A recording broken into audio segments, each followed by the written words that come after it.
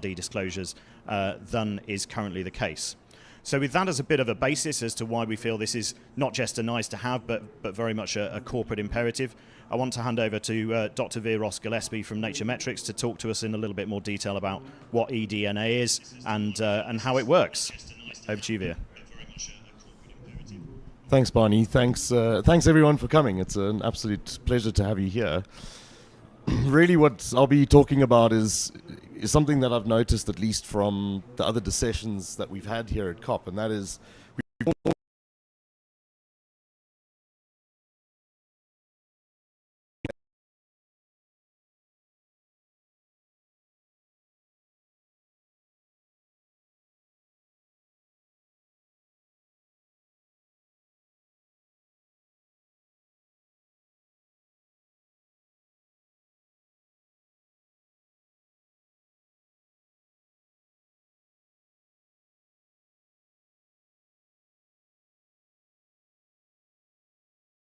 this environment, and as they move through it, they leave behind tiny traces of their. It could be in the form of hair, it could be in the form of urine, skin cells, etc. And if you can imagine a fish moving through that system, the mucus that it trails behind as it swims, all of those cells leave behind the traces of DNA, and it's like a fingerprint. So think of it as an episode of CSI. You know, you've got a crime scene, you're trying to figure out which animals have been there, and by taking a soil sample or a water sample or even like a swab of the plants using a small little kind of COVID test, we're able to collect those tiny particles of DNA that these animals leave behind. So down at the bottom right, you can see one of the very simple kits that we have, and I've got an example here. You can just pass that around. But we've got these kits, both for soil and both for water, and it's incredibly simple to collect a sample. So there's no training required apart from reading a very simple protocol, which means that data can be collected by anyone, and that the scaling ability out of that is profound. So by collecting the tiny particles of DNA onto that filter, we're then able to extract all of that DNA, and we can sequence it, and we can get the whole list of all the suspects that might have been at this crime scene. And we can do this from a single water sample, from bacteria through to blue whales. So there's a very wide scope of taxa that can be generated very quickly. And for soils, we can dive into the microbiome and start to have a look at bacteria and fungi, plus their functional traits. So it's an incredible way of generating data very quickly from the ground.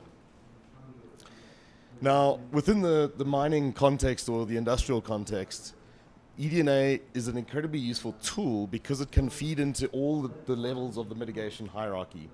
So it allows you to get data up front when you're doing exploration, where an exploration geologist could go out and collect that data for you. They're not a biologist by training, but because it's so simple, they can collect data early on, and this can help mitigate risk. An operation that's already kind of been functioning for a number of years might have some compliance monitoring, and there's a need to minimize risk from impact. So again, eDNA could be used in river systems to monitor. When they're starting their concurrent rehab at the site, or they're doing restoration, the microbiome and the soils and the water bodies that are related can again feed information into that decision making of the mitigation hierarchy.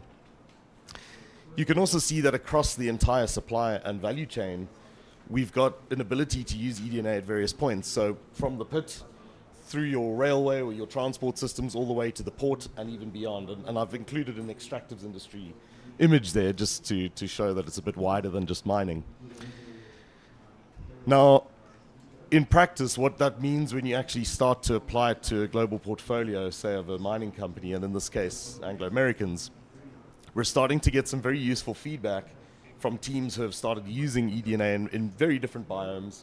We've got shipping companies, or at least the shipping division of Anglo American, that have started using eDNA. We've got steel making coal, we've got copper, we've got iron ore, and really data that's being collected from around the globe. Two things that stand out is the sheer volume of data that we've been able to collect over the course of 2-3 years of working with Anglo American, but also these points have been probably the most important sound bites that we've gotten back, where sites have said we've been able to confirm the presence of species that we didn't know were there.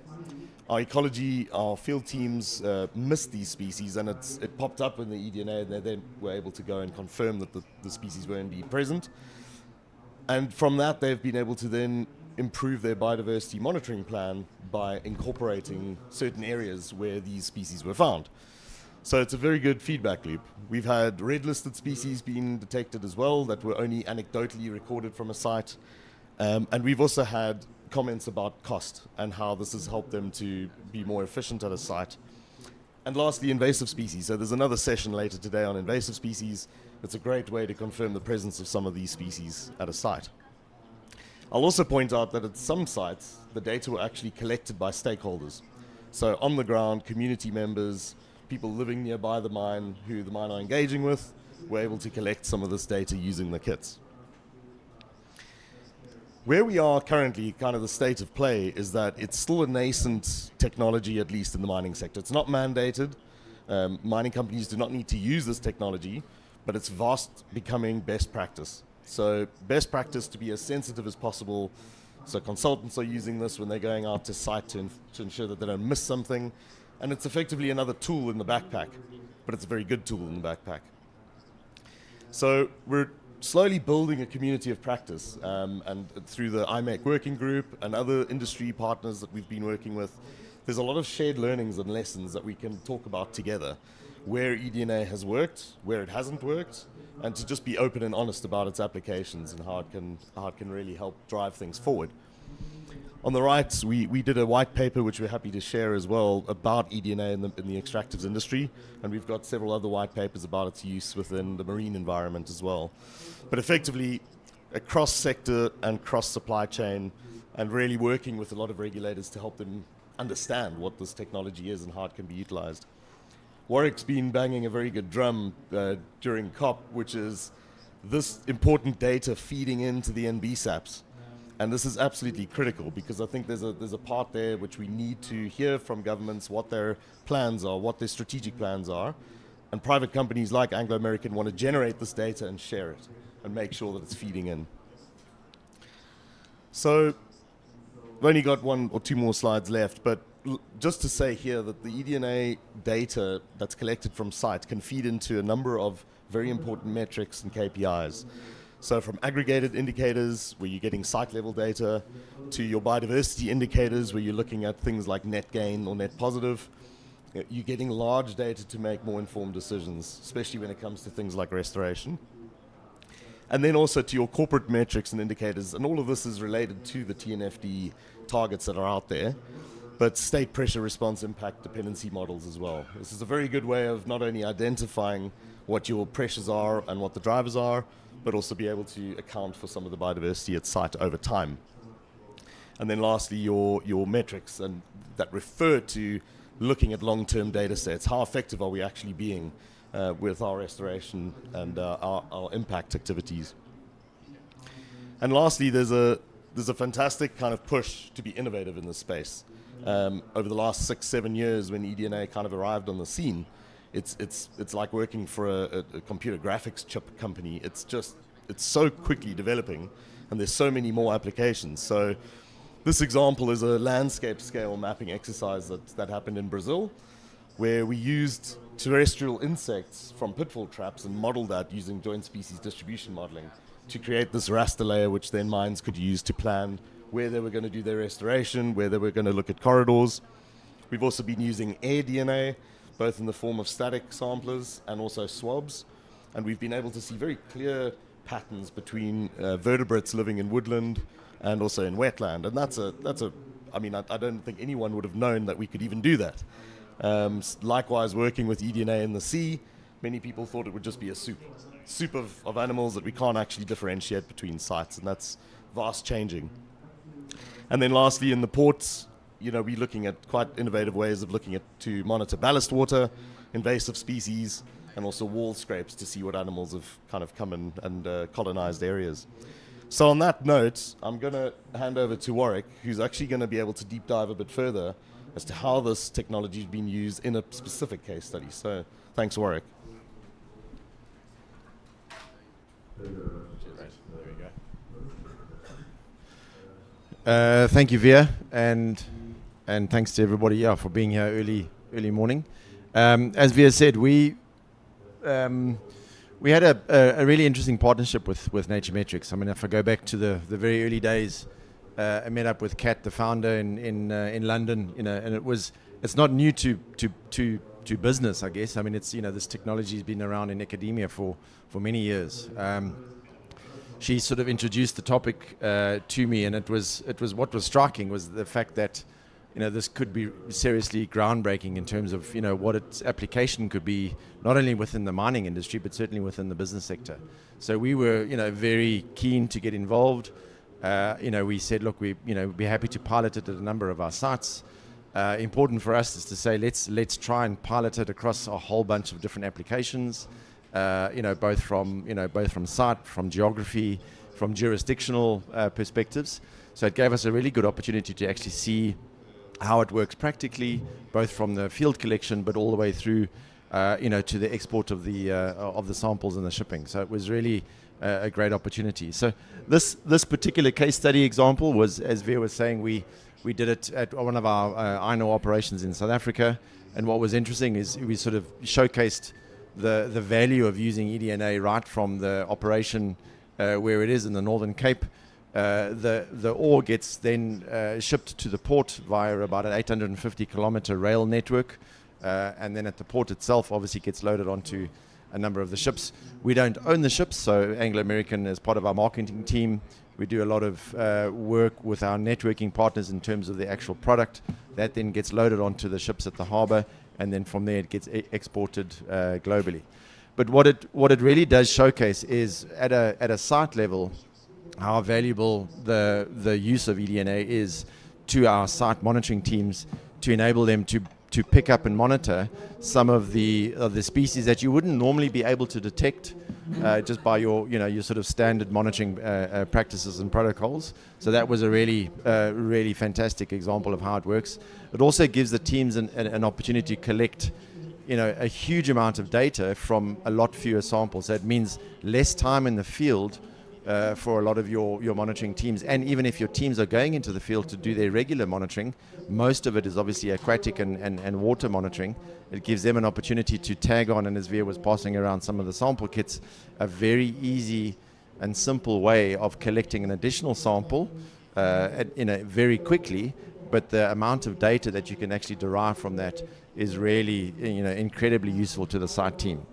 So that obviously was one of the key learnings that we had.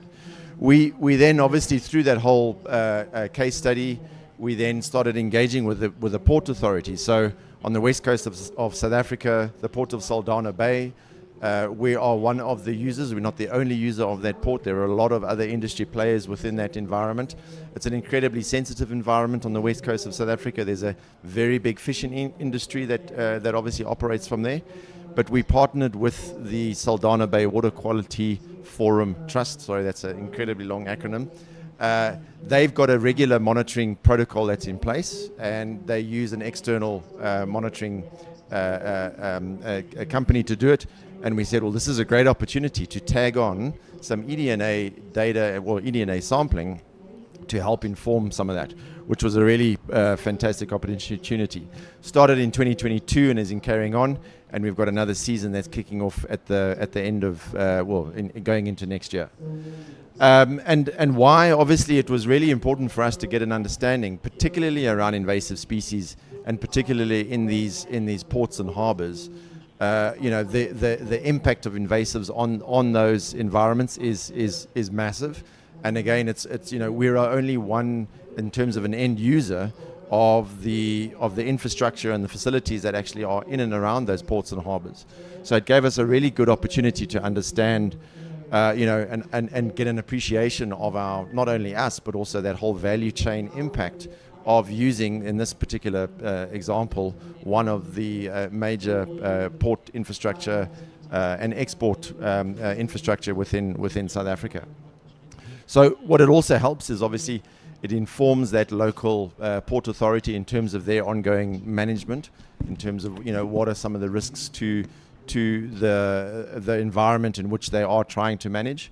And it also gives us a really good opportunity to have some of those baseline indicators to be able to say, all right, now we've got an understanding of what that baseline metric is. What do we need to do in terms of managing and mitigating some of the work? So just very quickly, a couple of the stats. As I said, there is the bay. Don't know if this works.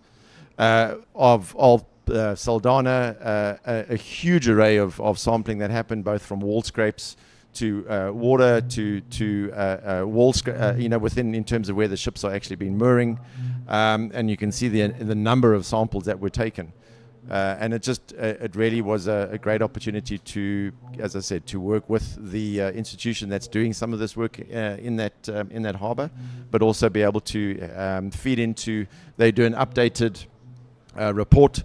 So every year they do a State of the Bay report. If you can go onto the Saldanha Bay Water Quality Forum Trust site, you can actually download a series of those State of the Bay reports. There's another one coming out this year. We're actually presenting next month at the State of the Bay report in terms of that.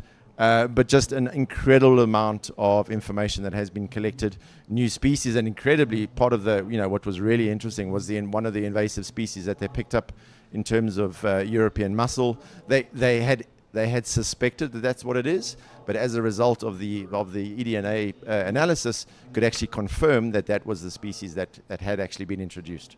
So I think that was the last slide. So really, a fantastic opportunity for collaboration. Not only us using the approach and the methodology at site, but in this case, at a series of the points along our value chain, both upstream and downstream, to try and get an understanding of what our impact is. And as Veer was saying, it helps us in terms of reporting. We've got a responsibility not only to our upstream and also our downstream customers to be able to say to them, this is how we can monitor some of our impacts, and importantly, where our product gets shipped internationally, to be able to say this is the impact not only of us but also of that global shipping market. So let me leave it there, Veer. Thanks a lot, Warwick. So just to add as well, one of the components in that project is barcoding and actually building up the reference libraries for that area.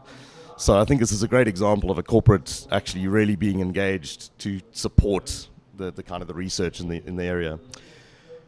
Right, we're at the point where it's now more interactive. So we're going to split up into groups. We've got, how many sheets do we have there, Bex? 1, 2, 3, 4. Great. So we're going to roughly split into 4 groups. And the point of this is based on what you've heard, based on listening about eDNA, some of its applications. We'd like you to really engage with these 3 questions, and they're up on the sheets as well. And it doesn't matter if you split up into sectors, the same sectors, or if you want to work in a cross-sector group. Initially, the thought here was to be thinking about how eDNA could be used in your context, whether that's mining or whether that's a different sector. That's absolutely fine.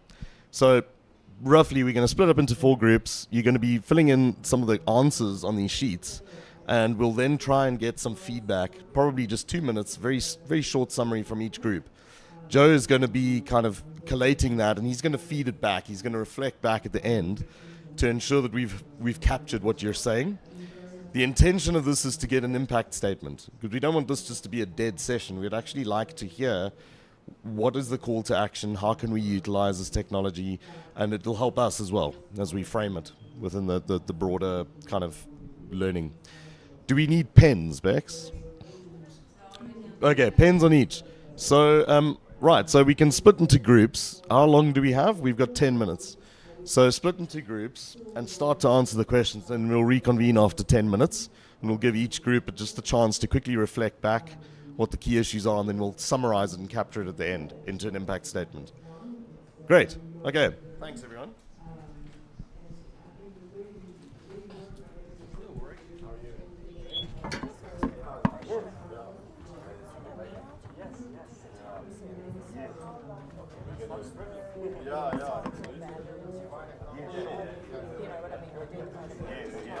So the eDNA itself in the water lasts for about 24 to 48 hours. It's very short, so it's a snapshot of time. But, so we're not looking at historic eDNA. The sample itself, once it's been learned, can last for up to a year on that filter. That can be a bit longer, and also in very cold environments. So ice obviously is very good. So I know in the north they've got snow step.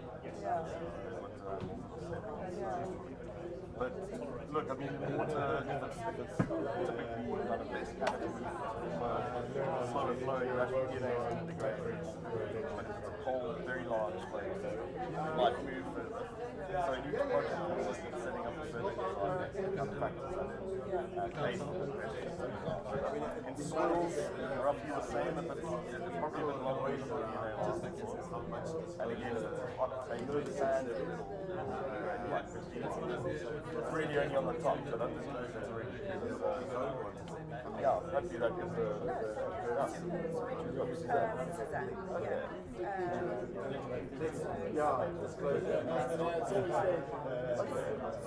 and I can hear a South African accent. Originally, yes. From where? From Cape Town, great. I'm also, I grew up there, so I'll reach out to you. brilliant. We are in a car, right? Yeah.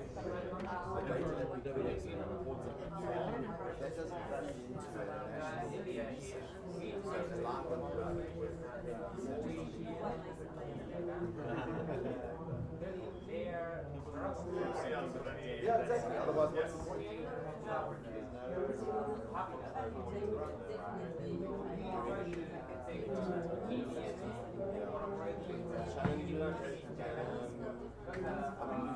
So some of the examples that we've had, there's some challenges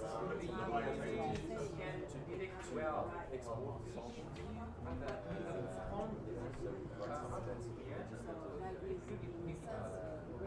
Challenge. That's good. Yeah. So is it a policy? Is it a protocol? A little bit more understanding between governments around exporting samples. You know, I think we've got the Agroecology protocol. You know.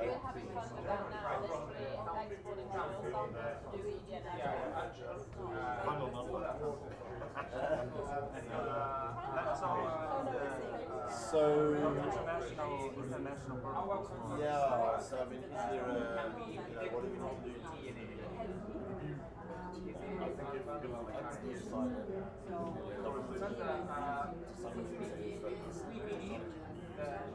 potentially species rather than this whole Doesn't see the collection of samples and the same bypass. There's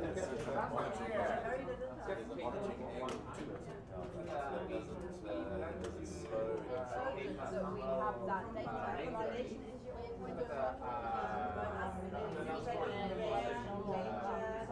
single barcode, one bag, not one. Collaboration around particularly specific. Usually, yes.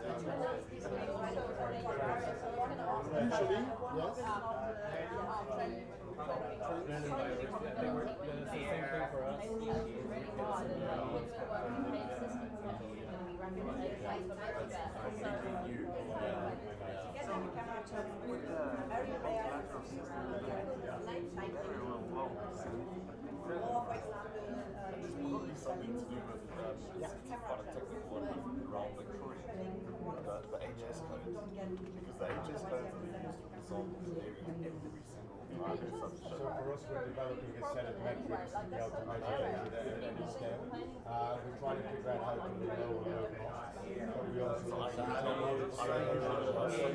So that's a key barrier, but probably which is entry level standard advanced. At the advanced level, clarify that DNA sample is standardized test to make sure. And this is a system of recording on nature that will be built into disclosure frameworks. The issue is when you're exporting, you may sending a purified DNA, you're sending the soil and the water. Well, it's really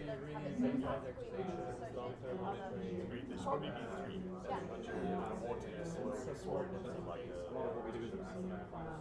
for now. Yeah. But agreed, yeah. I'm extracting it and using it.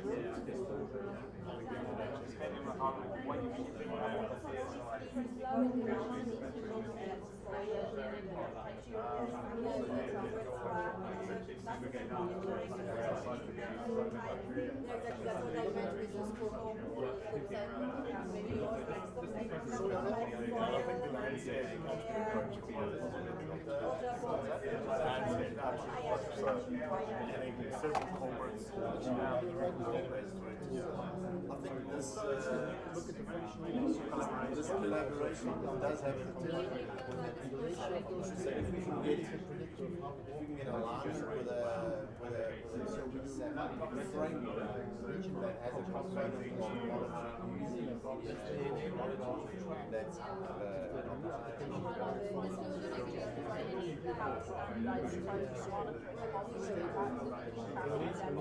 talk about the neighboring barriers.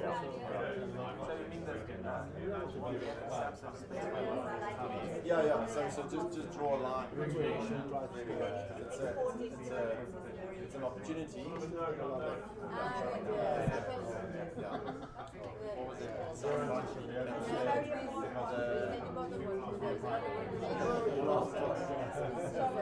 was saying I want to have a highlight that eDNA right to be assessing biodiversity. And because you can standardize it, and it's Regulatory authorities, let's say when you're doing the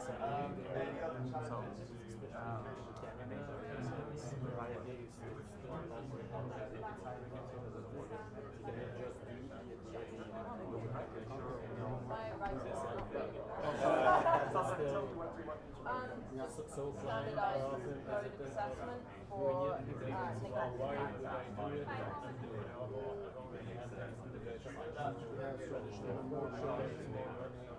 various money.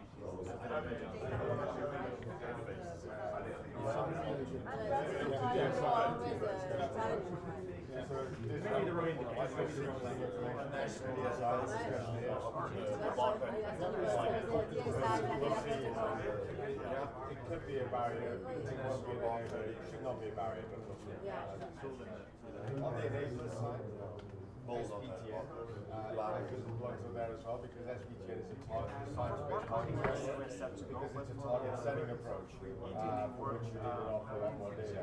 So it's kind of more important to do that. Set targets based on metrics.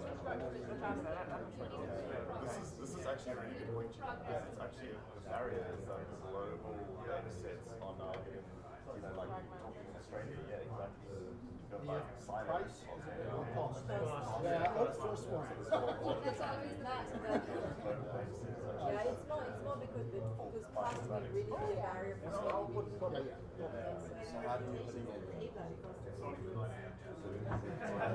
lobbying? I mean, there are lots of ways. Yeah, additional risk element. So risk mitigation. Another big issue within biodiversity is unsustainable behavior. Now, yeah, you mentioned that. I'm sorry, I'm doing some advertising, but that's not everything. You had a website where wildlife exported and barcodes and the export and that issues like well, you have to have a means to assess and verify species. Okay, escape from us. That's a cool idea. Yeah. Need like a note recorder that's just sort of So, do you think it was linked to certification or regulation? Yeah, regulation would maybe also wider education. Yeah, that the labs are also moving from UK to other capacity. Especially start for areas that have virtually no data, like Indonesia. Indonesia loves exporting to wildlife. They have catalogs to do with wildlife. You have such a different way of On this space, whenever there's Everything they do. Every year they're throwing out always broad objectives and there's like government. Like what do you do? If the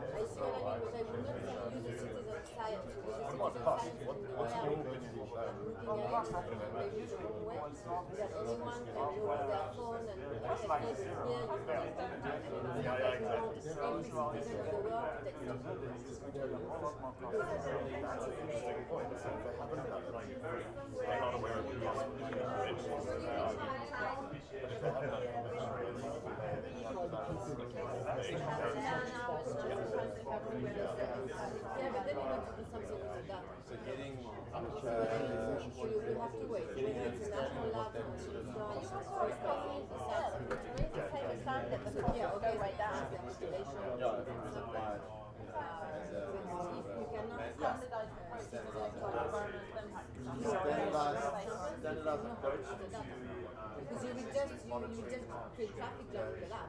Maybe it's not like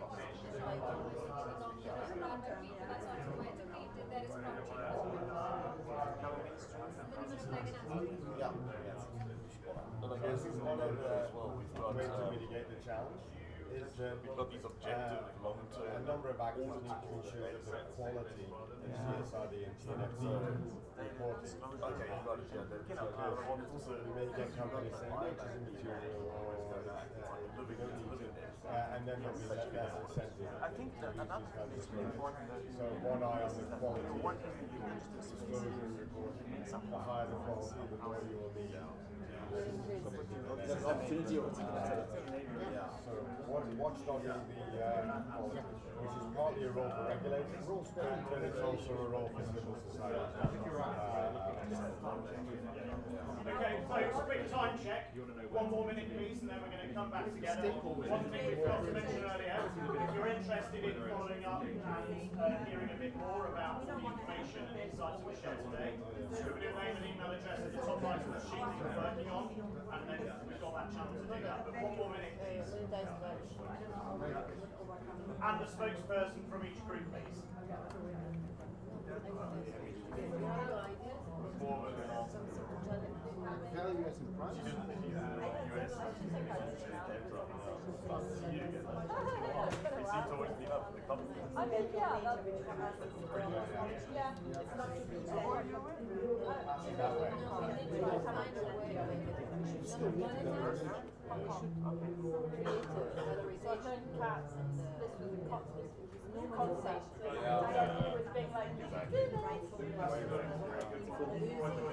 Also, what else?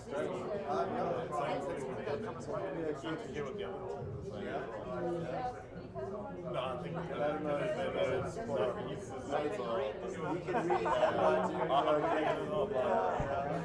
if you're right to do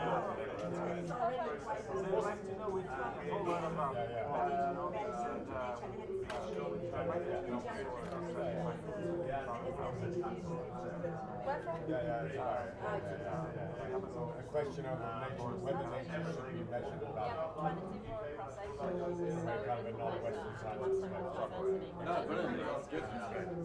Pretty good to Yeah, so that's what we're doing the eDNA and the caves for, is there to be kind of like a turnover of embedded communities. I'd love to hear more about what you're doing.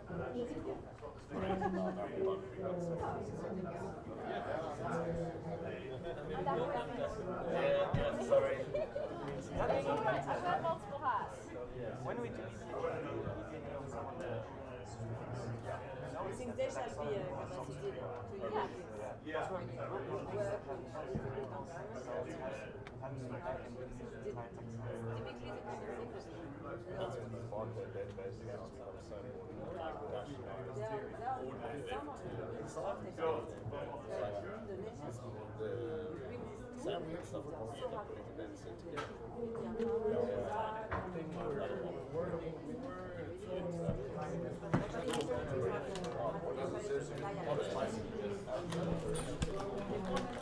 Testing, testing. Yeah. Ah, good. Great. Yeah. Perfect. Okay, folks, let's take our seats. We need one spokesperson from each group. And Joe's going to facilitate a quick bit of feedback. So exciting.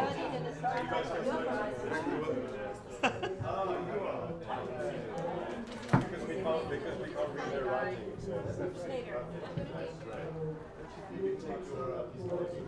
Sorry. No.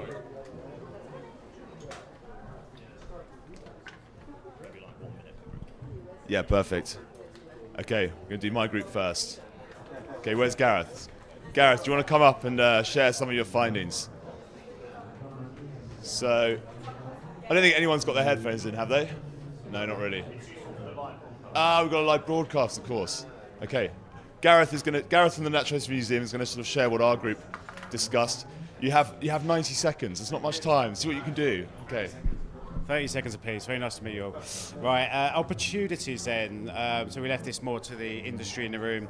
So new operations, looking at mining sites, biodiversity mitigation and management plans, biodiversity credits markets, providing high integrity data, before and after of control impact, perhaps in reforestation or other remediation-based projects, engagement, and complements existing monitoring and modelling programs, and perhaps filling some data gaps. But there are, of course, challenges of this as well. So with any eDNA-based science, the abundance is always going to be the elephant in the room in terms of understanding the quantity of species in an area.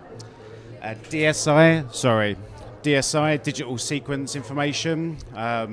It's going to be a big legislative program coming through, which is going to provide more cost to corporates potentially, which I linked in with price and cost. So you've got things like data storage, which will have an environmental impact, same with AI. Reference databases, and then thinking about the quality of the data, so things like species specific, the amount of DNA that an individual sheds, transient DNA, etc. But enablers such as CSRD and the TNFD. But finally then, how can challenges be mitigated? Collaboration, absolutely, especially through scientific research, using AI, machinery learning to try and overcome some of these challenges, and then using capacity building across all levels, nationally and internationally. Fantastic, thank you. Round of applause. That was very good. Now, hopefully, as we go through the other groups, we're going to have less and less points because we would have covered them already. But let's see. Stephanie, you're up next. And who do you work with? I'll inform the people. Hi, I'm Stephanie from Schneider Electric. We are an industrial engineer company. We don't produce energy, just to clarify, even though in the name you have electricity. So in terms, some of these has been already mentioned, so maybe you will hear it again. What we find as an opportunity with eDNA is that you can really scope different types of species and ecosystems, soil, air, water-based, fauna, flora, fungi, so you really have a large spectrum. And as well with the monitoring dashboards that these nature tech technologies should bring, we also can, as you were reporting with Anglo-American, the invasive alien species scope, and therefore say, okay, is the intake of biodiversity, is it a positive intake or potentially negative intake? So that is also crucial because it's not only counting the types of species, but also identifying the types of species.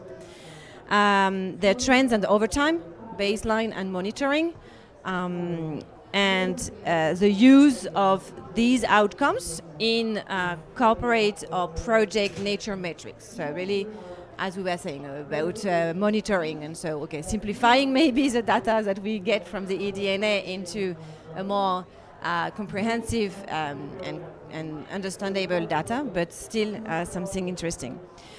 Enablers, definitely, you mentioned it, disclosure and the different aspect of reporting obligations that we are all facing nowadays. Also, the use of such data in your SBTN approach. Also, for depending on the corporation and the value chain, a reputational risk management, as you were also sharing with the case study. Definitely, and I think we really need to insist on it, monitoring. I mean, it's really to monitor the action, and the co-benefit is disclosure. I would really tend to put it like that, because if not, we won't act and we only report. In terms of barriers, costs, definitely. I mean, when you want to do it at scale, for sure you need to manage your costs. What did I say? I don't read my own writing, sorry for that. One barrier is that regulations are not necessarily recognizing the tool. So how can we make sure that such tool and data are recognized in different regulation? In our group, we are referring to the environmental impact assessment approach in different countries. The shipment of samples in custom by custom. These are linked to phytosanitary regulation also, because it's living organism in some samples with DNA. So how to make sure that this is facilitated. Definitely, and you mentioned it, DSI, the Nagoya Protocol, how such sample will be impacted or not by the current negotiation.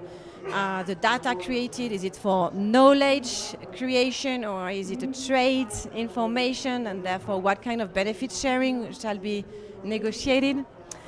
And then the huge question that we end up with at the end of our conversation was how to value nature differently.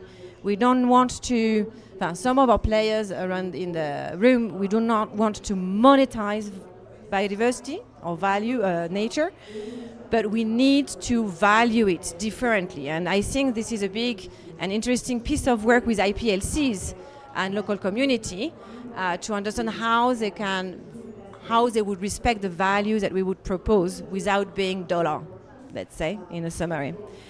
The mitigation for the challenge, the scalability so that you can reduce cost, the basic capitalistic approach to, to managing your cost. Definitely a regulation change so that regulations are recognizing these tools. We also discussed a lot about capacity building so that more and more people are able to run the sample, that the labs that the different nature tech like Nature Metrics are also set in other countries so that you have also a bit more local ownership and local transfer, knowledge transfer. And therefore awareness raising, we were also looking into citizen science. For example, if the countries are recognizing this tool for their NBSAPS monitoring, then they can really bring their population into this sampling process. And therefore, we were again including IPLCs in the process of sample and also recognizing their capacity and empowerment. And also because such metrics and such data will allow us to increase the quality of our reporting. So then for every time you raise the bar and you really create a push or a pull, I don't know, but anyway, you go, you increase the bar. And last word is dialogue, because even though you create data, you need to use the data, you need to recognize the ownership of the data, you need to share the data, and this is around dialogue. Dialogue with all parties, not only with the project owner and the service provider, it's with the communities, with the local authority, with the corporation, with the NGOs, with the data nature tech companies. So it's really a dialogue, and I really insist on that, because with no dialogue, with no cooperation, there is no collective action, and you demonstrated with your cooperation with different players in South Africa. This needs to happen more and more, and we hope that sharing this data and not being the privately owned may help it. Lovely. Round of applause. Thank you so much, Stephanie. Guillermo from Valley, you have 40 seconds. Okay, 40 seconds. Okay, let's run. Oh, collaboration. There's a lot of space for companies to collaborate on generating the reference libraries and also on landscape understanding of biodiversity.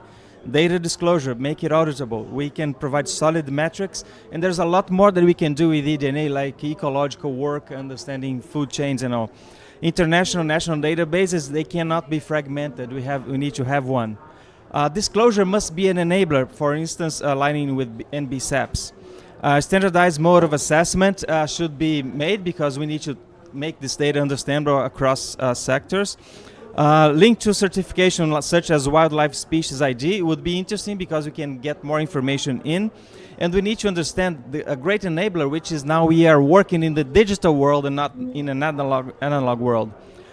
International protocols for bioprospect. This is not bioprospecting, so the whole DSI discussion is a part of this, and I think multilateral systems will lower the barrier. Standardized codes for shipping these samples, and we need to link government. It has to do with capacity building. They need to understand what this data is and what they can do with it. And finally, as this becomes more mainstream, costs will lower, and I think it will be more people doing this. Whoa, nailed it. Absolutely aced it. Thank you so much. Okay, and Luke Waldron from Barclays, you have 20 seconds. Take it away. Thanks. We had a good spread on our group. So someone from consulting, someone from finance, myself, and someone in the ICT sector. So a really good range of ideas. I think a couple of the key points on the opportunities that came out is in terms of application of eDNA. There's potentially really effective in terms of monitoring and using it as a baseline. Sort of baseline monitoring study. From a financial perspective, there's a couple of different layers that we can think about the role it can play. I think at a transaction level, in that monitoring context, when we look at assets and asset level financing, again, it can really help with baseline studies and tracking sort of progress of conservation efforts over time.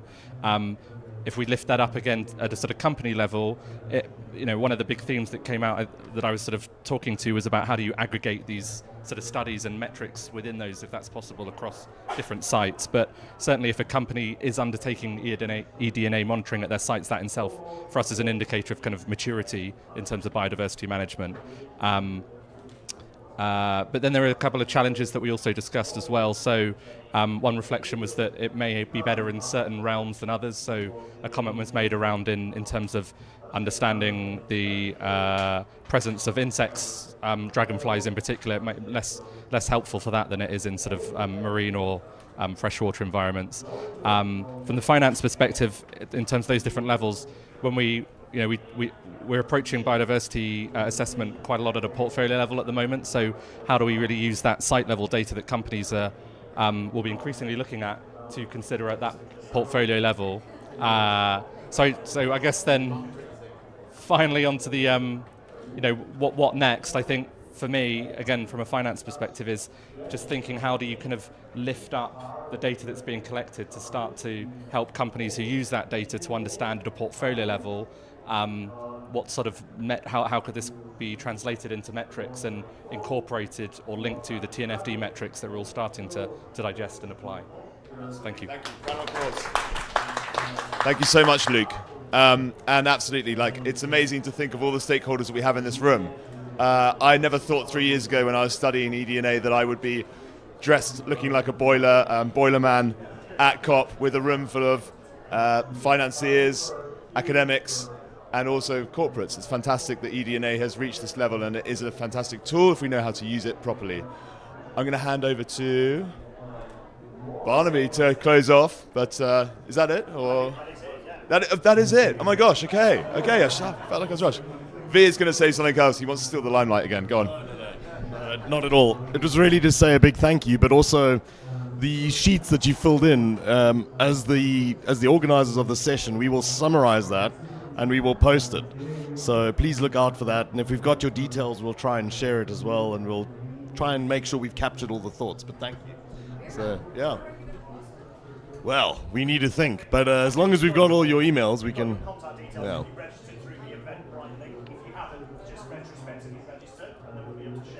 Yeah. Great. Thank you, everyone. Well done. That was awesome.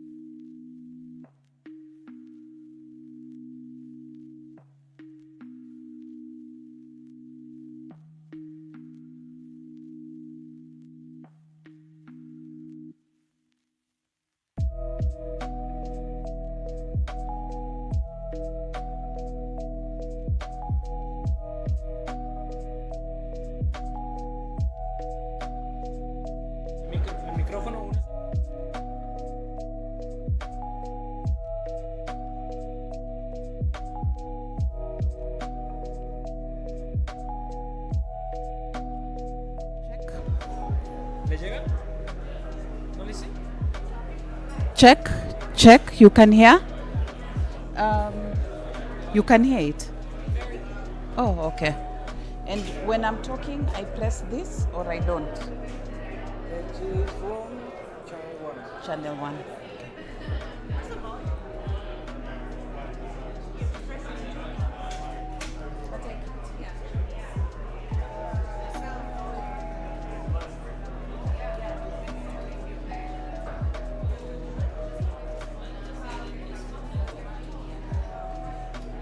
Test, can you hear me?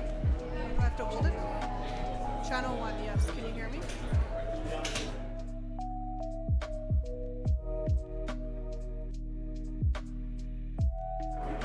Look.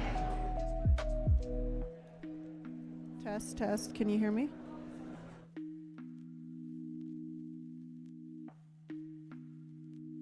Test, test. Wait, show me your.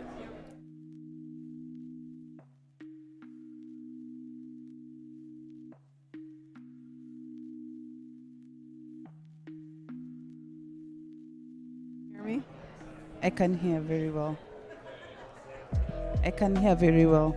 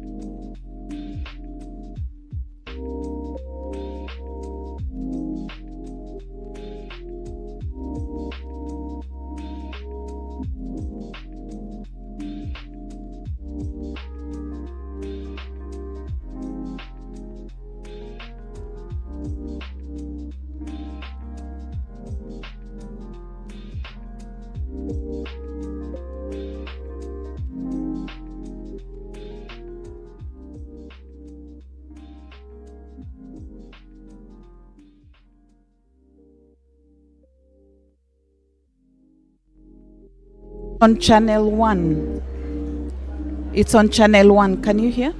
Good. I hope it's not too loud. I feel like I'm quite loud. So we are waiting for Razan. She'll be here in exactly 4 minutes.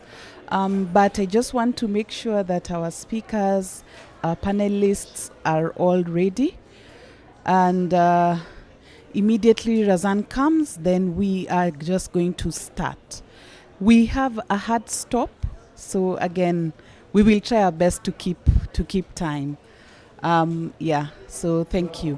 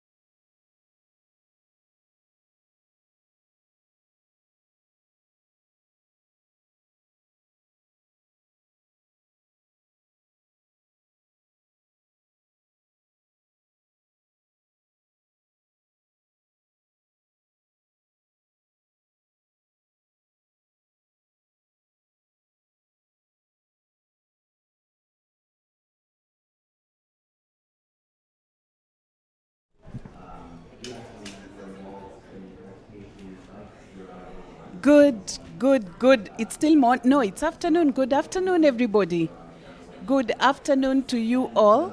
I want to welcome you to this session, Nature-Based Solutions in Africa, Unlocking the Potential of Nature Finance. And I want to start by giving a brief introduction of our session today. And many of you are very aware of the discussions we've had over the past, 1 week at COP16. My name is Dorothy Maseke. I am the head of secretariat at the African Natural Capital Alliance.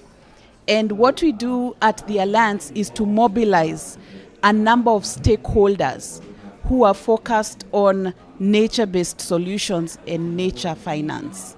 So that is what we do. And today we are going to speak, and I just want to mention just very briefly, ANCA is funded by the UK government, and we are currently hosted by Financial Sector Deepening Africa.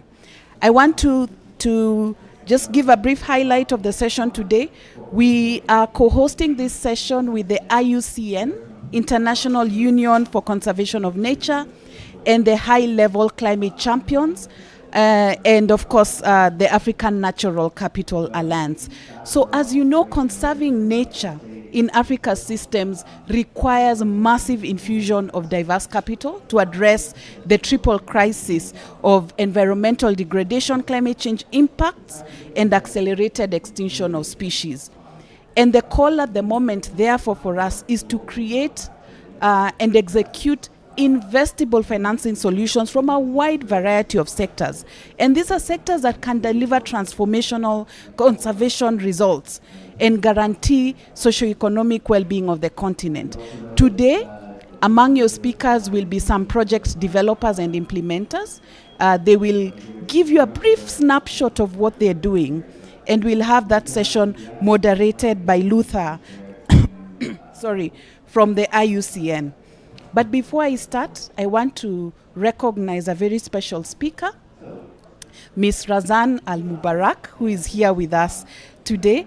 As you know, Ms. Razan has done a lot for the planet in what she does. She's the UN High-Level Climate Champion for COP28, the IUCN President, and what I'm so proud personally about also is the TNFD co-chair.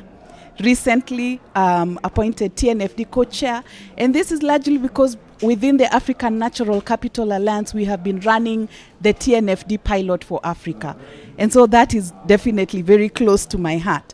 So without further ado, ladies and gentlemen, hands together for Razan to give us a few opening remarks. Thereafter, Luther will take the stage. Thank you.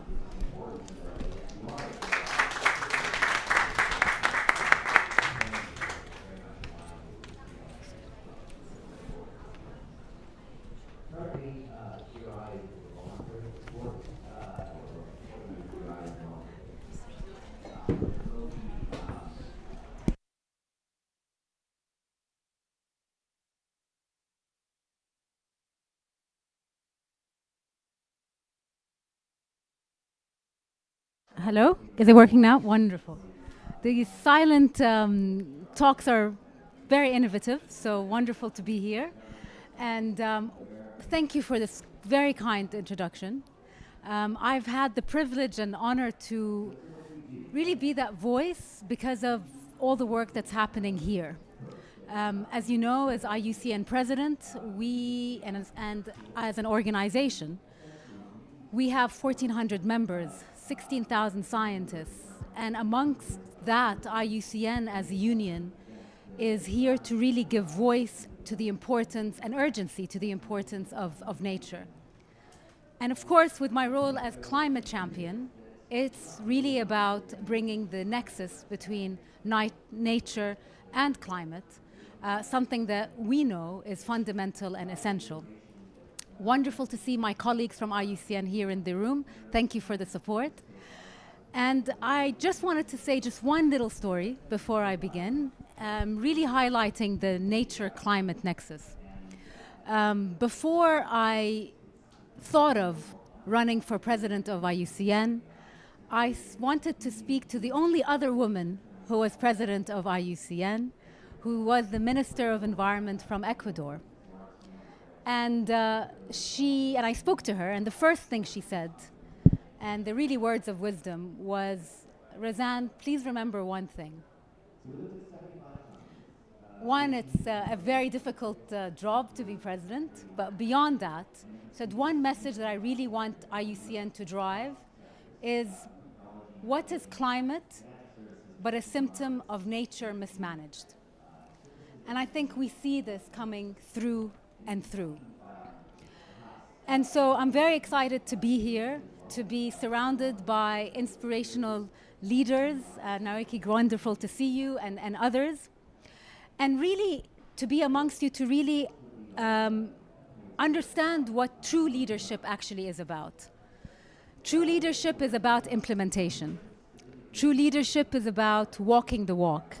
And I'm super excited to be amongst you, to listen to some of the inspirational stories and case studies coming out of the continent of Africa, our mother continent, and really unlock the potential that this continent has in nature positive action.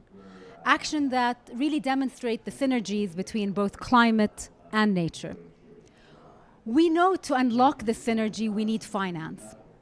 How do we ensure that finance flows to the continent and to those that are really on the ground? And that is where my other hat as co-chair of the Task Force for Natural Disclosure comes quite handy. Really to understand what are the market forces that we need to drive and focus and redirect finance flows. We know with your support that COP28 was an urgent call for action. Today, amongst the forests of Cali and Colombia, we know that this nexus is even more urgent. We have signed off in the UAE, and we are looking at the means of implementation here in Cali on how we bring 30 by 30 to life. How do we halt deforestation by 2030?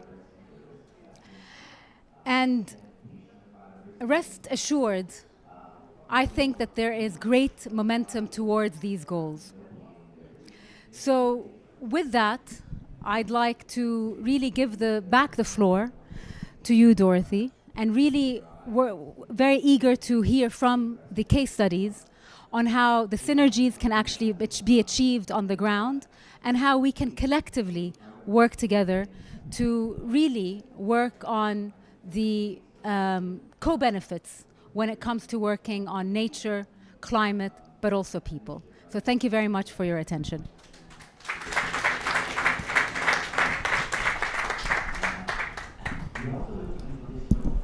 Thank you very much, Razan, for such inspirational remarks. The reminder of people, that's a very good reminder. Nature, climate, and people. A very, very good reminder. I want to hand over to Luther of IUCN to take us through the next quite exciting session. Luther.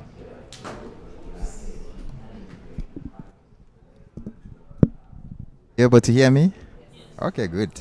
Yeah, so thanks so much, Razan, for those opening remarks and for that keynote. We are moving to a very exciting session, and we are going to hear the case studies. These case studies will tell us about the scale. They will also tell us about access, and they will also tell us about opportunities for especially local communities.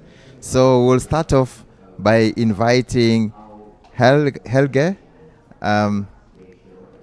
yes, to give us his case study about Africa Parks. So we are running short of time, so just 5 minutes. Thank you. Welcome. Thank you, Lusa. Thank you for having me. Hi, everybody. I'm Helge Mahner. I'm the Global Funding Director at African Parks. We are a large conservation organization in Africa, managing 22 protected areas around 12 countries. Long-term management mandates on behalf of government and local communities. We manage in total 20 million hectares. We are a boots-on-the-ground organization, 5,500 people employed in the work that we are doing. And we are obviously facing, as many other actors in this space, the challenge of funding being basically the major bottleneck for scale-up. There are other bottlenecks such as capacities, etc., but funding is the big bottleneck. And we're looking at a $200 billion funding gap that needs to come somewhat from either the existing sources of funding or the new sources of funding. And there's various opportunities for raising these new fundings. And there's a pot of funding which is kind of the traditional philanthropy or the overseas development assistance that's flowing into Africa. There's this emerging pot of nature commitments for companies. And then there's a pot that is around investors and development banks, which is around nature-related bonds and sovereign debt restructuring, for example, around nature. And all of these opportunities actually have one common need, and that is a reliable outcomes-based funding mechanism for nature. And as African Parks, as an organization that has all of these footprints across the continent, we believe we can make a major contribution by piloting such a outcomes-based funding mechanism. And we call this the verifiable nature unit. It literally is 1 square kilometer of nature transitioned in its intact form or in an improved form from one year to the next. And we measure this leveraging new technology, on the one hand with habitat intactness, so that's basically 1 minus human footprint, and species indicators to understand and to get a proxy on the ecosystem functionality. So what we are doing is we're piloting this in 4 parks across the continent, one in Malawi, Mjeti Wildlife Reserve, Udzala Kwaku National Park in Congo, Garamba National Park in DRC, and Zakuma National Park in Chad.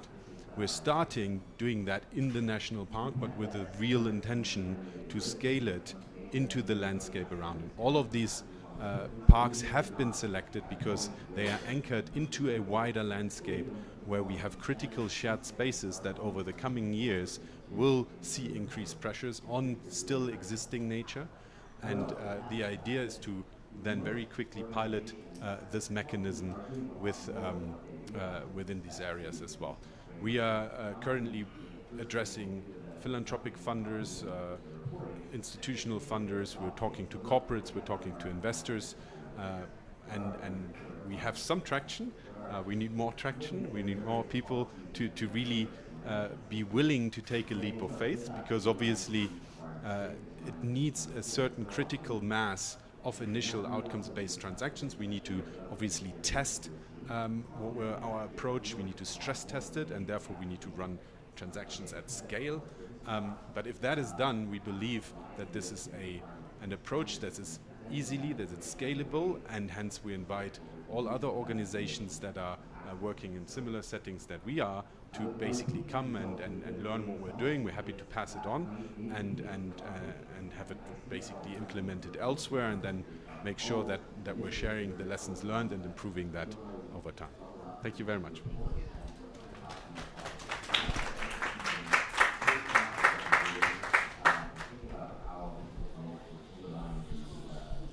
Thank you very much.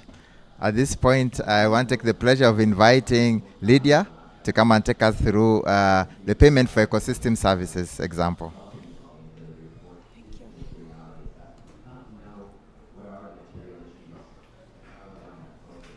Can you hear me?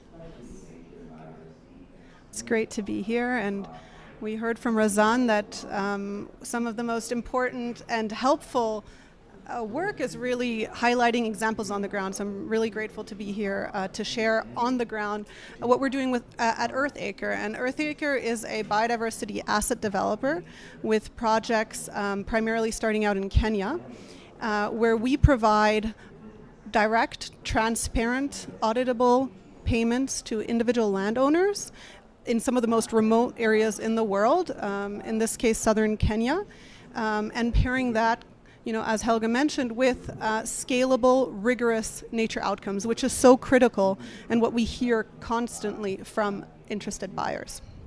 I'm going to take this off. So if I can just highlight an example, because I always think a picture is worth 1,000 words. And, Kenya is very well known for some of these most charismatic migrations in the world. And we talk a lot about the Serengeti migration, but another equally important one is called the Loida migration. And this Loida migration, takes place in southern Kenya, also crosses into northern Tanzania. It's a historic movement that has taken a place for thousands of years. And what we've seen, though, in recent years is that this migration has been blocked. And more because of land use, but also because in Kenya, there has been this movement from going from group titles of land to individual land ownership. And we've done an economic analysis to see, well, what are these landowners facing in terms of decisions they have to make? And often it's choosing between, ecotourism or pastoralism, which provides some revenue, but usually is between $10 to $30 an acre a year. And what we see more and more is that they're doing agricultural activities. But with agricultural activities, they're making $100 an acre a year.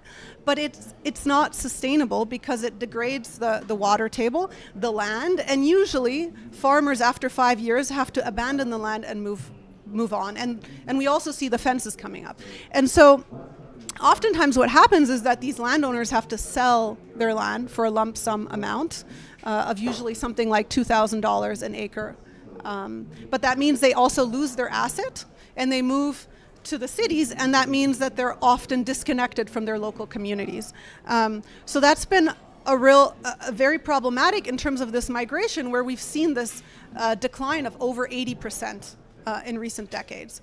And so what we're seeing, what we've been doing with Earthacre is really trying to combine these three elements with the thesis that if we can provide direct payments down to the individual landowner, we can make nature stewardship an economically viable option for them.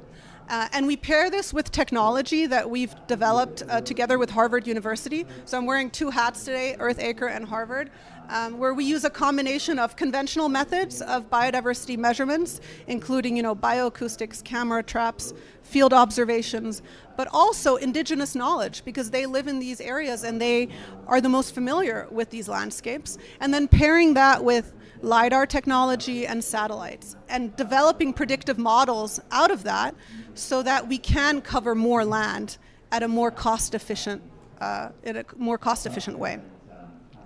And so I know we need to keep this brief, so I'm going to just finish off by saying that the ultimate goal is to open up the landscape in a way where we can restore this migration corridor, pay the individual landowners for this, because we hear this statistic over and over again that 80% of the remaining biodiversity is on indigenous people and local community land.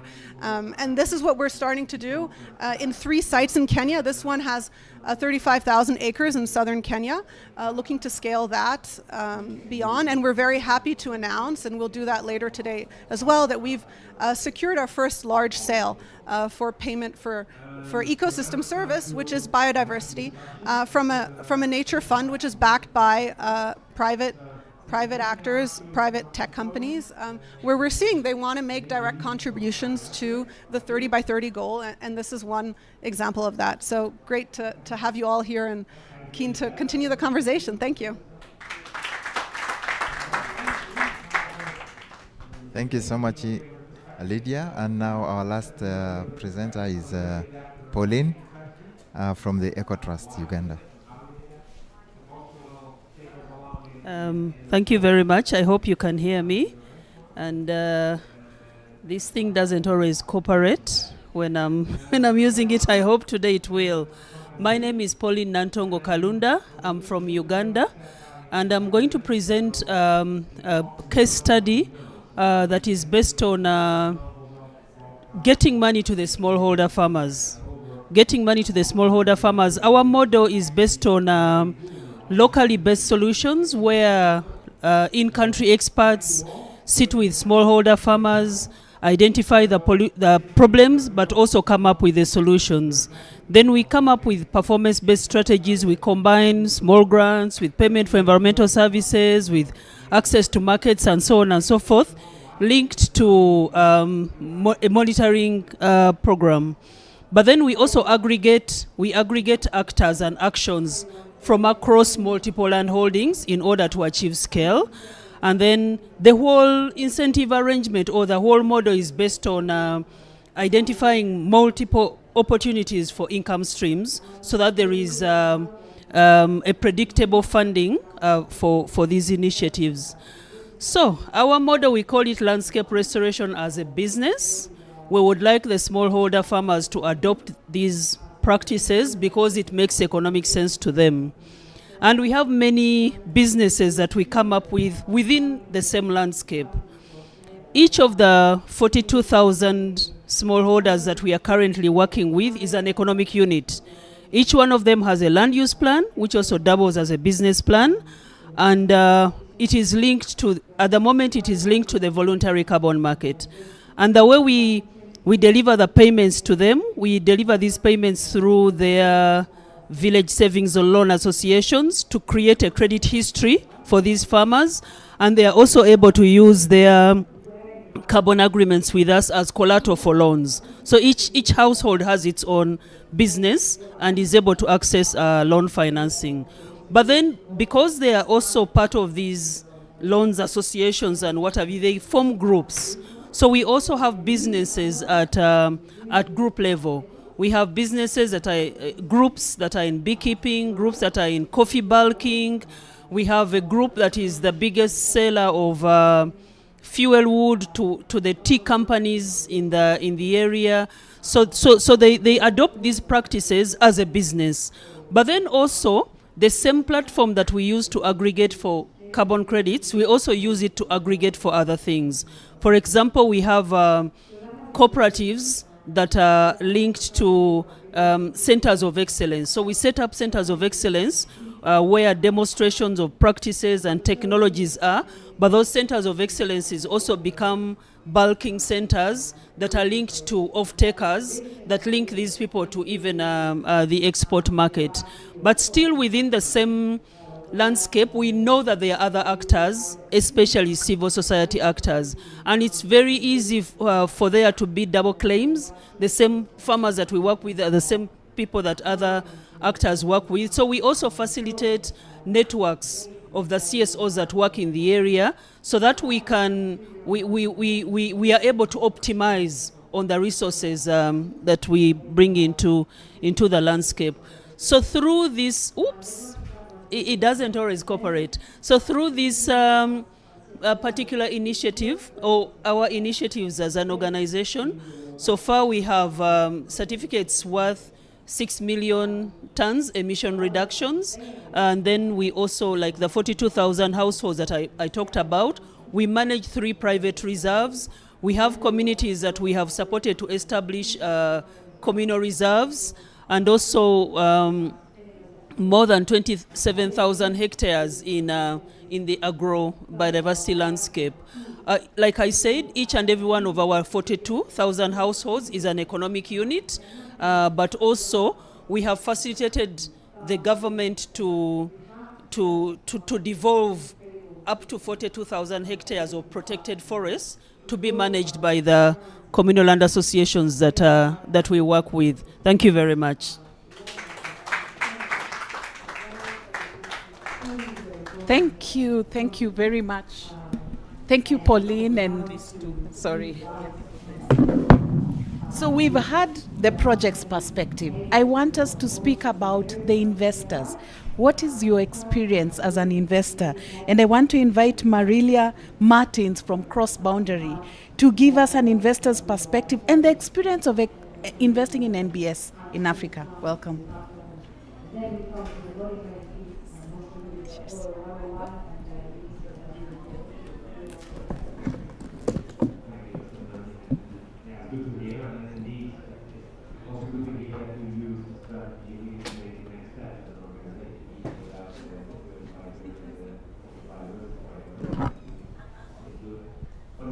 Can you hear me? Yes, great. Hi, everyone. Thanks so much for having me. It's a pleasure to be here. My name is Marilia. I'm a managing director for climate and nature at Cross Boundary. Cross Boundary is a investment firm with the mission of mobilizing capital for underserved markets globally. My team is focused on natural capital, and what we do is focusing on supporting capital mobilization for pioneering and scalable financing solutions that can really help protect, restore, and sustainably manage ecosystems and working lands globally. We have a large footprint in Africa, and that's where my team is based as well. And so we do that through two sides of the practice. One is our own investment strategy, which is the Fund for Nature. I'm not going to go through all of that, but what we do is really focusing on accelerating the development of high integrity, high quality, nature-based projects across emerging markets with a particular focus in the African continent. And so we've already done Warehouse 2 investments, one in Imperative Global Partners and one in Biological, which is a biochar company. And we do that across reforestation, agroforestry, blue carbon, conservation, biochar, so really focusing on acting as a bridge to scale by coming in early so that these projects can more rapidly get to scale and be able to absorb large-scale capital. The other arm of the practice is our advisory side, so we work on supporting project developers in their capital raising journey, investors on assessing opportunities in this space. We also help structure vehicles, conservation trust funds, nature bonds, etc. So really focusing on thinking about financing solutions that can really scale nature action, nature positive action. I'm not going to talk too much about this example because I think we heard from great examples in the room, but this is one we're very proud of having supported, which is one of the largest, or will be the largest blue carbon project in the continent, and is expected to create 5,000 forestry jobs and conserve and protect and restore 26,000 hectares in the coast of Mozambique. But just talking then about our experience a little bit and how we see some of the tailwinds in the continent. One, I think there is growing demand for high quality credits. I think we are seeing, and I'm speaking particularly about carbon, but I think we can think about it in biodiversity and nature. I think even with the challenges that we're seeing in the carbon markets, I think this week is a testament that this is not going away. We may rebrand, we may think more broadly about nature, but there is demand, especially in that high quality, high integrity layer of the market. Number two is there is an improvement in regulatory environment. We're seeing that in Ghana and Rwanda more prominently, but we also see in Tanzania, Mozambique, South Africa, Malawi, Zambia, and even Zimbabwe. Number three is we're seeing increase in Article 6 agreements. Senegal and Switzerland is an example. Number four, I think creation of industry networks like ANCA, like the African Carbon Markets Initiatives are examples of initiatives that are really helping share knowledge and increase collaboration between actors in this space. And so more on the financing side, I think we've heard that a few times across, or I've heard a few times across Cali, but and this is becoming a bit more widely accepted, but we need to view nature as an infrastructure asset that needs infrastructure like financing and needs patient capital, and we need to think about it a little bit. I think there's an interesting comparison here that we can make with infrastructure projects, right? And the most critical barrier that we are seeing for scaling is financing. Early stage funding is often done through the developer's own balance sheet, which is funded by topco equity, right? So that's very expensive and is often not accessible for more local community-led projects by NGO projects. And there is a lack of financial investors coming in at a later stage, except from carbon finance, right? And so those need to take often developers will have to take a discount in the price they're able to do, and so they're less able to spend what they need to create a high quality project. So in summary, we are committed, and I think what we need to do is really focusing on building the capital stack for high integrity nature-based projects We need risk-tolerant funding coming in at feasibility stage. We need early stage equity for pioneering projects, developing PDDs and developing their projects to come in and take the risk early before attracting number 3, which are financial investors, including via mezzanine and that can help unlock future offtake agreements in whatever form they take. And number 4, I think we need more concessional funders here. Not all projects will yield 15-20% IRR, and that's fine. And it shouldn't mean that they shouldn't be funded. Thank you. Wow. Thank you very much, Marilia. You know, we need nature to think of nature as infrastructure, and that needs infrastructure like funding. Very strong words. Thank you for that. Now we need to go to our global perspectives on nature-based solutions. And I want to invite Puninda Thind from the high-level Climate Champions and Nature Finance Lead at the Climate Champions team, who is also going to speak to us about Nature Positive for Climate Action campaign. Welcome.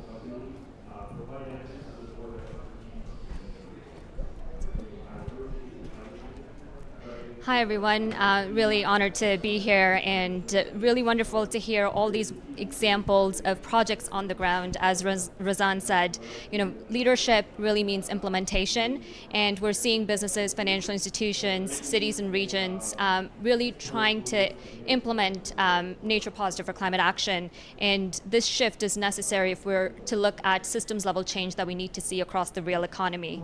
So I'll share a little bit about the Nature Positive for Climate Action campaign.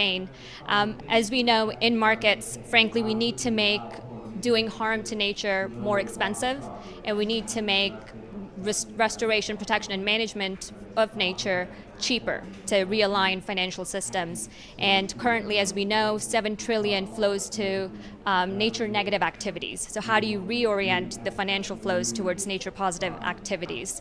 And 2 years on from the Kunming Montreal Global Biodiversity Framework, we are seeing businesses and financial institutions come to Cali to showcase the momentum and implementation that they've taken into consideration over the last 2 years, and come to Cali with additional policy advocacy asks on how do we put the regulatory framework into place to further accelerate and scale this action. And just thinking through the projects that we've heard about today, you know, much of this can be accelerated if we have the right enabling environment in place.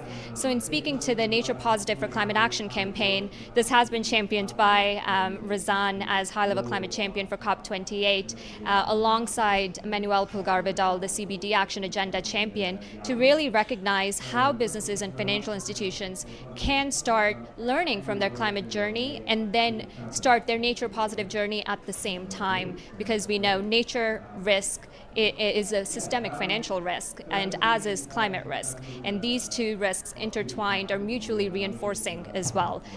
So something that I've been encouraged to hear throughout this week is also the call to start putting nature on the balance sheet, and how do we further the process of doing that and getting consensus around that. There's work being done on nature positive metrics and getting alignment around that.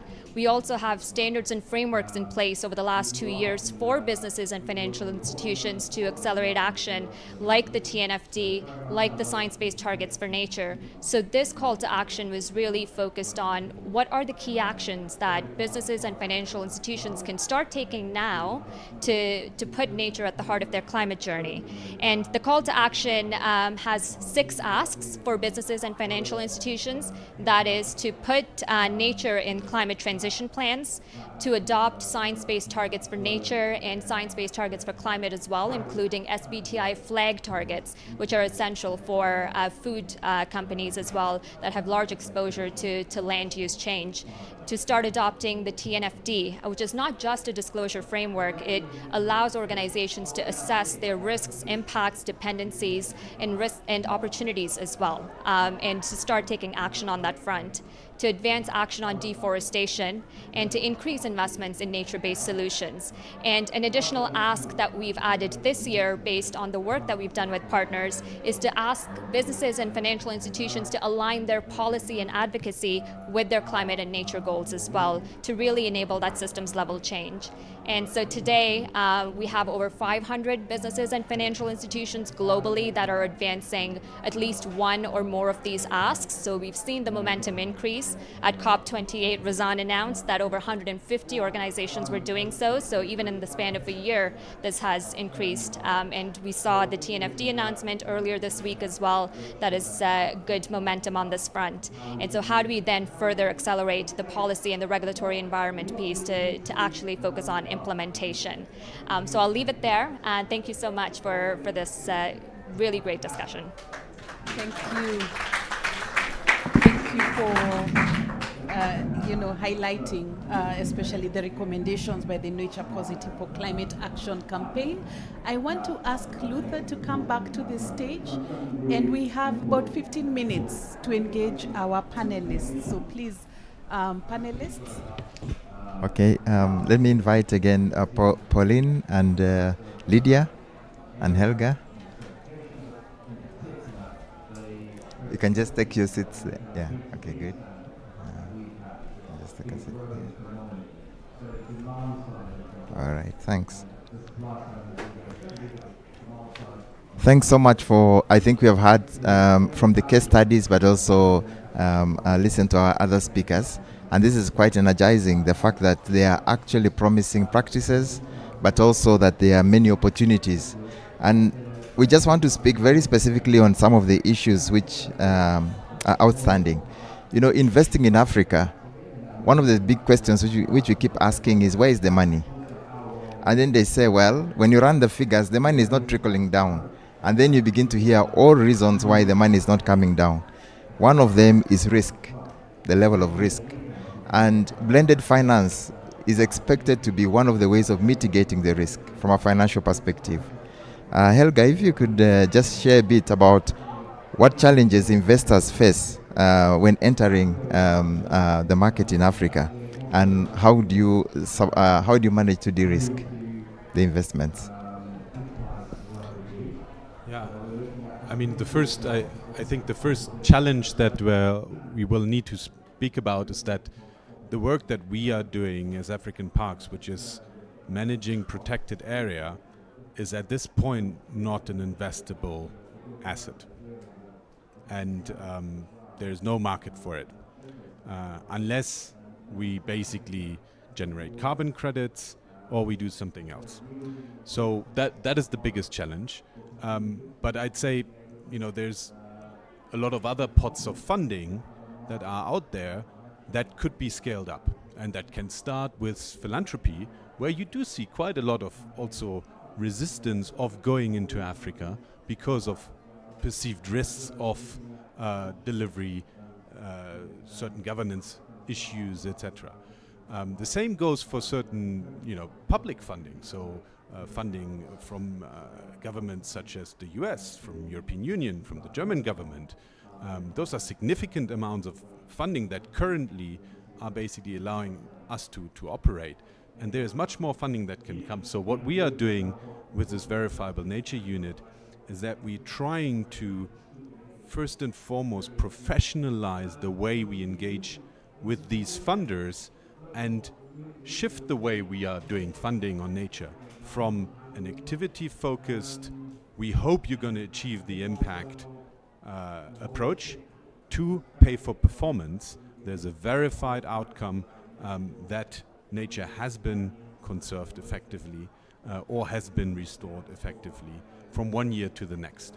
So, and we believe if we can do that, and there the challenge is actually not identifying the metrics, etc. That can all be overcome, because in a certain way you can use proxies, and you can, let's not have perfect be the enemy of the good. The challenge there is to create a mechanism that is scalable, that is reliable, that is transparent, and that is applicable for different types of land use across very complex contexts in Africa. and that's what we're trying to do. So and we hope that through that will already trigger or reduce the risk or perceived risk sometimes by some of these funders to engage in nature in Africa. Thank you so much, Helga, for that. And I think that you raise a very important point about taking an outcome focused models in terms of building in the chain of development of these programs. I would just want to turn to Pauline. You spoke a lot about community engagement. Can you share a little bit more about the fact that communities don't only need to be beneficiaries, seen or viewed as beneficiaries, but actually as active participants? Because there is a whole, thinking that, for over the years, it's just been communities are beneficiaries. They're just people who are passive. But we need to have communities as active participants. Could you talk about that in terms of them realizing, especially the outcome of their well-being? I hope you can hear me. Yeah, so thank you very much. And it's really related to risk. It's related to risk because, and for this case, it is perceived risk. Because the markets and the financial flows and all these processes are written in a language that we can relate to, but is not factored around them, so they are perceived to be a risky lot. And then also, because like we work with smallholder farmers, the issue of scale, for example, for an off-taker to work with them, then they have to reach out to scattered land holdings and so on and so forth. And also, because you're working with so many people, there is a reliability issue. The standards that she's able to attain are not necessarily the way the other person perceives it and so on and so forth. But within that dynamism, within what other people perceive as risk, we consider to be dynamism. Because a smallholder farmer is a very dynamic, or a local community they're very dynamic. They actually take on risk without even thinking about it as risk. They are able to experiment on things that other people don't do, and it comes natural to them. So for us as an organization, we have decided to look at that from a positive lens, understanding that this is a very dynamic lot, but also understanding that therefore we need to build platforms that will aggregate, because there's a lot of diversity. So working with 50,000 farmers and still going strong as we are able to build business cases that will achieve scale for any particular off-taker. And for us, we also consider the smallholder farmer as an investor. But then we also have to understand the risks around them as an investor. For example, in our case, these people don't have land titles, so they cannot use their land titles to access loans. But we also understand that land is the most valuable asset they have.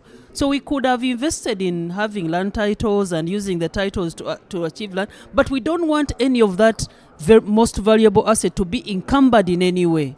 So rather than supporting them to have that as collateral, we come up with alternative collateral. So that's why we use, for example, the carbon agreements they have with us as collateral for loans. So it really takes intermediaries that clearly understand who a smallholder is, come and find business cases or value propositions or interventions that are aligned to their own aspirations, and then present that to the market. So you also need to understand how the market understands, get the characteristics of the local communities, but write it in a language that an investor is able to understand, so you're able to do value proposition to the investor. And we use blended finance.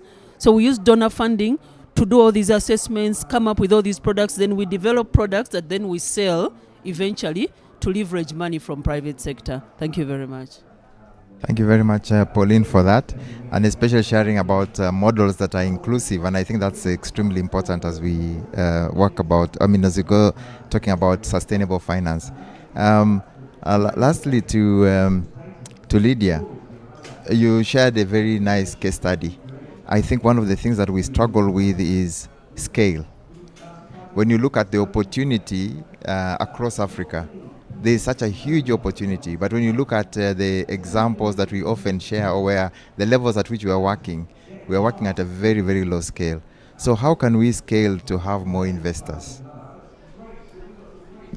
Just want to acknowledge how packed this room is today, and I really hope that at the next COP we'll get an even bigger room, because just the level of interest is really something.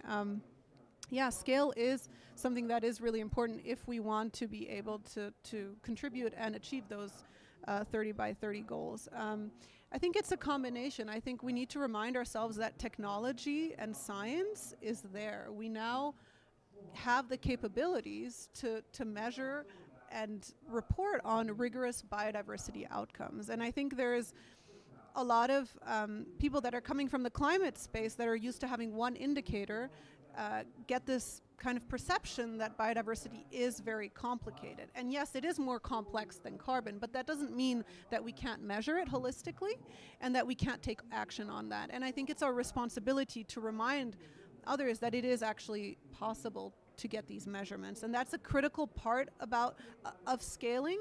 Why? Because especially private actors are asking for that data. They're asking for those results-based outcomes that were mentioned previously. And then the other element, aside from measurement, is recognizing that these projects are all highlighting the importance of this bottom-up approach, where we have thousands of landowners, and the beauty of SaaS and software is that we can replicate that model using platforms, and Earthacre is building one of those platforms in the spirit of helping this scale. And I just want to make one other comment as a follow-up to Helga, because I agree with everything you said, but one thing I would challenge is the idea that we don't have investable opportunities on the ground. Because what we've been hearing in the market, especially in Kenya, is that there is appetite. Yes, it is early, but it is promising. And we're speaking to one large financial services company in Africa that sees biodiversity assets and sees them as investable. Why? Because they can come on the balance sheet, as was mentioned earlier. And we know that biodiversity is scarce, land is scarce, and just like real estate, and these examples have been highlighted before, a 2-bedroom apartment in New York will not be sold at the same price as a 2-bedroom in Nairobi. But in terms of biodiversity, we can use that concept, and we can say, well, some of the most critical ecosystems in the world will be very valued and should be very valued. And so companies who want to make contributions to the global goals will see these biodiversity assets as an opportunity to put them on the balance sheets. And I really see that as the future. And so the question is, how do we make these assets transferable, auditable, and really outcomes-based? Can I just add one thing to it, because I think I don't want to be misunderstood, and I completely agree with you. I would even add a layer to it to say that the market must recognize that nature is critical infrastructure for the local, regional, and global economy, and we need to push whether these are companies or investors towards that understanding. It's a bumpy road, but I fully agree with that. I was just going to say that that's a very important point, because these are global assets. Actually, they become global assets. We contribute to the global economy, but they are not recognized as such. And so from a very high level, there is a need to rethink our economics and our metrics that we use. But at the same time, I think that these are really very interesting case studies. And at this point, I just want us to thank Helga, Lydia, and Pauline for sharing this with us. Now I would want to invite Dorothy. Thank you very much, my co-moderator. I think we have answered the question. I think we have answered the question to all of you. There are credible, investable projects in Africa, and there's a lot that is going on. What you have seen today, Anchor members have highlighted to you some of the case studies. and there are networks that are supporting them. Of course, they're looking for financing. You know, the $168 billion NBS gap specifically for Africa, and we need action. And all this, of course, supported by frameworks, disclosure frameworks, the TNFD, supported by campaigns such as the Nature Positive for Climate Action.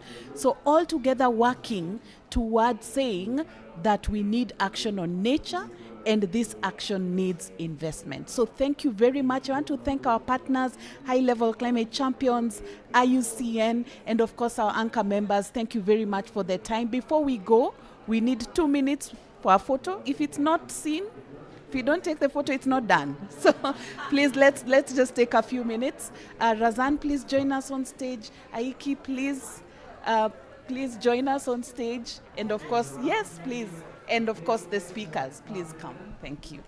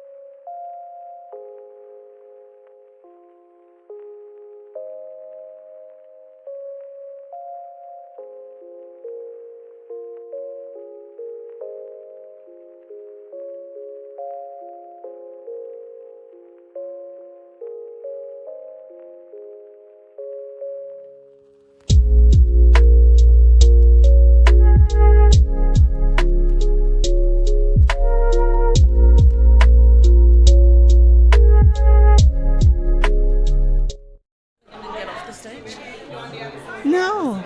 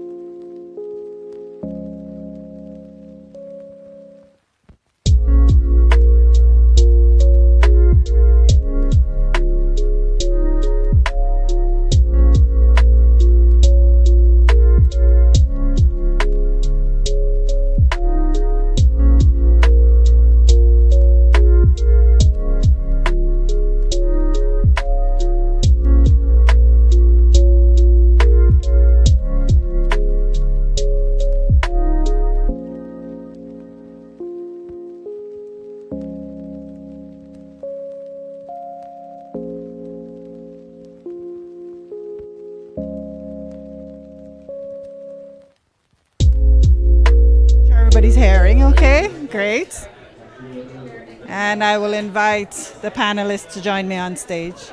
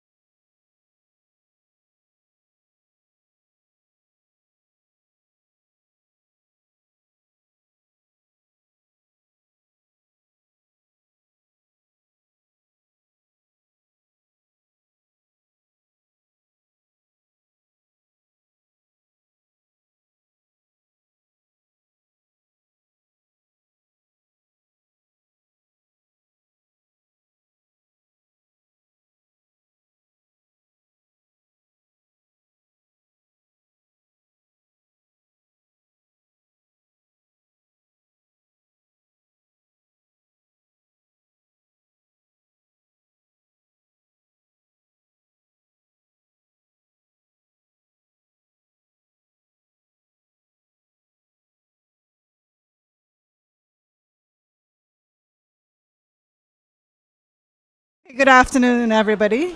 I hope you're all hearing me. Those at the back of the room, they're hearing? No? You're here, yes. But we are going to get started today. Good afternoon to all. Thank you so much for spending some of your Sunday and weekend with us here. My name is Karen MacDonald-Gale, and I'm the Chief Executive Officer of the Caribbean Biodiversity Fund. And I'm here with a most esteemed panel of specialists on conservation trust funds, but also on islands and small island developing states, which is what we are here to talk about today. So very happy to have you. I hope you're all hearing well with the headphones. If not, please let us know and somebody will help you to figure it out.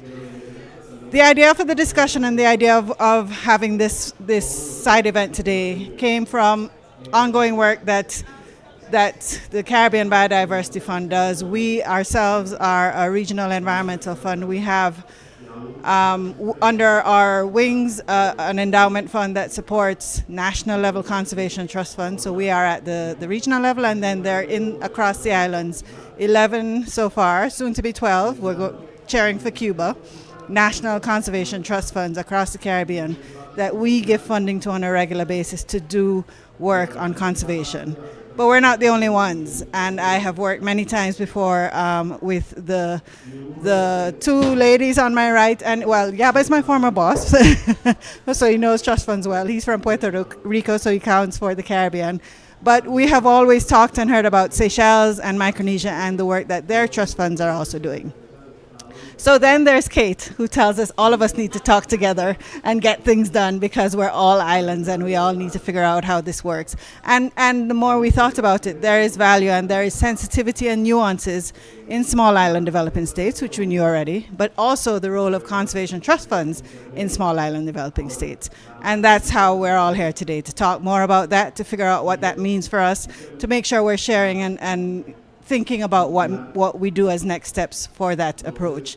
So with that, I am going to first introduce Kate to give you a little more context, and then I will introduce the panel and the discussion. Thank you. Thank you. Thanks, Karen. And welcome, everyone. So I'm going to kind of connect what we're doing today. We had another side event a couple of days ago where we launched a conservation trust fund.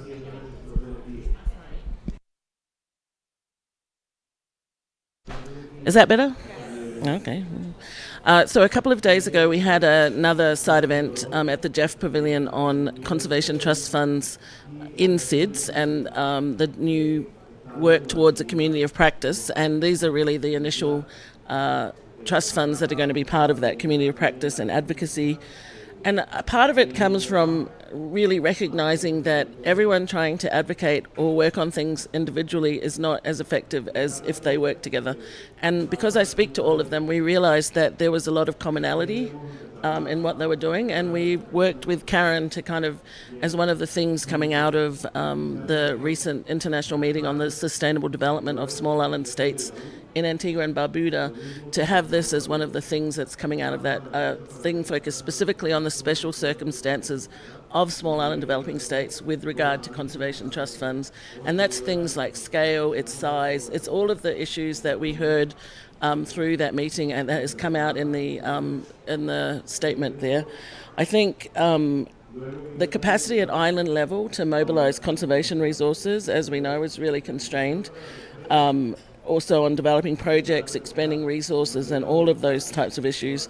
But we also know, and the reality is that SIDS are stewarding geographically enormous parts of the world. And so we've got to kind of get this right and figure out how do we both help the conservation trust funds that exist right now to be able to do their work better, and what strategically can they do in each of the islands and across the islands to scale outwards. And I think that's really where we're going with this community of practice. We want people to be able to learn from each other, to look at, and you know, we've seen recent things like Seychelles, SECAT recently went to Micronesia to learn from them. I see lots more of that kind of learning and more opportunities for advocacy on the unique role that conservation trust funds can play in helping resources get to the communities and the spaces that they're needed in small island developing states. So I'm really excited about this panel, and I'm going to pass back to Karen. Thank you. And so, yeah, let me introduce the panel, and then we will have some words for them. The panel to my right, and starting with Marie May Jeremy is the Chief Executive Officer of SECAT. And I'll let her tell you more. The other thing they will do is give you geography lessons, because I think all of you probably need geography lessons on where each of our islands are and where we fit in the global discussion. Beside her is Yabanex Batista. He will do the Caribbean geography lesson, which he didn't know, which is why he looks like that. And he is from the Global Fund for Coral Reefs. And to his right is May Adams, who is the Executive Director of Micronesia Challenge Trust, and she's been on the job less than a month. So we all know about baptism by fire. We do it well in the island, so we will go with that. So if you could all, first the geography lesson, tell us a little bit more about yourselves and your organizations, and maybe what you want to see of the discussion today. Thanks, Karen. Good afternoon, everyone. It's such a pleasure for me to join this panel this afternoon. As introduced, my name is Maïme Jérémy, and I'm the CEO of the Seychelles Conservation and Climate Adaptation Trust. So the quick geography: Seychelles, small group of islands, east coast of Africa.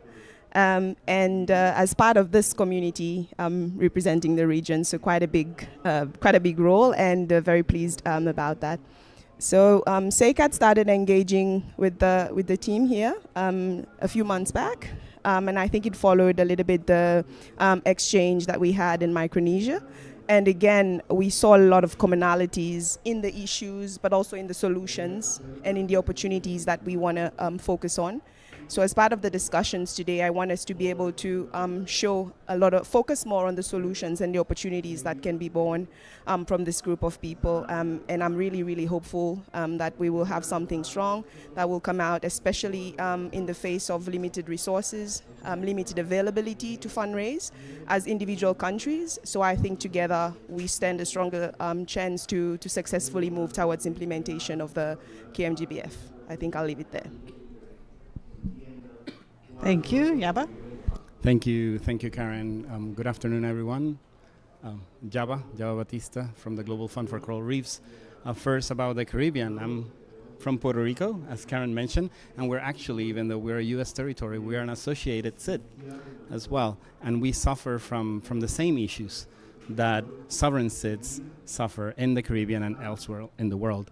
And one of the things that I find very interesting when you look at the group of SIDs around the world, and this is very much part of the issues we have in the Caribbean, is that you have sovereign SIDs, but then you have territories that are SIDs, so therefore they have a metropolis somewhere. In the case of the Caribbean, we're talking about the US, France, the UK, the Netherlands, as those former colonial powers that still have territories in the Caribbean. And then in our case, the panorama gets more complicated because we speak Spanish, English, Dutch, French, Creole, and then bringing us together sometimes can be difficult because we're sometimes separated by political boundaries and separated sometimes by language barriers. But actually what unites us is the Caribbean Sea, and what unites us also has to be the power of institutions like the Caribbean Biodiversity Fund that are aiming to bring all these islands together to work on common challenges by finding common financial solutions for what we have to deal with in our islands. And I know this happens in Micronesia as well, part of this at least. What is the GFCR? The GFCR is a global coalition that was launched in 2020. We are a coalition that aims to support the conservation and resilience of coral reefs around the world, the people that depend on them and the economies that they underpin. We do this by unlocking private and public sector resources to build what we call reef-positive businesses and financial mechanisms. So we want to create a new breed of businesses that really put nature and the ocean at its center, so that then those businesses can create wealth for people and a resilient marine environment. I'll leave it at that for now, and I'll talk about how we are working with conservation trust funds as well later on. Thank you. Good afternoon, everyone. I think that's a great segue because I'm going to tell a little story. My name is Mae Bruton-Adams. I am from Micronesia, and as Karen said, I am, I think, 3 weeks, 4 days, and less than 12 hours on the job. When I arrived, I think it was a day before yesterday, I had a gentleman come up to me and he asked me where I was from, and I was in full Micronesian garb. I wore the skirt, I wore the shells and the flower, and he asked me, where are you from? And I said, Micronesia, and he goes, what? And then he goes, I'm a geography teacher. I've never heard of your place. And I said, oh, well, and then I explained, we're just east of you, about 14 hours difference. The island I live on is 7 degrees north of the equator, and so on and so forth. And then he asked me, what currency do you use? And I decided to be cheeky because we use the US dollar and it's not very exciting. And I said, fish. And he went, what? And I said, fish. Our currency is fish. No, but what is your economy based on? Fish.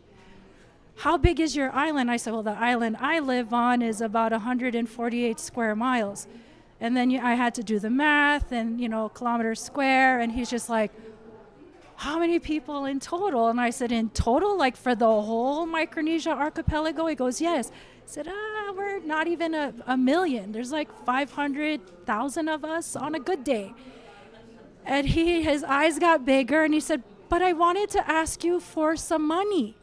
I want to take your currency into my classroom and show my kids. And I said, I can get you some fish. The point now, I'll stop. I did eventually give him Fiji money, but that's not from Micronesia, that's more south. But the point is, I think a lot of the Pacific Islands and actually the SIDS, there's a lot that rests on our shoulders, and people forget that we've already paid collateral. We've given you a down payment. And when we ask for support and you ask us to match, when I tell you that the Micronesia region has decided to put up their marine resources, 50% of that to be managed and conserved, how much more collateral do you need from me?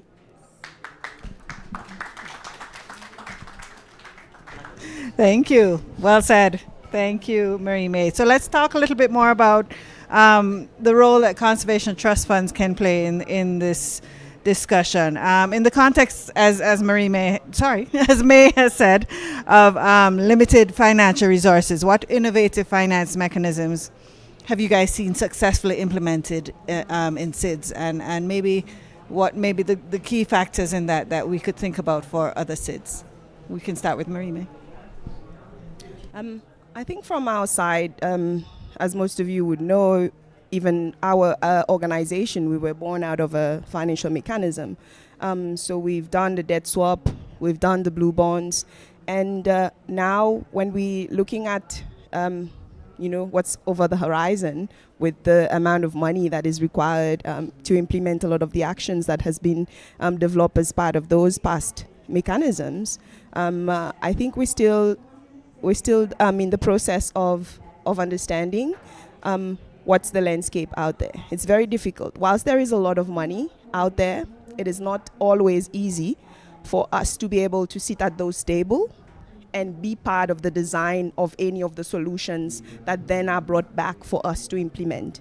And this is where we are in the Seychelles. And a lot of the time that we have spent over the past year and a half to try and fundraise, for instance, for our Marine Spatial Plan, which has been an integral part of our Debt for Nature swap, we have encountered a lot of difficulties, a lot of barriers, and a lot of dead ends. And so this is why when we come to this COP right now, I think there is a lot on the line for us. And when we're talking about innovative financial mechanisms, what does that actually mean for us in the islands? How much are we able to contribute to these things that are going to come back and hopefully bring financing for us? So is it going to be a better design blue bond? That's up to be found. Is it something else? That's also up for discussions. And in a lot of the engagements that we've been having over the past few days, this has been where the question lies. And I think that's something that we would probably have to group together and decide what's best for the SIDS as we move forward.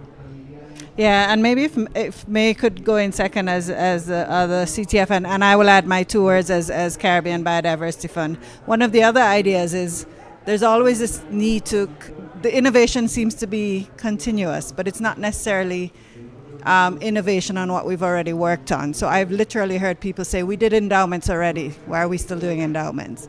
Because donors, those looking for the flags to fly, keep wanting new flags.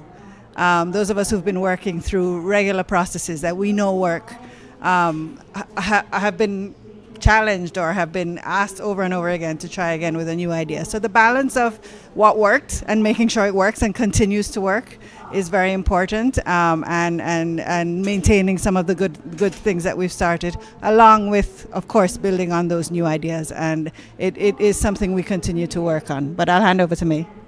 I think the endowments are important because you need to be able to tell private donors, go away. No, you don't drive the agenda, we do. And we're tired of the one-off projects. Don't come and give and tell us and dictate what we're supposed to conserve and what we're not.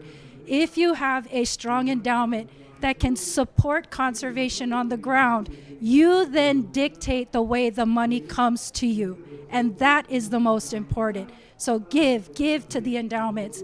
You affect more people, you affect more of the region, and it gives the people with the resources you claim you're trying to help, it gives them back their power.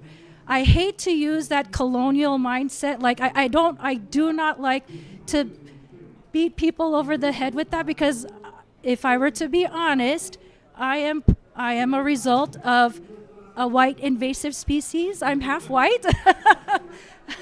I'm also a quarter Japanese. The point I'm trying to make here is empower the people who depend on those resources, and the only way to do that is to give to their endowments. Let them have the power, give them the opportunity to dictate how things happen on the ground. All right. Yeah, but you sure you want to go? I will quickly add to that. One of the other discussions and aspects that goes with that idea of maintenance, of paying salaries and donors that don't want to pay for operating costs. I'll put in terms of our CTF hats, we definitely need the reconsideration that operating costs and being able to manage on the ground and continue the work we started that was so great is very important. And again, one of the things we have continuous discussions on. But Yaba, Global Fund for Coral Reefs, we know you're doing it differently. Please tell us more. I think we're going to need 2 hours, Karen, after the statements so far. I want to start with the endowment point. Nobody questions Harvard University, MIT, or Yale for having big endowments. Nobody. Why should CTFs be questioned for wanting to increase and enlarge their endowments? And it is the basis. It is the basis. In my experience during the last, I don't know how many years working on conservation trust funds, as Karen was saying, endowments are key because it's what allows you to grow. It is what allows you to diversify your portfolio of financial solutions because it gives you security. The endowment gives you that financial security that you can keep doing your mission, keep going on your mission, but it should also give you security in terms of the institutional security to be able to hire staff and to keep your staff in payroll.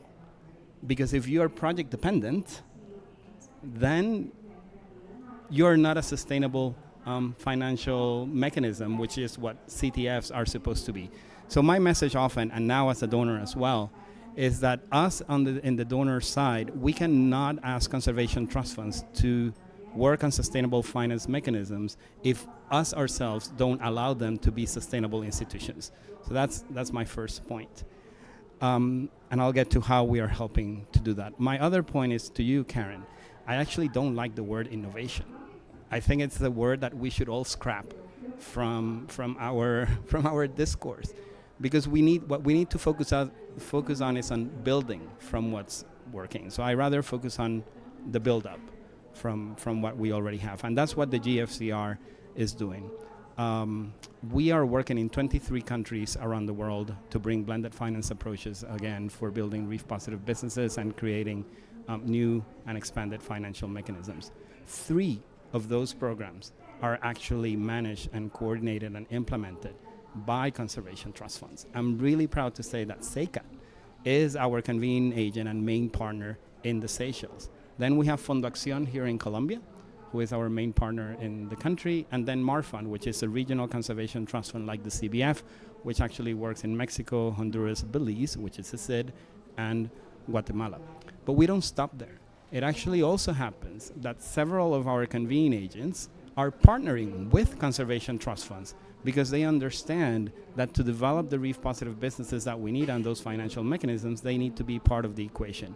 So the Nature Conservancy actually has partnered with BPAF, the Bahamas Protected Area Fund, in our Bahamas funded program, and with the Micronesia Conservation Trust in the Micronesia program that we're also funding through the Nature Conservancy as our main partner.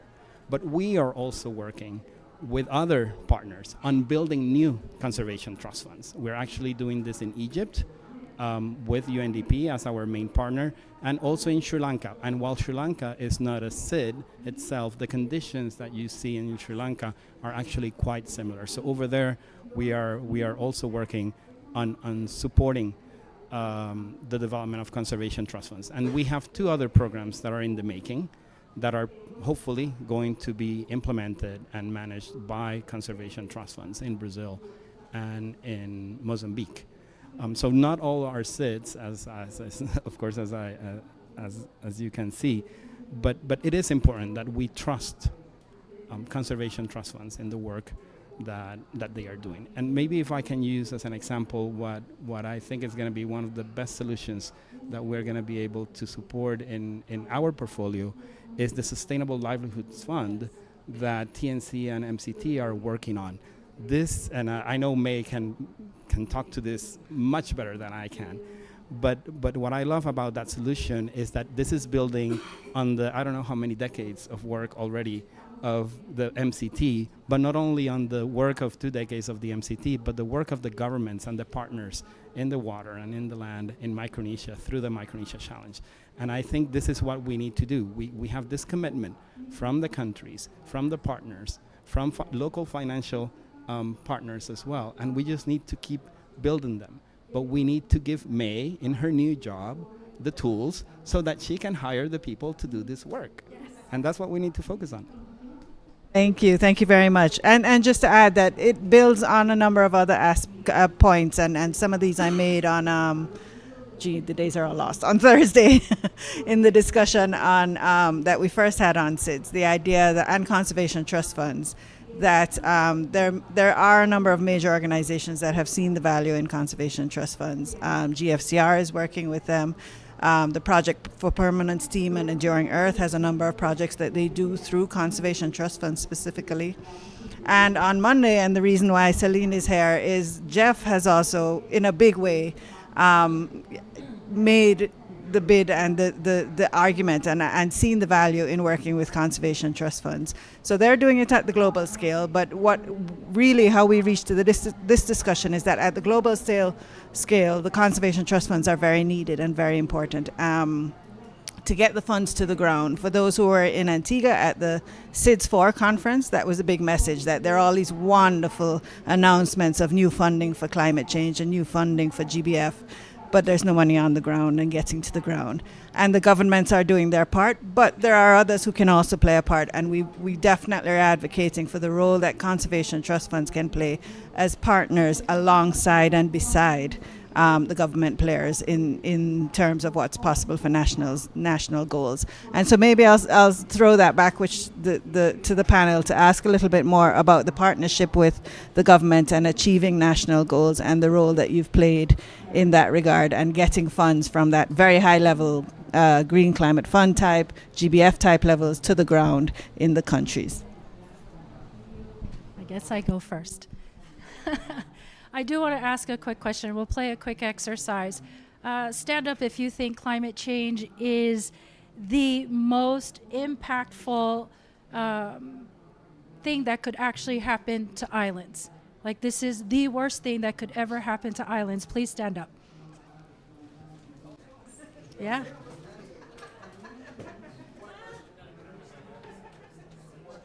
All right, so I noticed only 2 people sat down. Do you want to tell me what you think the biggest threat is to islands? If it's not climate change, what is it? So I actually have a climate change adaptation consulting firm, so I do think it's the greatest global challenge. But I think for islands, the greatest challenge is isolation, is actually not working collaboratively, because then they are vulnerable to market forces, to global dynamics. So I think there is something that we can do against the biggest threat, which is isolation. Okay, I also do agree it's a massive threat to small and developing states, but I think our biggest threat is the lack of capacity. We simply do not have the needed capacity within our countries to ensure that we're well prepared for helping to mitigate the impacts of climate change. So for us, at least for me, my personal opinion, it's lack of capacity. So I just received a report. My son is a senior in university. He's an econ finance major, and he had to do a research paper. And one of the things he said was, hey, I just found a US CIA report that said Micronesia is one of the top 10 countries where the people are migrating at an astounding rate, 2%, almost 2% per year. So I will tell you now, it is capacity. It is the loss of human beings. And when that happens, the need to give also shrinks.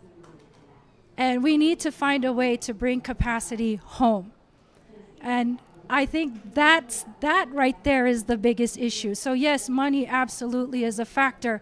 Our governments are sitting here asking us to do bigger and better, because when we come here, we can make this fantastic show. Hey guys, we're about to meet our 30 by 30. Hey guys, we just in 2020, our chief executive said 50% marine conservation and management, 30% terrestrial for the whole region. And we're going, okay, we got our marching orders. How are we gonna do it? Who's gonna do it? How are we gonna pay for it? That right there. So while this is great for conservation, because you think your government is with you and they're joining forces with you, but in practicality, when you get home, they leave it to us and the NGO and the conservation community and our youth to try and figure it out. You know, I have a feeling I started in this before Lauren was even in high school. She's a few years older than my oldest daughter, and when I told her I was going to join MCT, she goes, "You're still doing Micronesia Challenge work? What the heck is going on? You guys," her exact words was, "You told us that you were doing this for the future generation. That future generation is here. We're right here. And now you're making us do it too." She was my business partner for like for a year. No, not Lauren, but my daughter, for over a year. And that's the thing. It's great when your government wants to step in. It's not so great when they don't want to actually help you implement or give you the funds to get it done. But I don't blame them, because they're just as strapped as well. They're trying to figure out that nexus between conservation and infrastructure development. How do we feed our people? How do we get the medicine to the right places? How do we educate our kids? And then how do we bring our kids home? So partnership is great, but I think this is one fantastic thing about this, because you're not telling us to choose between protecting our resources and feeding our people. You're saying, no, the two things work hand in hand, and we're going to help you fund it to see how business and conservation actually come together. And I think this is so great. I'm super excited. Thank you, May. I actually thought that you were going to ask, who thinks is climate change the biggest threat?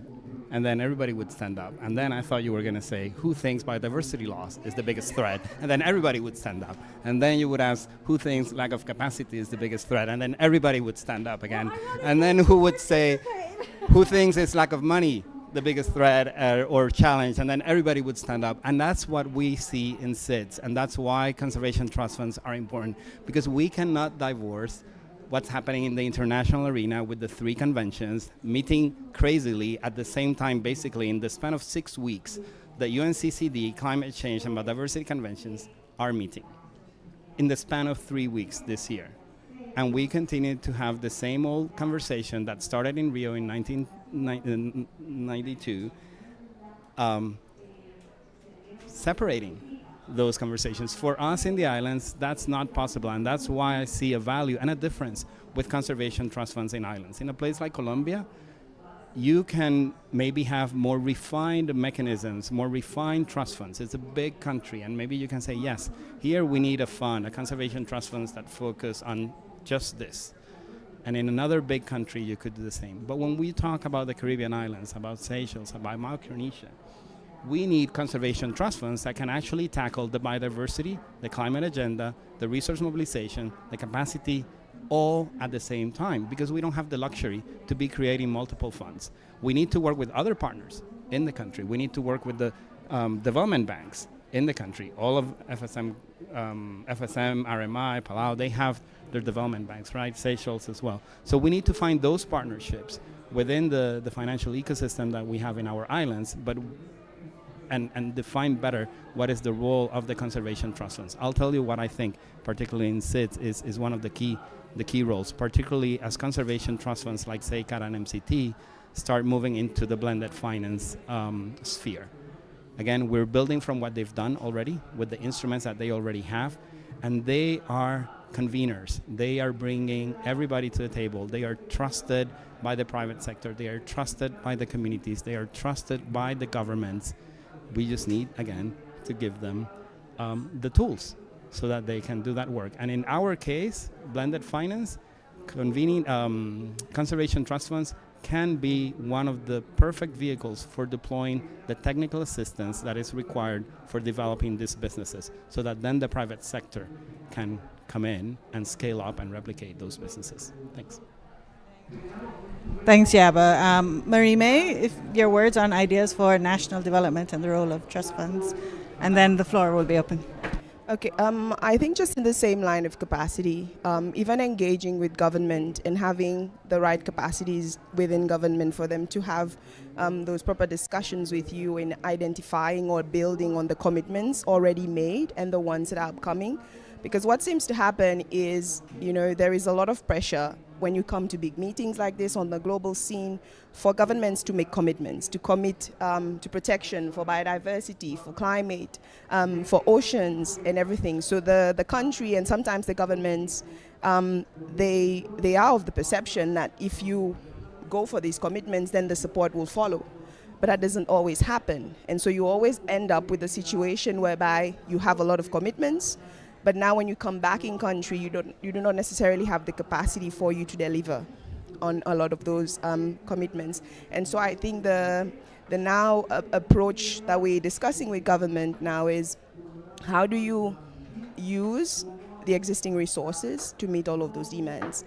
If there's more money in climate finance, how do we support biodiversity objectives with that same pot? And how do we make sure that the people on the ground, and like May said, on the ground, it's not actually government that's implementing, that's managing protected areas. It's NGOs, it's individuals, it's people who really have the heart, for environment. These are the people on the ground. So how do you make sure that they are getting the money that they need in light of those international commitments that the country pronounces on? And so that's a little bit that difficulty. And for us, this is the role that we think the CTFs can play in leveraging funding for impact and action. Thank you. Is this one working now? Okay, so thank you all. You see we have a great panel, so I'm now going to open the floor. Safia is already hands up. I want to acknowledge Frank, who's from a CTF, an island CTF. We're acknowledging all island CTFs. So Frank is with the Coral Trial Initiative. Thanks for being here. Thanks so much, Karen, and thanks so much to all the panelists. I thought that was really, really wonderful interventions and the right set of people to have on the stage, so thank you so much. My question is around how do we go about setting up an enabling environment? So based on all the challenges that you've mentioned, what are some of the key lessons that we can learn from the work that you have done in setting up enabling environments, not just at the national level, but at the regional level, to support not just getting in more money, but I know, Jabba, you don't like the word innovative, but maybe sustainable financing. So one of the things that we're seeing at the global level is a lot of the funds that are being set up, they're not being capitalized. And the question that I often ask is, as islands, what can we do to ensure that we get the right amount of money? And that money, if it's public financing, how can it leverage additional financing, including from the private sector, to help close the financing gap that we usually experience?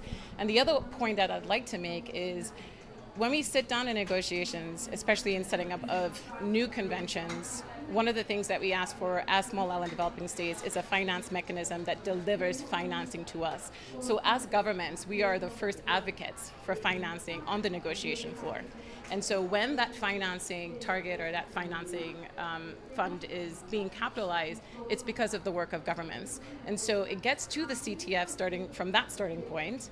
And I guess the other sort of gap we've noticed is when the CTFs are working on implementing activities, we wonder how useful it is, some of the national policies, some of these, the NBSAPs, the NDCs, the NAPs, how useful it is for the CTFs in supporting project implementation, but also communicating to the donor the priority needs of countries. So I know it's a lot, but... And I would add, one of the interesting points is, for each one and each negotiation, I'll let the others speak, the idea that a new fund is started each time. Let's do a new CTF, something else for the countries to think about generally, but in particular in islands, I'll put my Jamaica hat on. Jamaica has 3 conservation trust funds. You know, it's still the same island. It's still trying to figure out. So now it's left again back to us to figure out how we're working with the various partners. So the idea of how we use those funds and work with the existing trust funds is something else. Did anybody want to answer Sophia's thoughts, questions? So Micronesia has a unique relationship with the United States, with the exception of Guam and the Commonwealth of the Northern Marianas. But the 3 island nations, the Republic of the Marshall Islands, the Republic of Palau, and the Federated States of Micronesia, have a trust mechanism with the United States under the Compact of Free Association.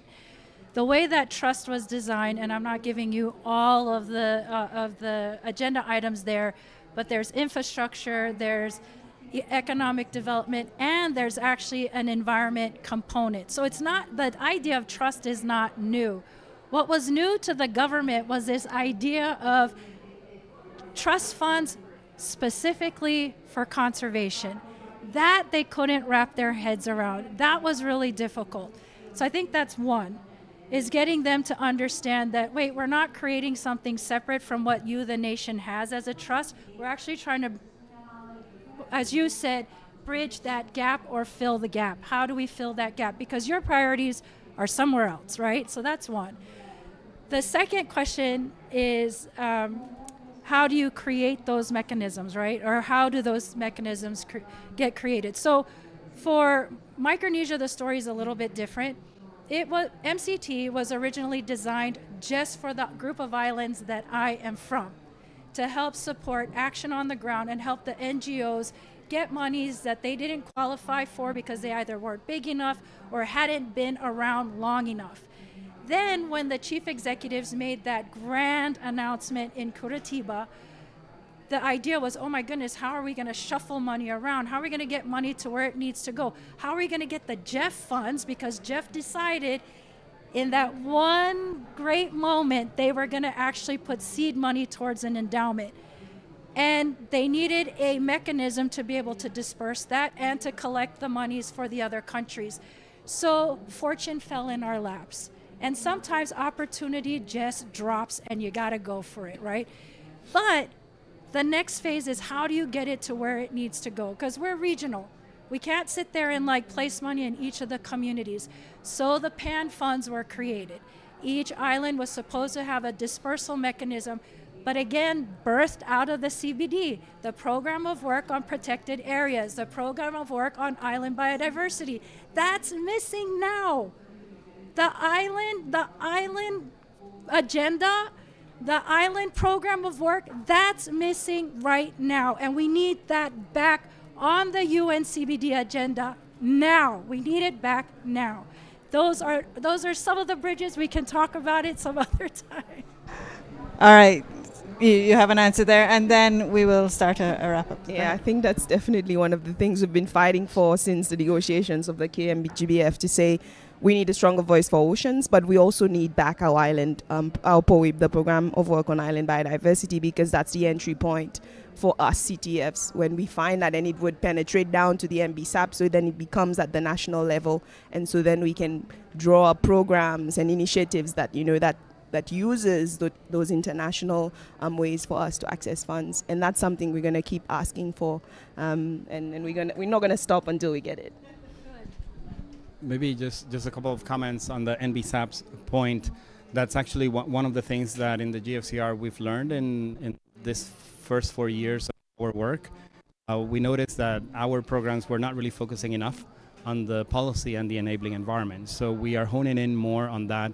We're making stronger connections through our partners, but also within the larger UN system, like programs like BioFin, on how is it that a program like BioFin can link up with the kinds of work that the GFCR is doing. But I think your question, Sophia, and your point is also relevant from another perspective. My experience when I was with Karen at the CBF and working throughout the Caribbean islands reminds me of the comment I made before. We have these silos at the international convention level, but when we go back to our islands, we also have to deal with our own silos. there, like agriculture, fisheries, environment in our islands are quite fragmented. And I think this is, again, part of the value of the CTFs in SIDS. Again, a challenge has been governments being able to trust that these entities can be independent but also be partners that deliver for the government objectives. And the value of that is not that governments are not doing their work. Actually, governments are doing their work. But governments do change, and everybody here knows that. And conservation trust funds can be that constant that remains. One administration comes and another goes. A CTF can provide continuity from one administration to the other. So creating that balance, getting to that agreement is not easy, and it's a continuous work. I think Micronesia has been partly at least successful in being able to keep momentum in the Micronesia Challenge and with MCT across multiple administrations, not only nationally, but at the regional level. I think in other parts of the world, it's been difficult. I think in Seychelles, there is progress in this area as well. SEICAT being recognized by multiple administrations as a key partner for delivering the commitments of the country. So we need to continue to hone in on that, and that is part of us, donors, again, part of our responsibility to show governments that we trust MCT and that we trust SEICAT. Thank you. And you know, Yaba used to have a phrase when he worked with us that we were a plane, building the plane while we're flying. And that's literally what we're doing, what we've been doing the whole time we've bbeen in existence. We're strapped on time. Kate has the last word, but ahead of Kate, I'm going to introduce Celine, who is a senior biodiversity specialist with the Global Environment Facility. As I mentioned, Jeff has been a key partner with Conservation Trust Funds. And in particular, on Monday, we will launch a joint paper with Jeff on the value of conservation trust funds globally. So I'm happy to have her give her thoughts on all that she's just heard. Thanks, Celine. Thank you, Karen. So let me introduce me quickly. So my name is Céline Coisier. I'm at the Jeff since 1 year now, so quite new. I work in particular on projects and partnerships concerning SIDS, and more specifically in the Caribbean SIDS.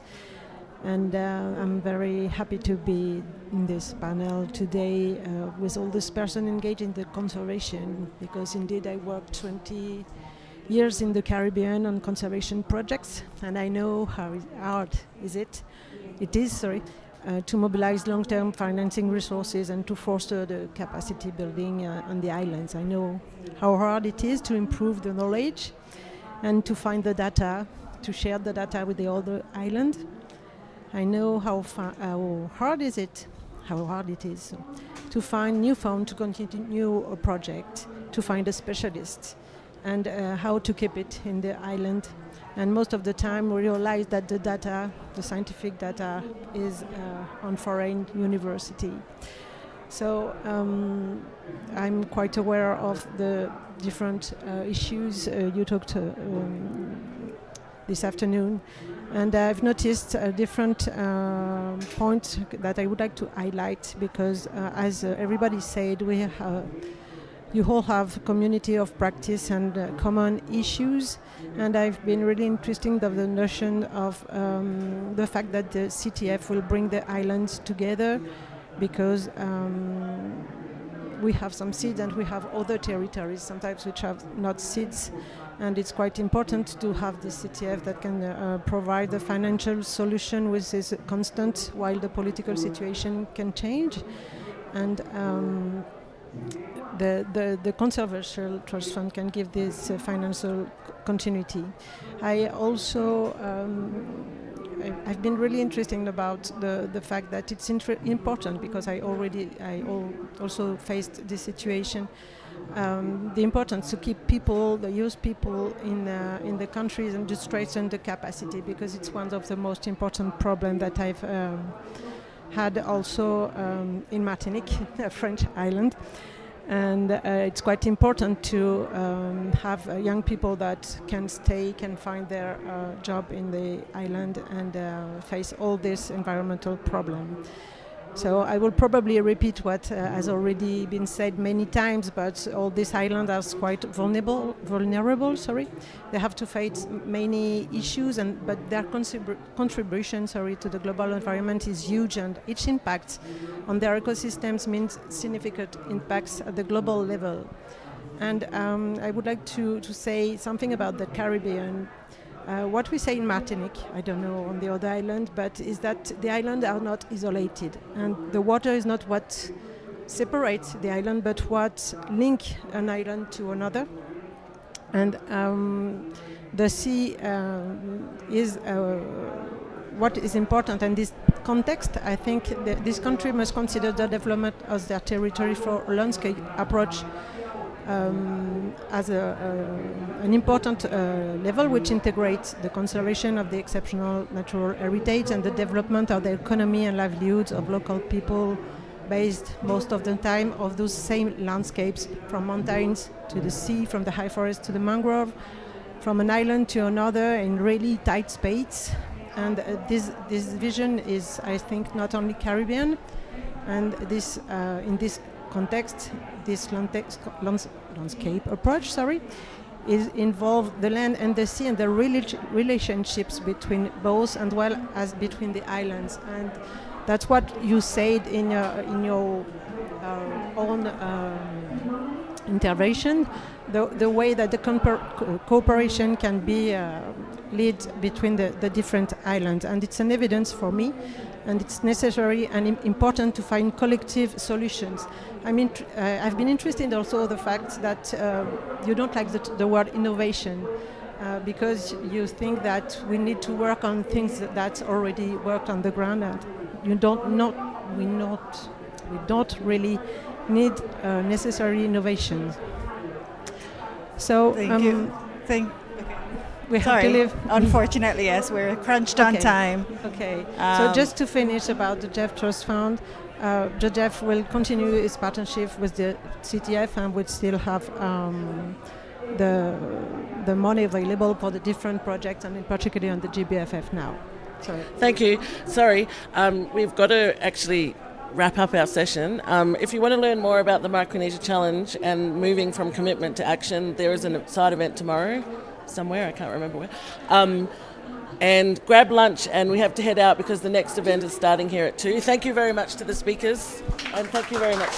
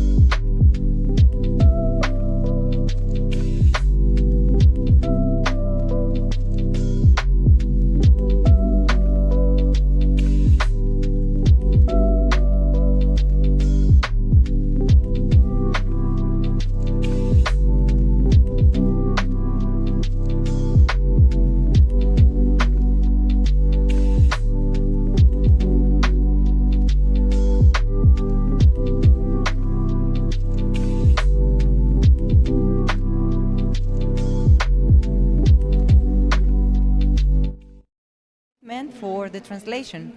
We're going to have a conversation that includes Spanish and English, so be aware to to change if it's needed. So I think that we're going to start in 1 minute, and I just want to give you the welcome.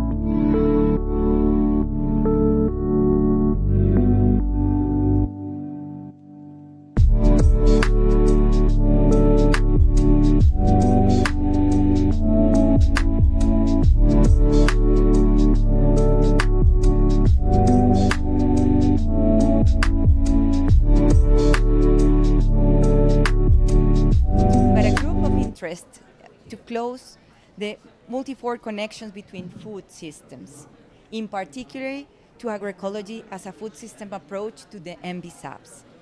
WWF, BioVision, the Alliance for Biodiversity International CIAT, the Global Alliance for Future of Food, the Agroecology Coalition. This event is also supported by Climate Works Foundation. So for this launch, we designed, well, this guideline, sorry about that, but we really think that a well-managed food system can contribute to the implementation of the global biodiversity framework and to accomplish the challenges that we have in terms of the agenda of biodiversity and climate. So we think that it's central to do that change. And a good food system, a food system that can contribute to the biodiversity, can be the proper way, the proper path to reach the big challenges that we have in the global crisis. The launch of this of today's practical guidelines, which wants to provide answer to questions and specific questions. So, what it means concretely to integrate agroecology in MBSAPs. So we're talking a lot about it, we have here a lot about it, but it's how it looks like. Also, what kind of interventions can we leverage and which means of implementation we need to consider to a successful delivery results. Remember all that we're talking about to incorporate it in the MBSAPs, and that's the scale of this instrument. Saying this, I just want to I have the great pleasure to welcome Ana Lapé, Executive Director of the Global Alliance for the Future of Food, for some opening remarks. Welcome, Ana. Thanks, Camila.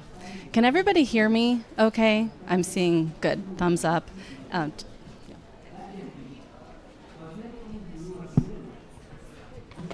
Thanks for bearing with us with the sound and the crowded room, and it's really exciting to see all of you here. So thanks everyone for coming out today. I'm just going to talk for just a few minutes before we then move to the panel. As Camila said, my name is Ana Lapé. I'm with the Global Alliance for the Future of Food. We are one of the partners who put together this guidebook you'll hear about today, and want to add my thank you to Climate Works Foundation for helping support the event today. So just want to say a few words about why we created this guidance tool and a bit about the groundwork that got us here to this, what we see as a really historic moment, and some of our hopes and dreams for this tool. So if you're in this room, if you're here at the CBD, I think you, like me, know that we are experiencing catastrophic biodiversity collapse with unprecedented levels of species loss around the world. And if you're in this room, you likely know that a lot of that has to do with our food systems, with where we grow food, how we grow it, what happens to food once it leaves the farm. As João Campari from WWF said at an event we did together yesterday, food systems are the #1 threat to people and nature.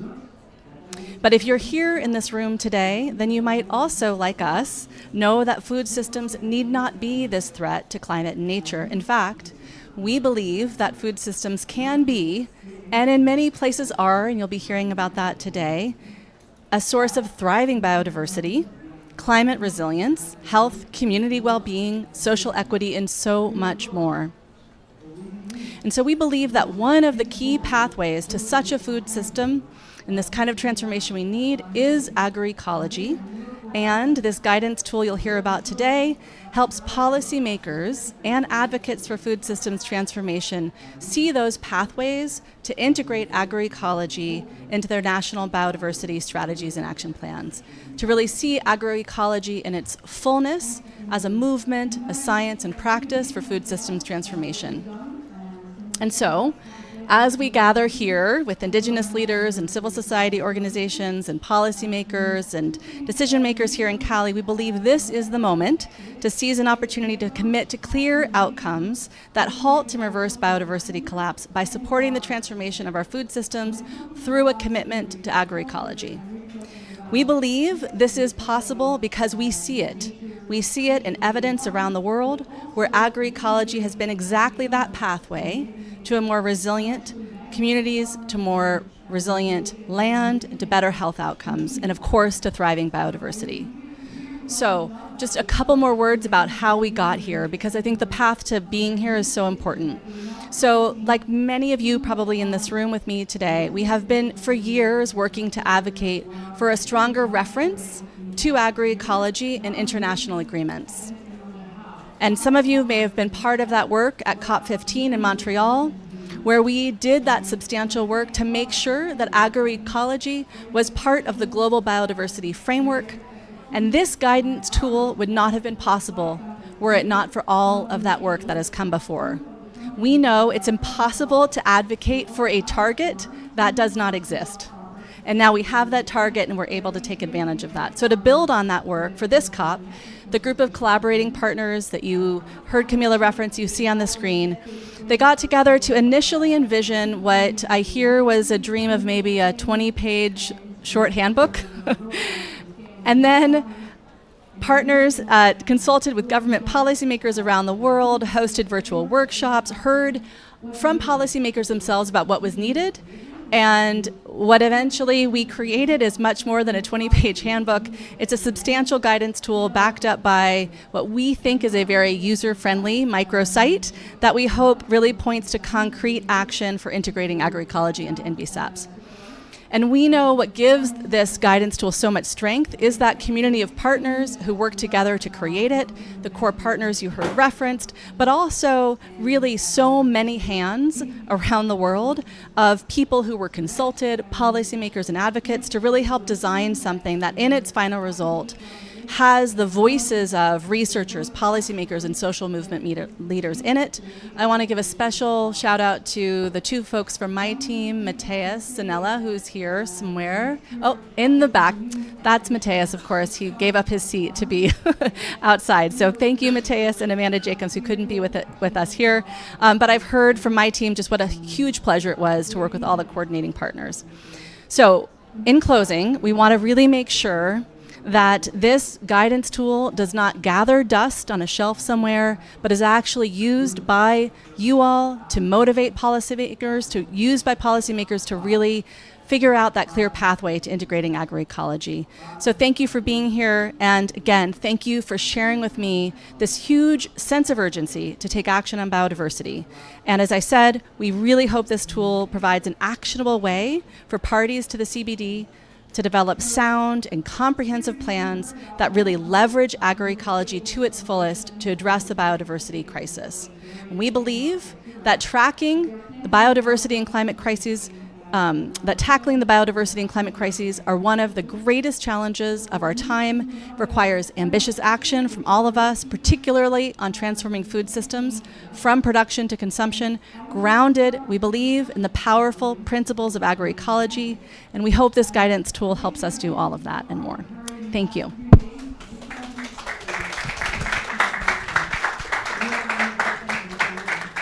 Thank you, Anna. I just want to now continue with the program and give you the word to John Garcia Ulloa. He's the co-author of and senior program manager from BioVision Foundation. So welcome, John. Thank you very much, Camila. It's so great to be here, to be able to present what we've been working for so hard in the last year with all the organizations that you see in this slide.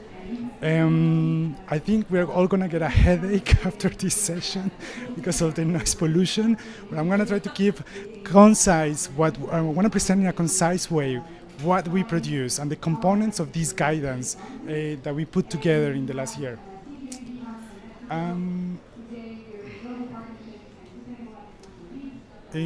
Let me just see, it's not working. Oh, yeah. Okay, so let me start with two basic questions. Why do we need a guidance and why on agroecology? So the first one is very timely. Only 34 countries have submitted their MBSAPs as of today. So we still have opportunities to shape these documents, especially in the countries that still need to submit, but also in the countries that have submitted, they will need to develop implementation plans, and this guidance can help with this. Second, we know, or we think, MBSAPs is a policy instrument that can give a leverage for food system transformation, governance leverage, finance leverage, policy coherence leverage, among many other aspects. Our colleagues from WWF have done a great job analyzing the current status of food systems integration and MBSAPs, and what it identifies that is still a critical gap to integrate this food system thinking into MBSAPs. But the integration is challenging. You keep hearing the CBD talking about whole of society approaches, systems approaches. How do you do it? It's not easy. And then you have these poor focal points from MBSAPs dealing with oceans, rivers, forests, cities, and food systems. How do you do it? Well, we believe that you need to push for an approach that is well aligned with the GBF. And here is where agroecology comes in. So let me just walk you why we think we need approaches, or what are the characteristics of the approaches that should be integrated to MBSAPs. They need to be holistic, they need to be systemic, they need to be inclusive, they need to be fair, grounded in ecological and social principles. They need to serve territories and their communities, and they need to drive transformation change. And at the core, as I said before, they need to be well aligned with the GBF. Agroecology, and this is something that I'm willing to put my hands on the fire for it. Agroecology is the most nature-positive food system approach out there. It hits all of these lists, and I promise you that other approaches, they won't be able to hit all of those lists. So, what I just presented to you is the contextual part that you will find in the online guidelines tool, where we present the fundamentals of why agroecology, why going for agroecology into an MBSAP, why going to integrate this approach. Now, let's talk about the how. How do you integrate agroecology? So, the first thing, you need to prepare the ground. And how do you do this? You need to incorporate a food system lens into your process, not just in the formulation, not just in the document, in the process too, with consultations with food system actors, for example. We think in making the connections of mapping the relationships between food systems and biodiversity laws, as well as conducting assessments of food systems drivers and the impacts on biodiversity. You also need to construct national baselines on food systems. This is something important. It's just not relevant for biodiversity, but also for climate action, also for national development plans. And there are many other aspects. So we think that the guidance provides a lot of inputs on how to mainstream all of these aspects within the vision, the mission of an MBSAP, the assessments that are done to be able to set up targets, and the process and the pathways identified within the MBSAP. And this, again, is another component of the guidance. This is a screenshot of the site that is available now. We will give you the URL at the end of the presentation. But again, this is you find a lot of information on these inputs there. Okay, let's continue the conversation.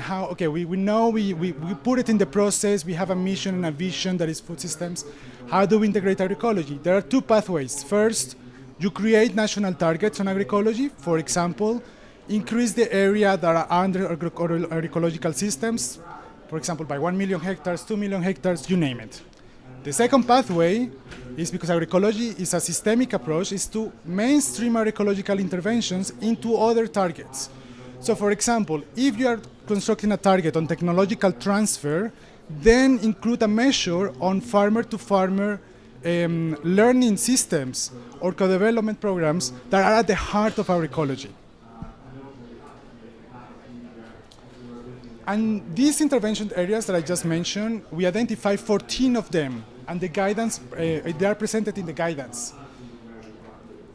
I think one of the biggest challenges that we faced when we were producing this is, how do we do a guidance target by target, because we know agroecology touched upon all of them, or do we do along the supply chain? It was very difficult. What we decided to go for is, let's provide guidance across the 3 clusters of targets of the GBF. So cluster of reducing threats to biodiversity, which is target 1 to 8. Cluster of meeting people's needs through sustainable use and benefit sharing, which is targets 9 to 13. And the cluster of tools and solutions for implementing and mainstreaming, which is targets 14 to 23. And the 14 areas of intervention are grouped across these 3 clusters. I wish I had enough time to go one by one, but that's not going to be possible. So I am going to just give you some examples of some of these intervention areas. Oh, sorry. So let me just focus first on reducing threats to biodiversity, targets 1 and 8. One key intervention or measure that we think is important there is to integrate agroecological areas into spatial planning and recognize the contribution to ecosystem functions and services. This is something that is not being done at the moment. A lot of the spatial planning focuses on protected areas, focuses on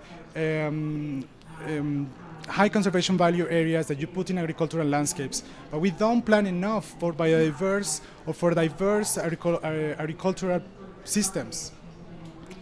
The guidance also offers something that is very important for countries. How do these interventions align with the different targets? And this is important for the reporting system that countries have to comply with during the next years. Well, let me give you some other 2 examples. So in the cluster of meeting people needs through sustainable use and benefit sharing, targets 9 to 13, we have the promotion of farmer-to-consumer practices, such as participatory guarantee systems, community-supported agriculture using agroecology and strengthening local foods.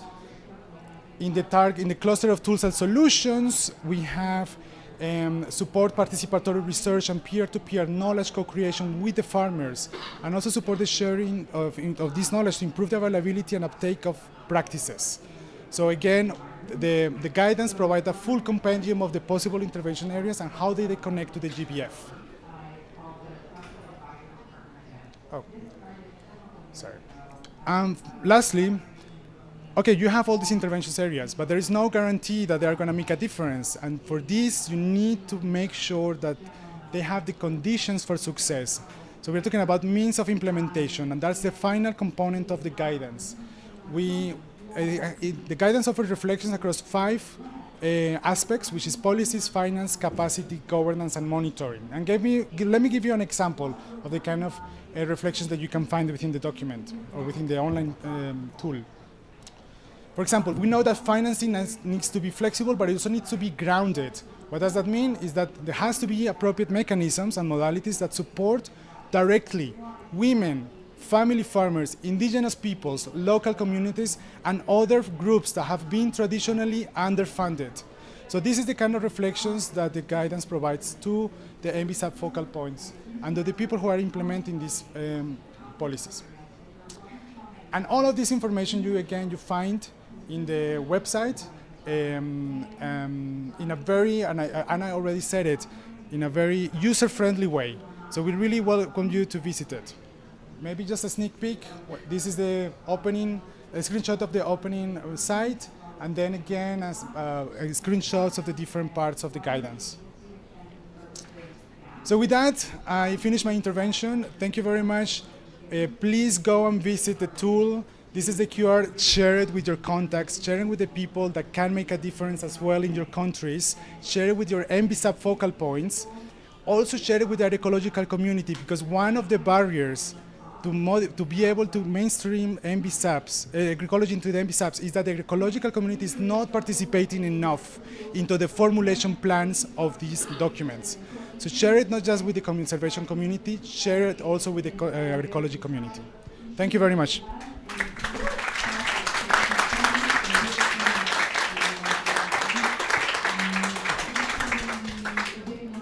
Thank you, John. I'm going to try to do something. If I speak in Spanish, si hablo en español, ustedes van a estar entendiendo en inglés en la traducción en este momento. Muy bien. Voy a pasar a español por varios motivos.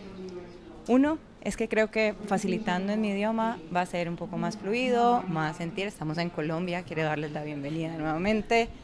Y este tema de agroecología realmente en español voy a poderlo manejar de mejor forma, entonces vamos a hacer el cambio. Pero adicionalmente es porque quiero darle la bienvenida a nuestro panel. Tenemos 4 maravillosos panelistas en donde vamos a hablar de diferentes perspectivas, cómo la agroecología puede ser incorporada en los MBSAPs y cómo a través de las diferentes escalas, actores y niveles de gobernanza es fundamental que sea integrada. Entonces, para ello, voy a ir dándole la bienvenida a cada uno de ellos. No sé si tenemos en la presentación la imagen de los 4 panelistas. Si alguien la puede proyectar, por favor.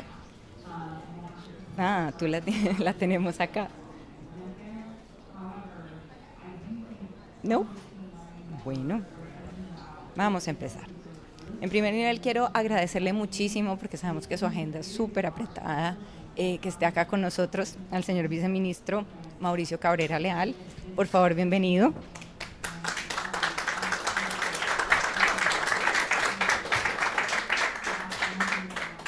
Con el señor viceministro vamos a conversar sobre la experiencia de la construcción de la MBSAP en Colombia, en donde hemos identificado y donde con su equipo pudimos trabajar e incorporar muchos de los elementos de las aproximaciones de la agroecología como un ejemplo para inspirar el uso de la guía y para poder presentar varios de los avances y cómo se puede ver una MBSAP que ya está incorporando elementos de agroecología. En segundo nivel, quiero invitar al nuestro segundo panelista, Robin Goffo. Robin, por favor, sigue. He's the SBBTA National Focal Point for France and based in the Foundation for Research of Biodiversity. My third panelist is Esther Penuna, Secretary General of the Asian Farming Association. Esther, please, welcome. And last but not least, Roger Mbappé, Director of Zimbabwe Regional Environment Organization. Welcome, Roger.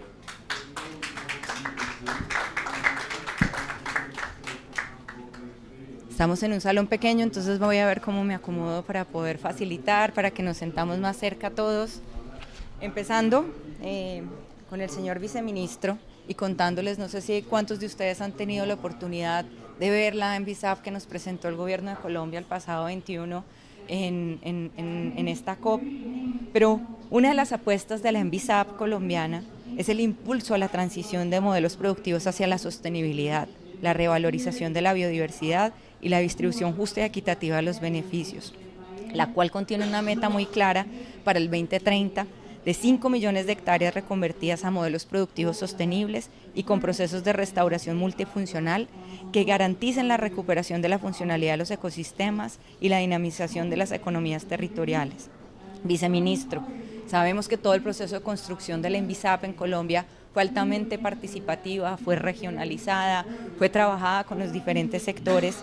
Cuéntenos un poco sobre el proceso y para llegar a esta meta de las 5 millones de hectáreas y cómo la agroecología fue incluida y qué aprendieron que usted considere que pueda ser clave para que otros países repliquen. Bienvenido. Gracias. Un saludo a todos y todas.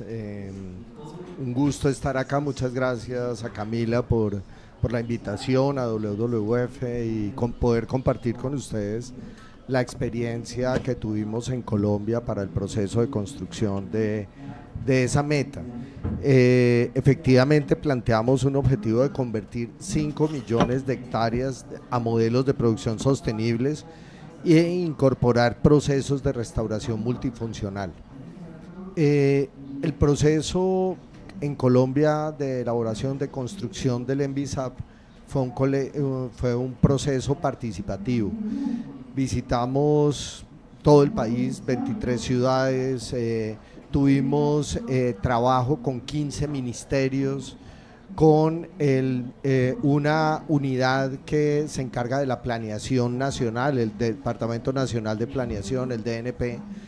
Tuvimos trabajo en esas 23 ciudades con campesinos, indígenas, negros, mujeres, jóvenes, academia, con empresarios pequeños y grandes, con funcionarios públicos también encargados de los temas ambientales, de los temas de agricultura, de minería, y eso nos permitió tener una visión integral de cómo debía ser ese plan de acción, procurando también darle la mayor legitimidad posible a ese proceso. Adicional, tuvimos talleres bilaterales con el Ministerio de Agricultura en particular y con organizaciones de sociedad civil que han venido trabajando estos temas de agroecología, que consideramos desde un principio que deberían ser los ejes fundamentales en el desarrollo. Salió de todo el proceso de construcción en el que estuvimos. El Ministerio de Ambiente venía de hacer un estudio de integridad ecológica. Ese estudio de integridad ecológica lo que nos planteó es que había unas zonas en integridad ecológica media, donde todavía a través de ordenamiento territorial participativo se podía lograr llegar a una meta de 19 millones de hectáreas adecuadamente planeadas. Pero hay otros ecosistemas que estaban en integridad ecológica baja y muy baja. Ahí lo que tenemos que hacer en esos territorios es dinamizar cambios en las actividades productivas, promover la bioeconomía. Hay una meta asociada que es lograr pasar de 0.8% que representa hoy en el Producto Interno Bruto los negocios de bioeconomía, pasar a 3% del Producto Interno Bruto. Entonces fue la sumatoria de una decisión política de apuntarle a cambiar los modelos de producción en esos territorios. Colombia ya viene avanzando en esa dirección. Alrededor de una estrategia de control de la minería, una estrategia de control de la deforestación. Colombia estructuró un plan a través del cual a las comunidades que se involucran hay unos incentivos tributarios para las comunidades que se involucran, que hacen apuestas políticas con el Estado para transitar hacia modelos productivos. Hay adicionalmente apoyo de los ministerios de Agricultura, de Medio Ambiente, de Minas en los casos en que haya actividad minera. Adicionalmente hay fortalecimiento de capacidades en las entidades que tienen competencia, y hay un sistema de monitoreo muy robusto que se ha montado para permitir que las asignaciones presupuestales que se hacen a las comunidades efectivamente se esté cumpliendo el compromiso que tienen con el país. Eso ha permitido, Colombia tenía en el año 2021 una cifra de deforestación de 174.000 hectáreas, y la medición que hicimos del año pasado, de 2023, pasó a 79.000 hectáreas, casi 100.000 hectáreas menos se deforestaron en el país. Y esa metodología que utilizamos, que no se circunscribe a acciones de fuerza como se hacía en el pasado, sino a estos procesos en los que está involucrada la agroecología, nos ha permitido mejorar, digamos, disminuir la deforestación y pasar a sistemas productivos más eficientes. Fue un proceso participativo extenso, pero que nos está dando buenos resultados. En el plan de acción de biodiversidad quedaron específicamente lograr una expedición de una ley por medio de la cual se promueva la agroecología y formulación de plan de acción que contemple incentivos para la producción, comercialización, transformación y consumo de productos agroecológicos en el territorio nacional. Quedó como una de las recomendaciones específicas. Y está acompañada ya algunos departamentos, algunas unidades subnacionales ya incorporaron, el departamento del Valle del Cauca ya sacó una directiva departamental que ya promueve las actividades agroecológicas. Esto hace unos pocos años era absolutamente impensable. Realmente fue un cambio y una inclusión relativamente rápida en la visión tanto nacional como regional. Esperamos que otras entidades subnacionales acuerden e implementen esas acciones, y el gobierno pretende promover las varias acciones que tenemos en el plan de acción de biodiversidad asociadas con agroecología. Gracias, Camila. Muchísimas gracias, señor viceministro.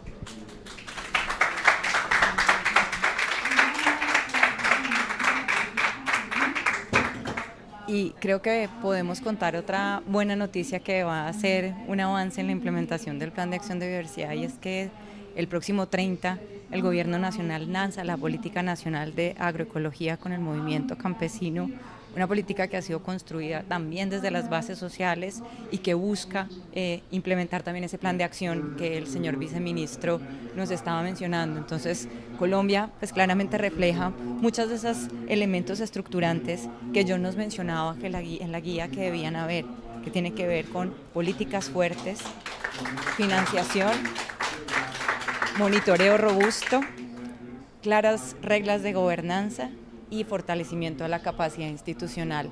Esperamos pronto seguir viendo cómo esto sigue avanzando y nos trae muchos buenos resultados y el cumplimiento de la meta.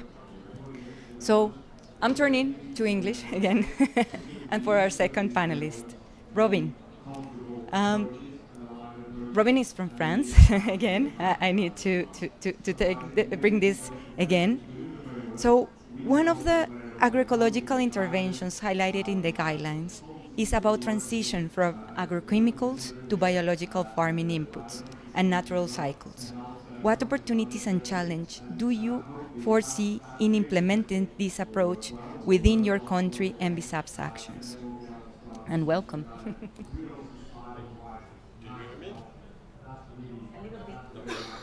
I can share this one. Let's switch. Better? Okay. Thank you. Thank you. And thank you for the previous speaker. It's very inspiring way of doing the things, and hope we can do as better as you did. So in France, we already had a previous agriculture minister who pushed agroecology into the political dimension, and so for the handbook, and because I had the privilege to take a look before its publication, what's very inspiring, and I think we can benefit also from the GBF with this systemic approach. Agroecology can contribute to several aspects on the GBF and on the NBSAPs on several levels, and I think this is fundamental, because you cannot move from one system to another by only picking one piece at a time. So, for example, what we try to do into NBSAP is to inject in at every level what can help to get a new transition and to involve all the level of society. So, for our NBSAP elaboration, we have a special committee to have all the stakeholders involved to be able to bring all the necessary elements to have this sound politic. And so we have researchers, for example, to bring all the knowledge and the technical aspect for the agricultural practices, for example. But what's also important is, because it's all of a society approach, as you said, for the farmers, for example, we have to also modify the training, because there is a long history of agricultural practices that we have to change, but they are the basis of this transition. So involving the schools and all the training people was very important. May I pick one of the example we have in our politic regarding agroecology. We have a pesticide reduction plan that we started in 2008, aiming at reducing half of the use and the risk associated to the pesticide. And so this is a huge challenge. And I want to put an emphasis on the means, on how you can try to have the means to do that. So in France we have a special tax that the farmers who are using pesticide have to pay, so it's called diffuse pollution tax, and this tax is collected by the states and push on one side experimentation to push a new agroecology way of doing things. And so we have networks of farmers who are experimenting things, and other networks of farmers who are trying to take out this experiment to apply that at a larger scale. And this is fundamental, because in agriculture we have to give examples, because some farmers are very reluctant to have their practices evolving. So the example is fundamental, and so this we're speaking about more than 200 million euros that can help to this. So on one part it also finance the transition to organic agriculture, so which is really the action on the field, and also it's financing also research, which is also fundamental. So this is, I think, one kind of example of sound financing aspect, because as much as you use pesticide, it will help not to use them. So this is one testimony I want to share with the room. Thank you. It's working. Thank you very much. You can keep that. You give us the arena to talk to Esther. Esther is the General Secretary, represents more than 13 million of small-scale farmers, family farmers, in 16 countries in Asia. So she knows what she's talking about here, right? So we want to ask you, farmers' participation is key in this process of MBSAPs. We're talking about changes that directly affect them. We're asking them to change. So let me back to this. So what can they bring to the table? And also, what are the barriers that are preventing farmers' groups for actively participate in this MBSAP process? Good afternoon, everyone. I think, again, I can give you this one. Good afternoon, everyone. Great.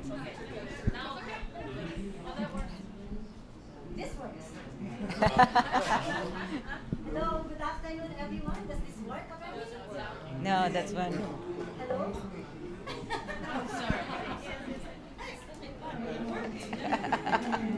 I can talk voice if it's not working. This is working. Okay. Again, good afternoon, everyone, and thank you for the question. And to answer the question, I would like to give 3 messages.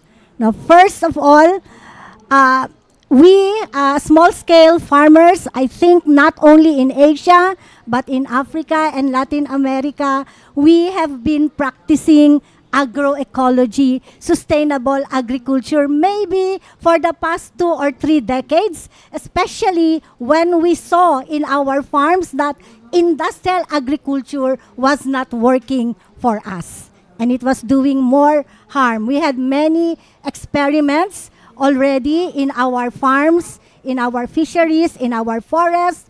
We were doing integrated, diversified, organic farming, sustainable fishing, agroforestry, sustainable livestock, and pastoralism. That is why we are very happy with the Kunming Montreal GBF. Why? Because I think for the first time, it has clearly target 10, which is about promoting sustainable agriculture. We felt that this was our chance and this was our opportunity to be to contribute to really the work of biodiversity and climate resilience, which is also our goals as a small-scale family farmers. Okay? So this is our chance, okay? Especially because as has been mentioned in one policy brief of the Agroecology Coalition, it is small-scale farmers, fishers, herders, and pastoralists who have been practicing biodiverse agriculture. So second message, but why until now, even if we are practicing this for 2 decades, unfortunately and admittedly so, we are unable to mainstream it. Many farmers still are not transitioning or are not converting to agroecology. We have millions of farmers in our membership, but we cannot claim that everyone is practicing agroecology. Why? Because in the past, many policies and programs and financing do not support agroecology. Let me tell you one example. In our country, in Philippines, we have a National Organic Agriculture Act. Very good. No, but what does the government do when they give subsidies, free fertilizer, they give free chemical fertilizer, free chemical pesticide? Those who are in organic agriculture do not have free organic fertilizer or free biopesticides. And so because this is not the policy of the government, those who are doing organic agriculture are forced or are tempted to go back to industrial agriculture because they do not have support. So how to make the policies and programs and support services favorable for agroecology? So our second message is for the current NBSAPs to very meaningfully engage farmers through their organizations, especially at the country level. We just had a meeting of farmers' organizations this morning with IFAD, and an IFAD person asked us, who are involved in NBSAPs? Only one country, Kenya, is involved. Okay? But what about the rest? Why?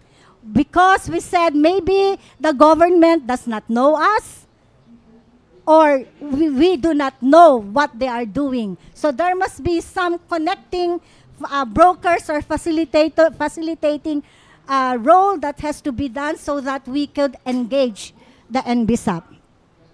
The third is, you talked about financing, and thank you for saying that there must be direct financing, especially to smallholder farmers, and this is also our call, not only in Asia, but also in Africa and Latin America. When we had a meeting this morning, we will need direct access to finance so that we can continue on innovating, on researching as co-scientists and as equal partners, and so that we could independently engage and be an equal partner of the government in promoting agroecology. Thank you.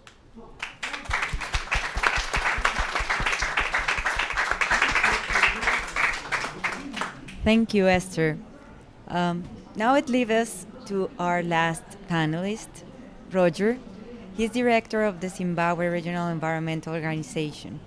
So, Roger, your organization has been engaged in the development of NBSAPs in Zimbabwe and promotes agroecology.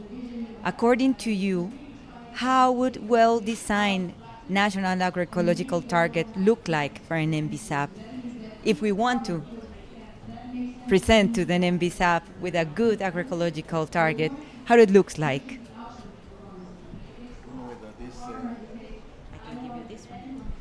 Yeah, Thank you so much. Can I be heard? Yeah. I suppose the whole question is the issue of the transformation of the agro-food systems. In generality, I think in most African countries, it has been a problem where you have your agricultural practices, your agricultural policies, be it subsidies, be it marketing, all in the promotion of commercial type of production systems.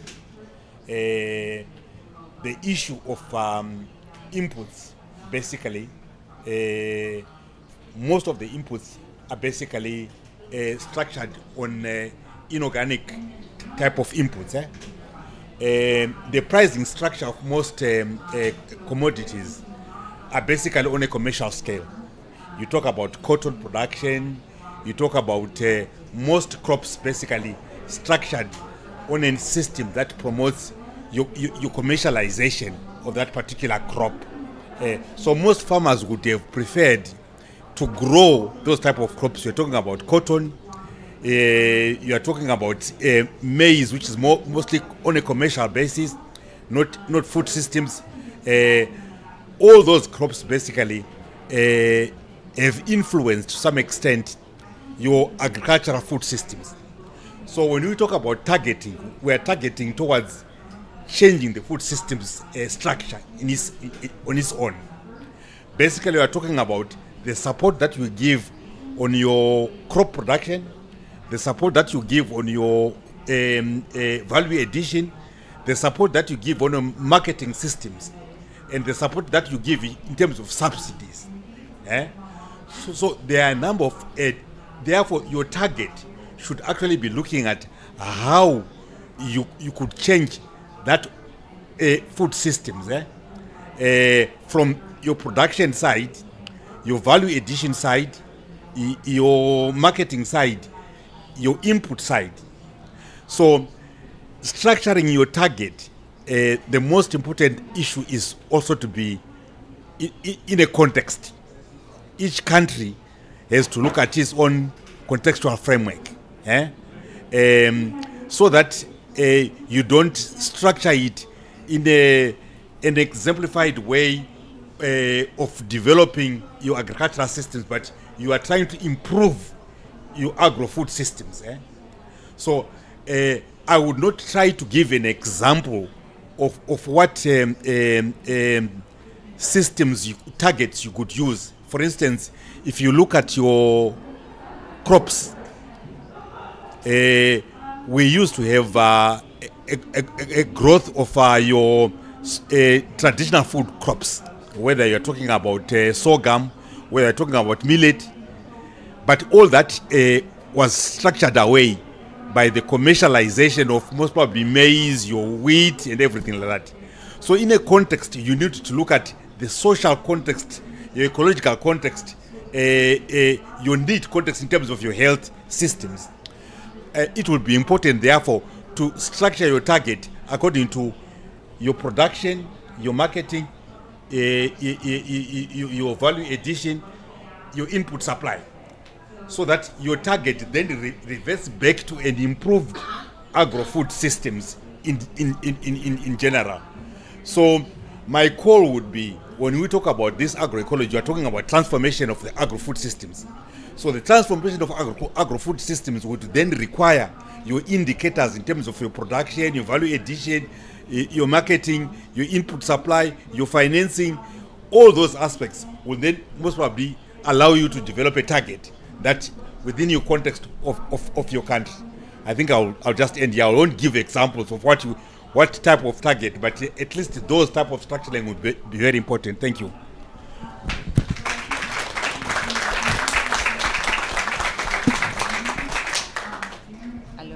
No, I didn't figure out this one. Thank you very much. Thank you for all the panelists. I'm going to take, we're at 9 minutes to finish, but I think that we have a quite interesting panel here, and just to hear you once, it will be a pity. So I just want to react, give you the possibility to react to some of the interventions. or to a final message, or what do you think about the importance of agroecology? So I will give you the word, Vice Minister.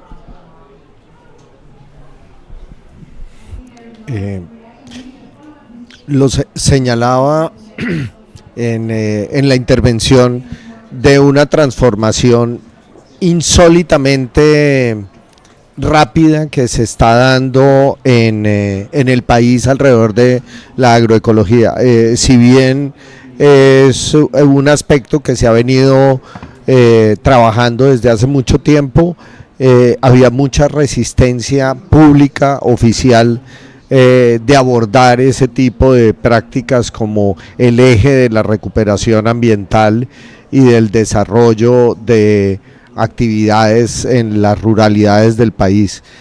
Creo que el gobierno, la visión del gobierno que gira alrededor del tema ambiental, el plan de desarrollo de este gobierno se centró en los ejes ambientales, más la articulación que también no ha sido fácil, no sé cómo ha ocurrido en otros países, pero la articulación entre los ministerios de Agricultura y de Mina y de Ambiente nunca ha sido fácil, y en este gobierno logramos una articulación, logramos hablar de propiedad de la tierra, de zonas de reserva campesina, que son territorios colectivos de campesinos titulados en titulación colectiva, y el fortalecimiento de las tierras colectivas de comunidades indígenas y negras.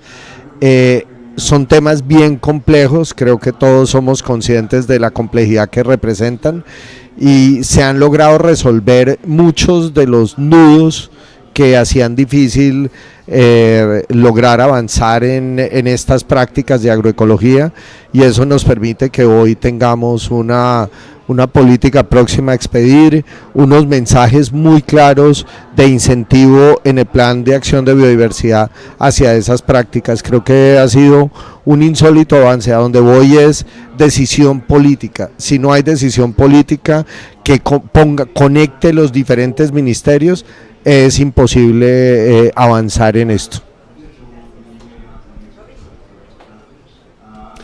Thank you. Okay, so just to finish, I want to say that, as I said earlier, it's like moving from a fuel car to an electric car. You can do it by replacing one piece by another after, while having the car still running. So this is very important to have this systemic approach.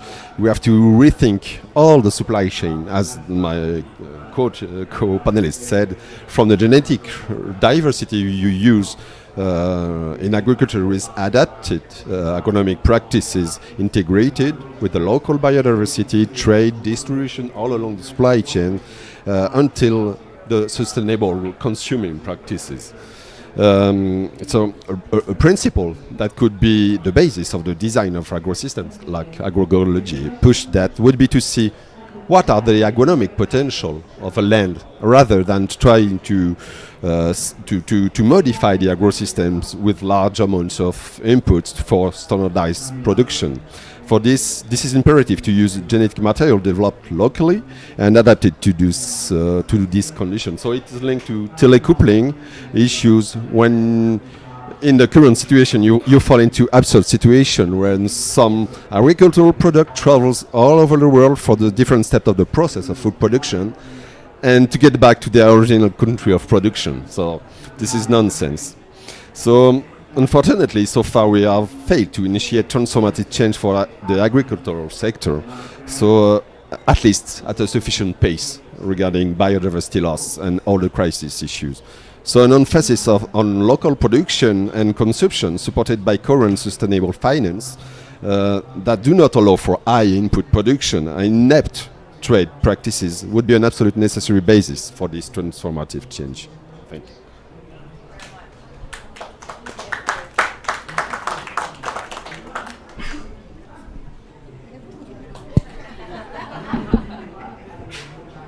Yes, thank you. It is said, and I think we all agree, that agroecology is a science. Okay?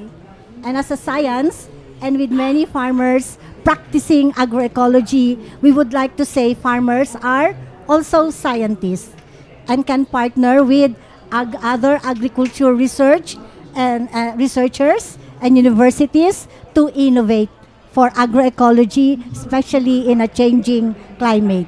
They say that agroecology, we believe that agroecology is also a practice, and farmers have many practices that are continuously being improved to really do agroecology in production, in processing, in marketing, in distribution, and in advocacy for the policies that are needed. And thirdly, agroecology is a movement, and this is what I would like to emphasize.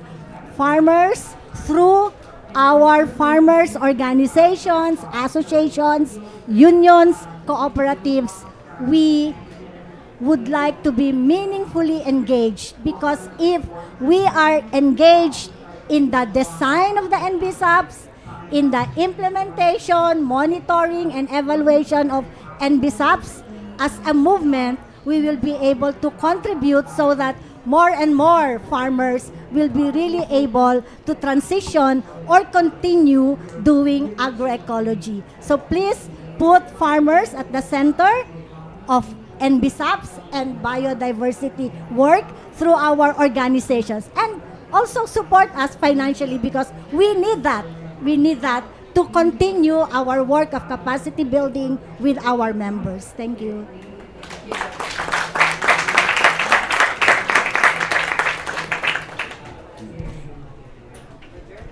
Yeah, just very short.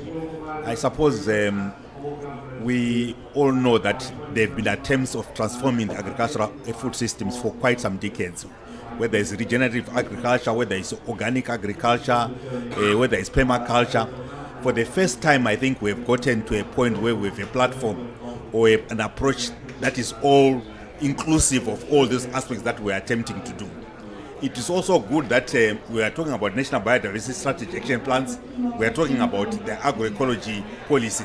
So it will be very helpful to make sure that we utilize these opportunities that are within us to move forward.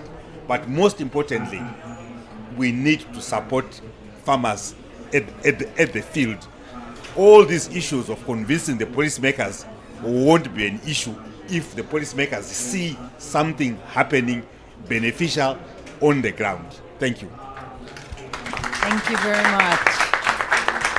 We're about to end, but I want to invite Oscar Alzate from FAO. I think he was. Oscar, welcome, to give the final consideration of this panel and about the guidelines and agroecology. Welcome, Oscar. Bueno, no, muchas gracias por la invitación. En nombre de FAO, señor viceministro, ¿cómo ha estado? Me gusta volverlo a ver, a todos y cada uno de los participantes. Bueno, FAO hará parte y hace parte de esta iniciativa NBSAP, y en Colombia estamos trabajando no solamente desde una visión de la agroecología, sino como apuntan desde África, desde una visión de los sistemas agroalimentarios, trabajando el concepto de agroecología en cada una de las iniciativas que trabaja FAO en territorio, incorporando la biodiversidad no solamente de plantas y animales, sino de los microorganismos de suelos. Empezamos por la recuperación de la base de la posibilidad de la producción agroalimentaria, que es el suelo. Por lo tanto, en lo primero que trabajamos es en esto, e incorporando una cantidad de la mayor diversidad posible desde los contextos culturales y territoriales que se puedan con las comunidades, generando también en el país una red de agricultura agroecológica en sistemas agroalimentarios. Y la otra visión que creo que la mayor parte de los participantes han comentado es la necesidad de una intervención integral con los productores del país, y donde está hace presencia FAO. ¿Esto qué es? No solamente tocar los temas de la producción propia de cada finca, de cada sistema productivo, sino cómo se relaciona esto con el ecosistema en el que está representado. Creo que los panelistas han expresado claramente la necesidad, siguen habiendo, y Colombia afortunadamente está haciendo una apuesta muy importante en incentivos para esta transformación. Deberíamos motivar a que hayan los recursos suficientes para hacer esta transición que hace parte de lo que nuestro presidente ha denominado la transición energética, porque la producción de los agroquímicos está vinculada a un sector de la producción energética y estamos hablando de esa transformación. Creo que las apuestas aquí presentadas y las reflexiones que nos han hecho conducen a una voz, a una de aliento y esperanza para el planeta y para la humanidad, de poder conducir a este planeta por los mejores senderos, y los mejores senderos no solamente es la agroecología, sino los sistemas agroalimentarios y el vínculo que tienen los sistemas agroalimentarios con la conectividad ecosistémica en donde se hace la producción agrícola. Muchas gracias. Thank you very much. Just past 2 minutes, I just want to thank all the panelists. Thank you all for coming and give you 3 takeaway message. Understand the many pathways and opportunities for integrated agroecology. There's not a silver bullet. There's different ways to do it. Second, it's crucial to include agroecology in the interventions, but also in an entire food system way. Don't forget, we have talked about production, but also in consumption. There's a lot of things to do. So let's keep it in mind. And finally, to highlight what you already highlighted with the intervention of the Vice Ministry, we need, for success, to change, to do foundational change. Strong policies, effective financial mechanisms, robust monitoring frameworks, clear governance, and enhanced capacity and institutionality. So thank you again. Thank you for the partners. Thank you for all of you, and have a very nice evening.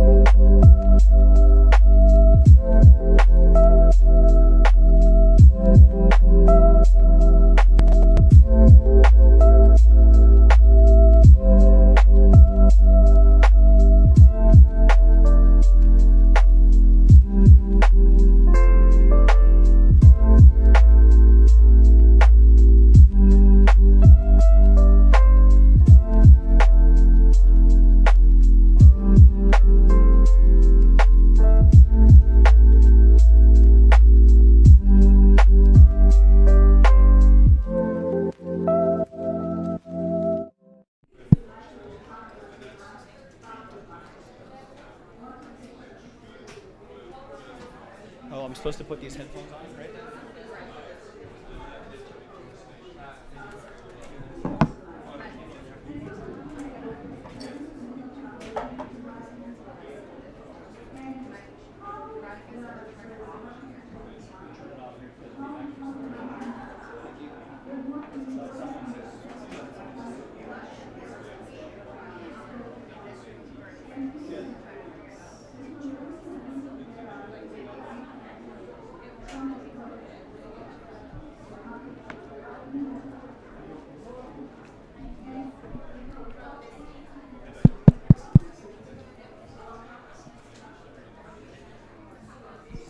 Okay.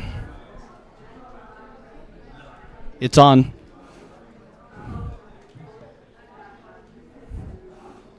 Can you hear me? Perfect. Okay, everyone, we will get started. If you haven't, I suggest you take these earphones because we get a lot of noise from the adjacent session. And this way you'll be able to hear it amplified in your headset as we get going. All right, so thank you for coming to this session. It's called Lasting Change at Scale for Biodiversity. How do we amplify corporate action in landscapes? We have a two-part session. We will start with some brief presentations from colleagues of mine at the Nature Conservancy, and I'll introduce us all in a minute. And then we will get a really great panel with a number of leading corporates in this space, and we will try to keep it interactive and give lots of time for you audience members to ask questions, to engage with the panel. So keep your ideas ready and get ready for a good discussion. My name is Michael Warenen. I lead corporate engagement for food and fresh water for the Nature Conservancy. We are a global conservation organization in 80 countries. We are one of the sponsors here of the Nature Positive Pavilion, and we have been present here in Colombia for about 30 years. So really happy to be seeing this Cali COP taking place in a country and in a landscape that matters so much for us. I'd like to introduce my first two panelists. We have Marissa Balfour. Do I hit this? Yeah, okay, here we go. Marissa Balfour, who is a biodiversity and nature lead on our corporate engagement team at the Nature Conservancy. And then she will be followed by Andres Zuluaga. Andres is the conservation director for TNC's Colombia Country Program. So with that, I will cede the floor to Marissa for an initial 5-minute framing here on landscape initiatives and best practices in that space. Thank you, Marissa. Can you all hear me okay? Great. Yeah, thanks so much, Mike, and thank you all for coming to our cozy little session here today. So I'm excited to talk to you about some research my team has been doing on the topic of landscape initiatives and how they show up in the corporate nature and climate standard space. So we're currently still working on this report. We expect to launch it early next year. And what we really wanted to do was that we know that landscapes are important for shared goals for people, biodiversity, and nature. And we know that companies are working to do more to address their own impacts and contribute to shared outcomes. And so we wanted to just see how these things fit together. So my colleague and I have been working on this report. So what is a landscape?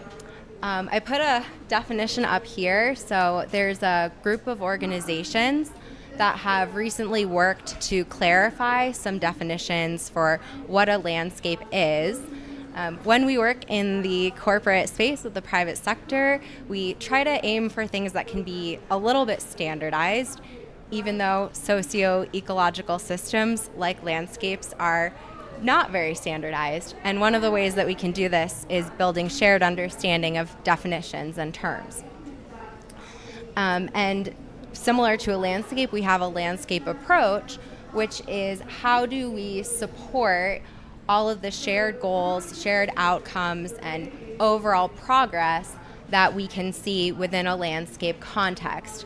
And so this is a report that we contributed to that's launching in just a couple of weeks that outlines some really clear criteria to understand what good looks like for a landscape initiative as an ambition, knowing that any effort to support landscapes is a good effort, and that it's important to support landscapes at all levels of maturity. So why are landscape-based approaches important? Well, they align a bit more with the reality of ecological systems on the ground. With carbon, even with carbon, we tend to think of it as very site-based, easily quantifiable, but that's not true with ecological systems, including climate systems even. Landscape approaches also drive collective action. They provide clarity because of the shared goals, shared objectives. They more closely align with complex value chains where you might not know exactly where a company is sourcing the exact plot of land, but you might know the general region that a material is coming from. And landscape-based approaches support adaptive management, where we know that goals may change over time, we learn, we adapt, and that's how we make progress. So these are key takeaways, some of the key takeaways from our report. We know that landscape approaches are integral for people, biodiversity, and our planet. We need to amplify them within the private sector efforts on nature. Landscapes are also really important in supporting alignment and contributions with local and national objectives, including the national biodiversity strategies and action plans that you might have heard a lot about this week. And landscapes are really important for integrating across both the climate and the nature space, which are often considered quite separately, but this is a way to see them, in parallel.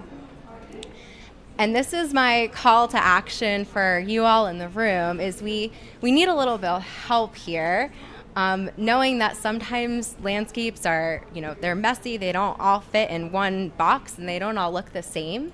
So how can we normalize contributing to landscape scale ambitions in a credible way that will be acceptable for those that are used to different types of standards when it comes to disclosure and assurance? So this is a key area.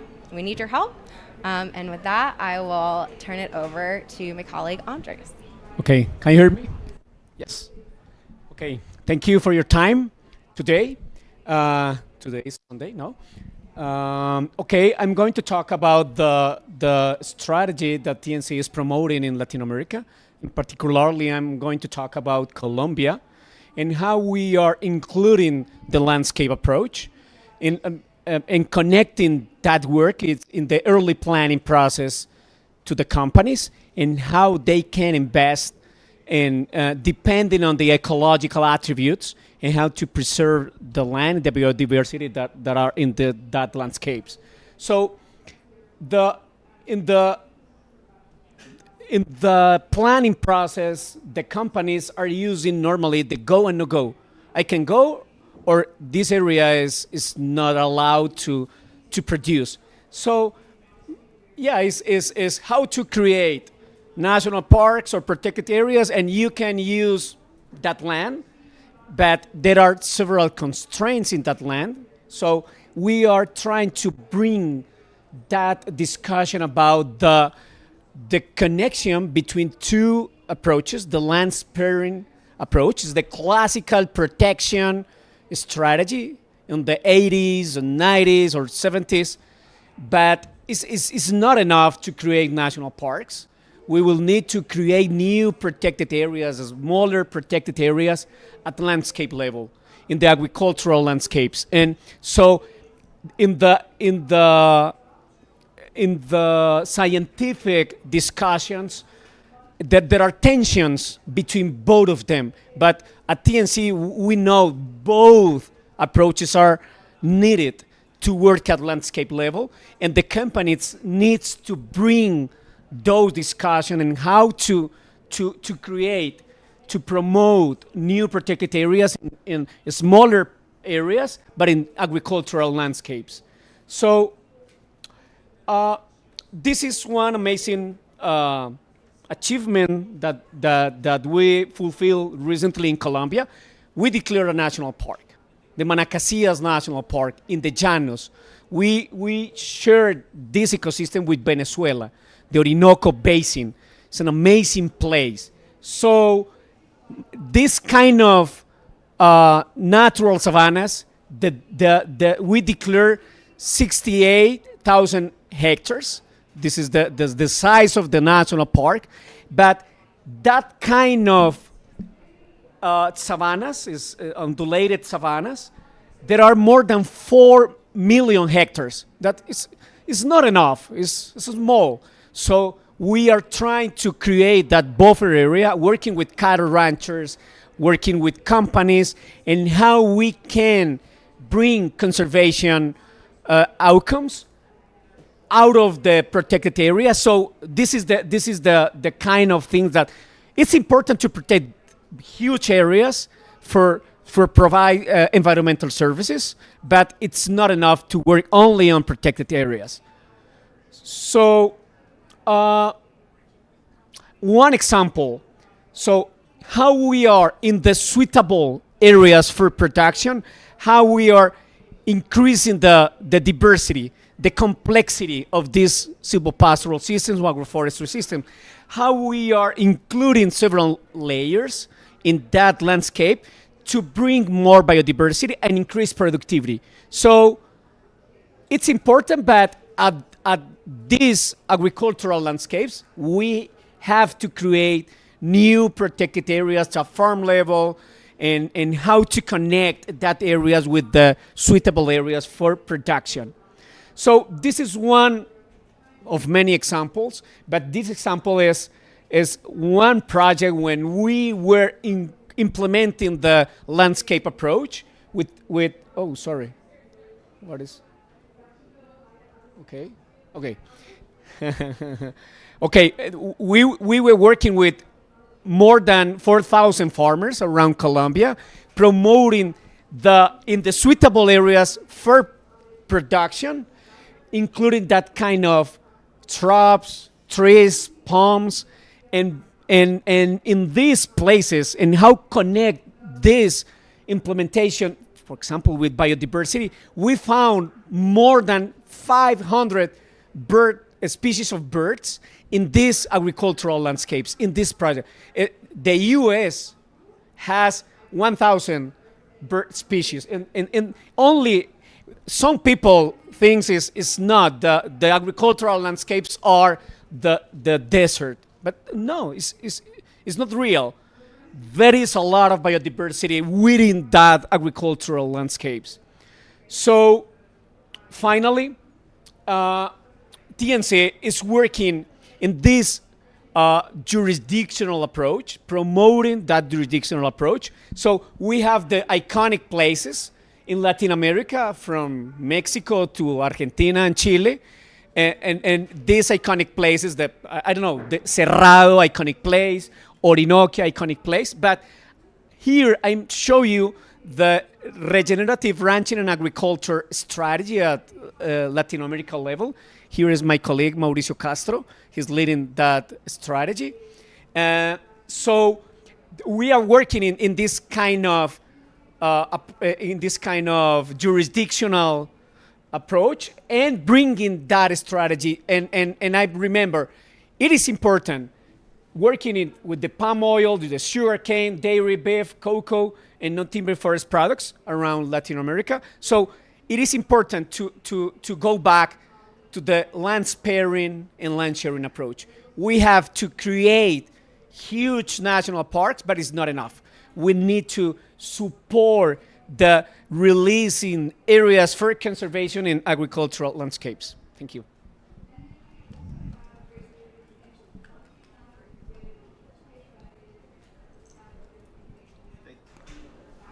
Thank you both.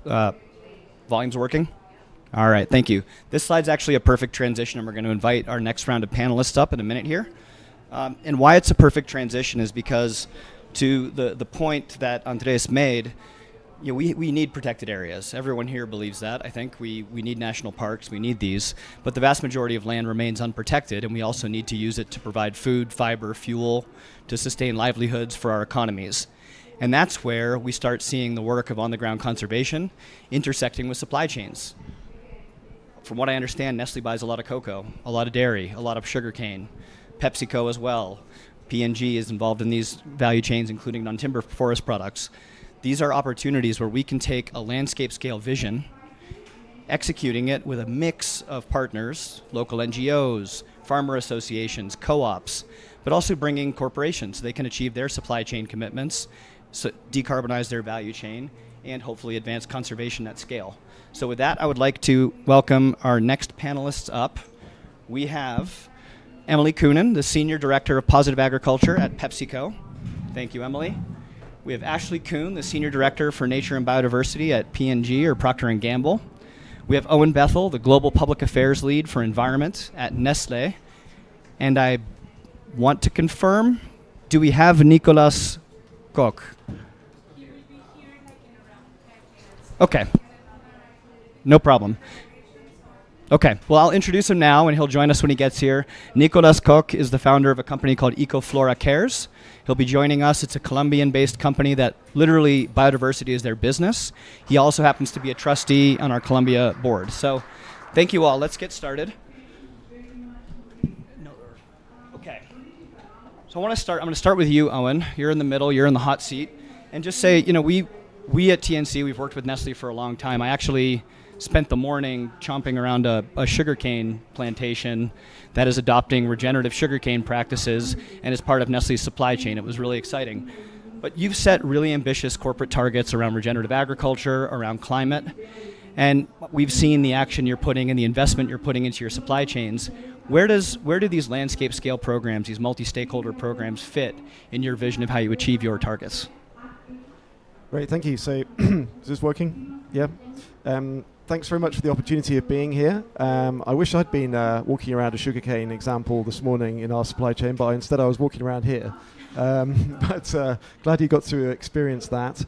At Nestle, we have a set of global commitments on climate and nature, which have basically informed our strategy from about 2019 onwards. So, first thing we did was to commit to net zero. Then we followed that up with a detailed roadmap, including a commitment to source 50% of our key ingredients from regenerative agriculture by 2030, to ensure we have deforestation-free supply chains for our key commodities by 2022, as it was, and then we added coffee and cocoa by 2025. And that continues to drive our actions on our investment, and we're investing in many different countries around the world, and we're making good progress. And one of the sort of key ways of doing that is through these landscape approaches. So we set a target, again, another target.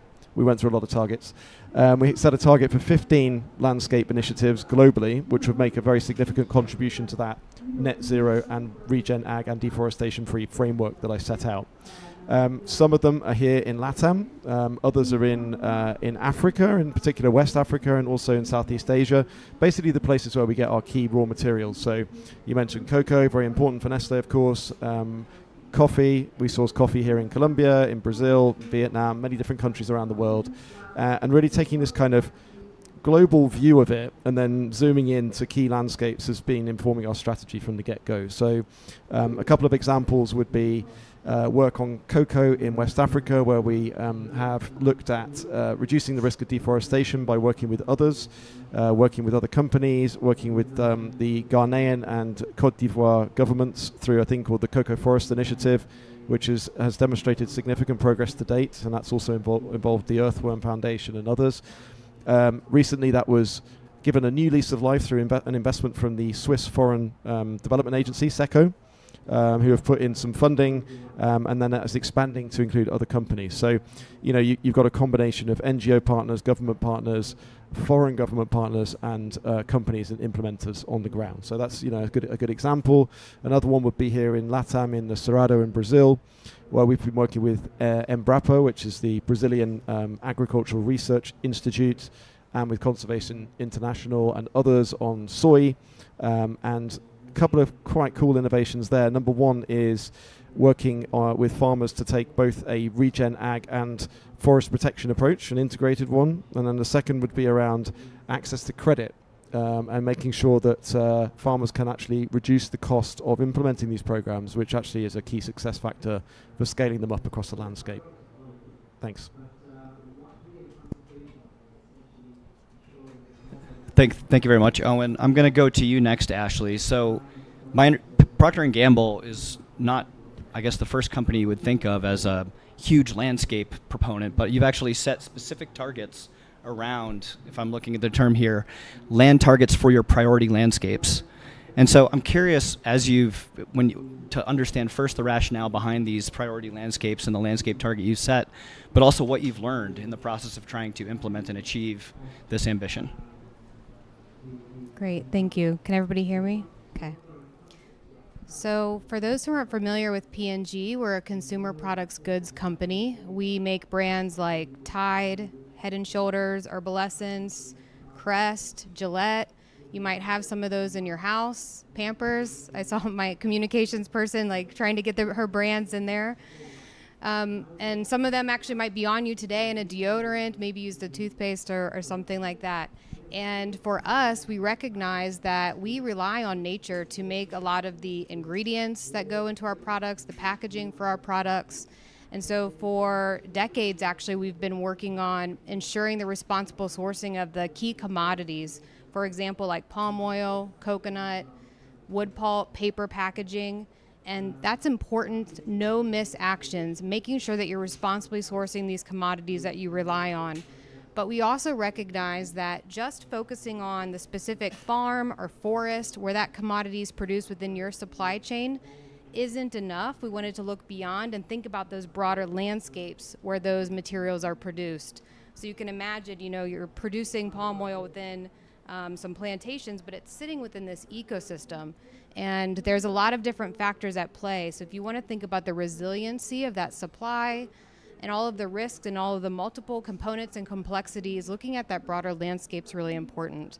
So we set a target to protect, restore, or improve greater than 1.5 million acres of land by 2030, 700,000 hectares for everyone else outside of the U.S., and that was really focused on these priority landscapes linked back to these commodities. And so for us, a really important learning is, one, the importance of partnerships. We're not experts in these places on the ground, and we know that you don't have to start from scratch. There's organizations like the Nature Conservancy that are working in these places.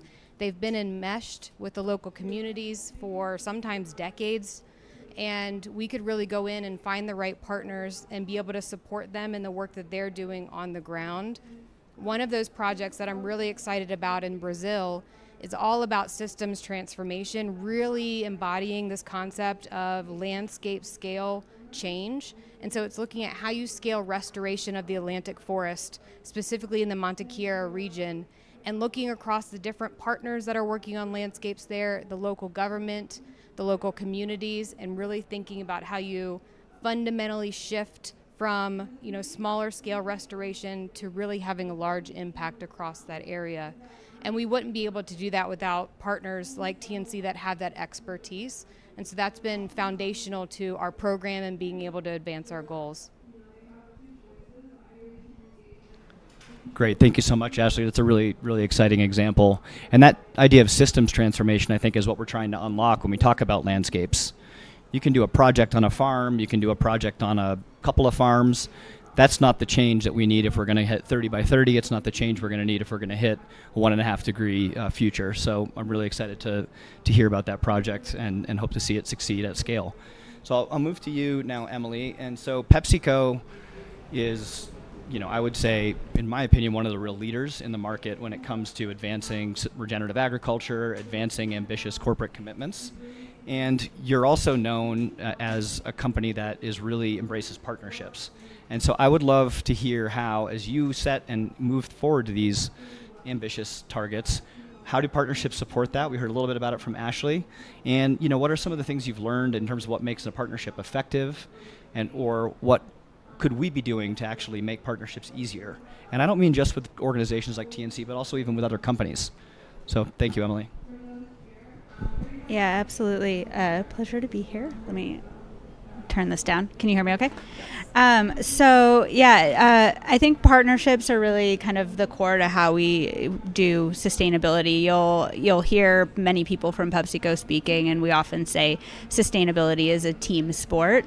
When you look at what our ambition is, not necessarily like the targets, but the point of what we're trying to achieve, it is systems change, food systems transformation, and by definition, that's something that we cannot do alone. And so we have many different types of partnerships with many different types of partners. Just to kind of give some examples, and these aren't specifically landscape approaches, but I think these are kind of like the foundational pieces that do go into a landscape approach. We partner with companies across our value chain, like our suppliers. For example, we're working with ADM in the US, as well as our customers, so we're also working with Walmart there, and then farmer-facing organizations to drive large-scale adoption of regenerative agricultural practices in the US and provide incentives to farmers for adopting those practices and really bringing that kind of whole value chain along in the process. We also work with technical partners, like the Alliance for Biodiversity International and CIAT. With those groups, we developed something called the Climate Resilience Platform, which is it is public, but we've developed it for our internal stakeholders to be able to use to see when you're operating in an area, what do you need to prioritize or focus on for crop resilience in that area. And so these are things like we wouldn't be able to bring just working obviously by ourselves. We need to have that type of expertise coming in. And then we also work a lot with kind of industry associations or these large groups of companies and non-company actors on broader adoption of tools, techniques, definitions, and collaborations to focus on industry transformation. So for example, we work with the Consumer Goods Forum. They have something called a Forest Positive Coalition. That's 21 different companies who have all come together to work on what's called we're calling forest positive commodities.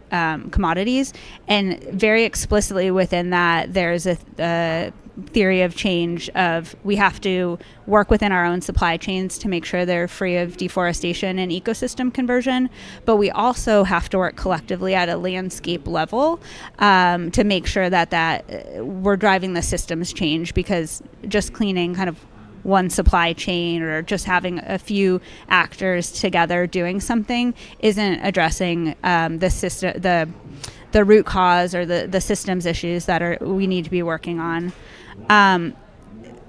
We've done this for many years in our supply chains, and now are really kind of have gone through the same learnings that Ashley and Owen have described. Of we need to take the supply chain approach, but also this landscape approach. And so we're trying to evolve our ways of working to look more at the definitions that Marissa highlighted of how do we enter at a geographic level and not just a supply chain level. And I can share examples of those later. But I think that hopefully gets to your question. Emily, and I see we have our final panelist entering the room. So I'm going to give Nicolas 1 minute here to get set up. And then I've got a question for him. And then I promise to open it up to the floor for questions. So please have your questions ready, and we will have time for a good discussion. Welcome, Nicolas.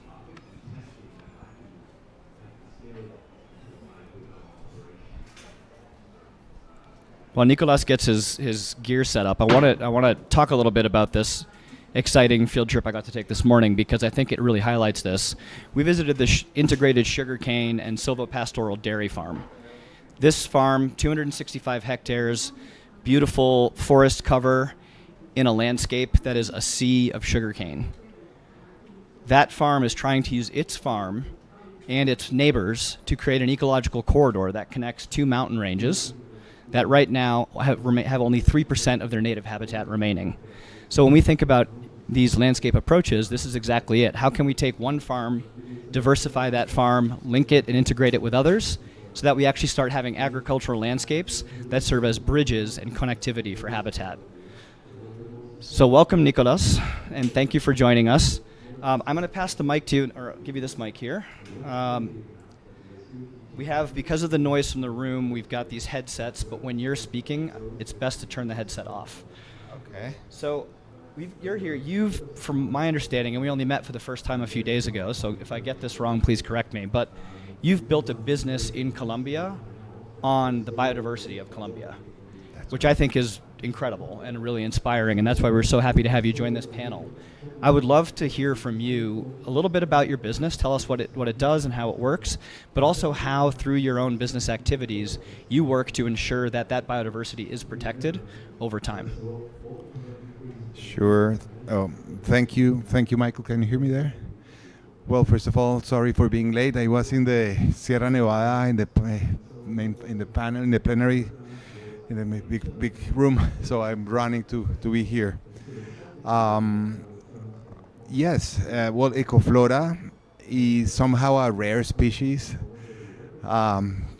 in Colombia. We are essentially a bio-innovation factory that is untapping the economic potential of Colombia's botanical biodiversity, being an interface between local communities, indigenous, Afro-Colombian communities, small farmers in highly biodiverse ecosystems, and we transform botanical resources into high value-added and novel solutions for the global food and bev, personal care and cosmetics, amongst other industries. We conceive Colombia's mega diversity as a living pharmacy of opportunities to resolve many of the challenges that we face as humanity in the form of novel ingredients for pharmaceuticals, new medicines, new food, new materials. And we work hands on hands with rural communities that inhabit some of the world's most biodiverse places, but that coexist with very high indexes of poverty, of environmental degradation, contributing to transform these places where they live, bringing new opportunities, establishing agroforestry plantations out of which we obtain non-timber forest products that we transform. To give you an example, a concrete example, the global food industry referred to the natural blue. You may have heard that blue is the scarcest color in nature. And the food industry referred to blue as the missing holy grail to complete the full spectrum of natural colors. And well, we found it in a tropical fruit tree that grows in Colombia, a sacred fruit for indigenous communities called Genipa americana, huito in the Amazon, jagua in the Pacific coast and other places of Colombia. There's been more spaceship travels to the moon than natural colors being approved, and we recently achieved, after 15 years, this approval. It's the 5th in 30 years.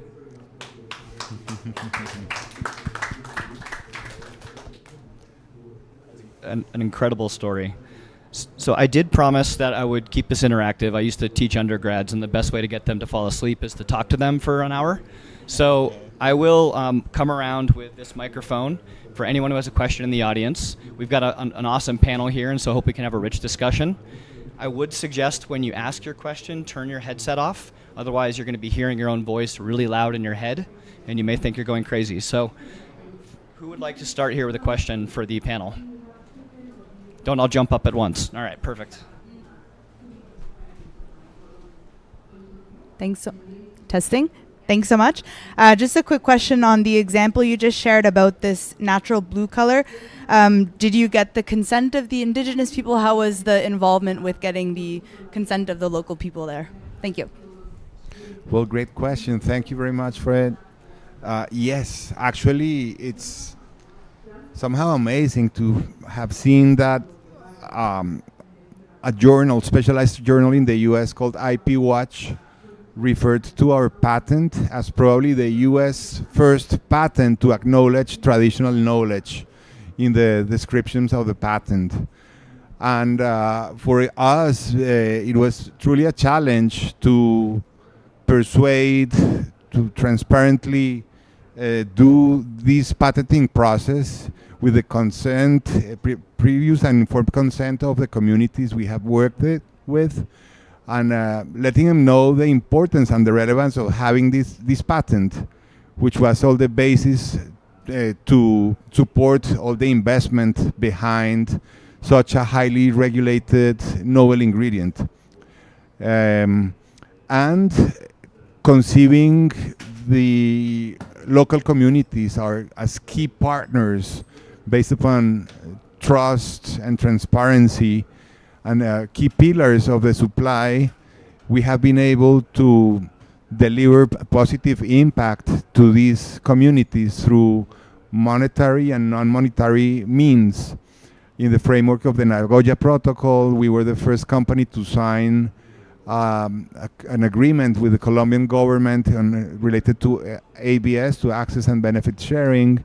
We're paying royalties to the national government with this development, and communities are seeing an improvement in their livelihoods through new income sources, through technical assistance, through diversification of their productive systems, amongst other means.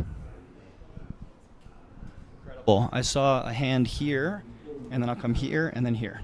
Okay. Hello, thank you. Great panel. Marianne Kettunen, Ellen MacArthur Foundation, working through the lens of circular economy into biodiversity, and of course, big part of that is regenerative agriculture. So my question is, landscape approaches, are there any key barriers remaining, or have you solved them all?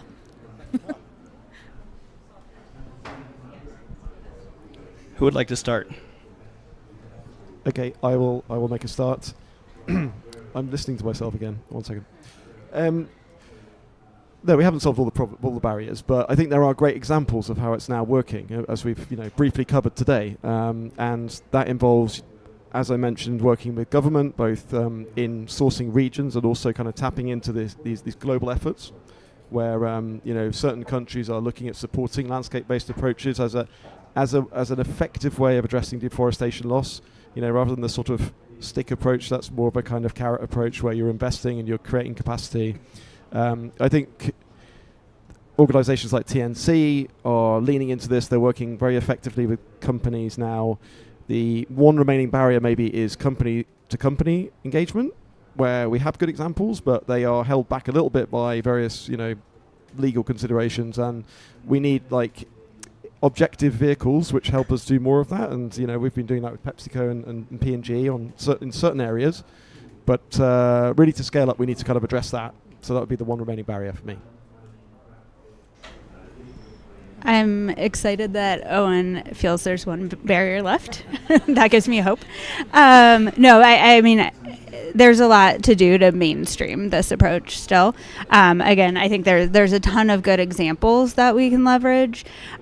Maybe 3 challenges that I was going to highlight is one, I think local capacity to run this. Of course, landscape approaches need to be bottom up. It has to be local, multi-stakeholder, defining what the goals are there, and then corporations like ours can, support them, and donors can support them, but we can't define that.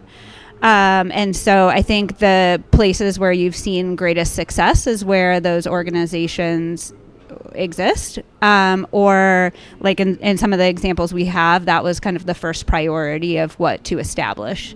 So I think local capacity funding is a huge issue, especially I think whether it's public, private, whatever funding, most aren't set up for this type. So much of the funding out there is looking for a specific outcome. So then you get a mix of, okay, I want carbon benefits, I want people benefits, and it's really hard to bring that together. So if we can kind of just make landscape funding a mechanism, that would be huge. And then the third, and this is very kind of corporate focused, I think to get more companies like ours doing more of this, the enabling environment of recognizing this as kind of a legitimate core part of a company strategy needs to be there. If you look at the various scorecards, frameworks, or just the way companies are evaluated on their sustainability action, it's still supply chain focused. And then landscape action is seen as beyond value chain, and that's so unhelpful. And so if we can really kind of make it the norm of expectations that companies incorporate this as like a central part of the strategy, I think that would help a lot as well. Well, I would like to refer to 6 C's that are challenges but enablers also of these. And in essence, these are consciousness about the importance of a landscape approach, confidence amongst the different stakeholders, trust, collaboration as an essential means, and in particular, give you an example of us as an SME, the need of articulating to many other actors in the territory, with communities, with NGOs, with the local government.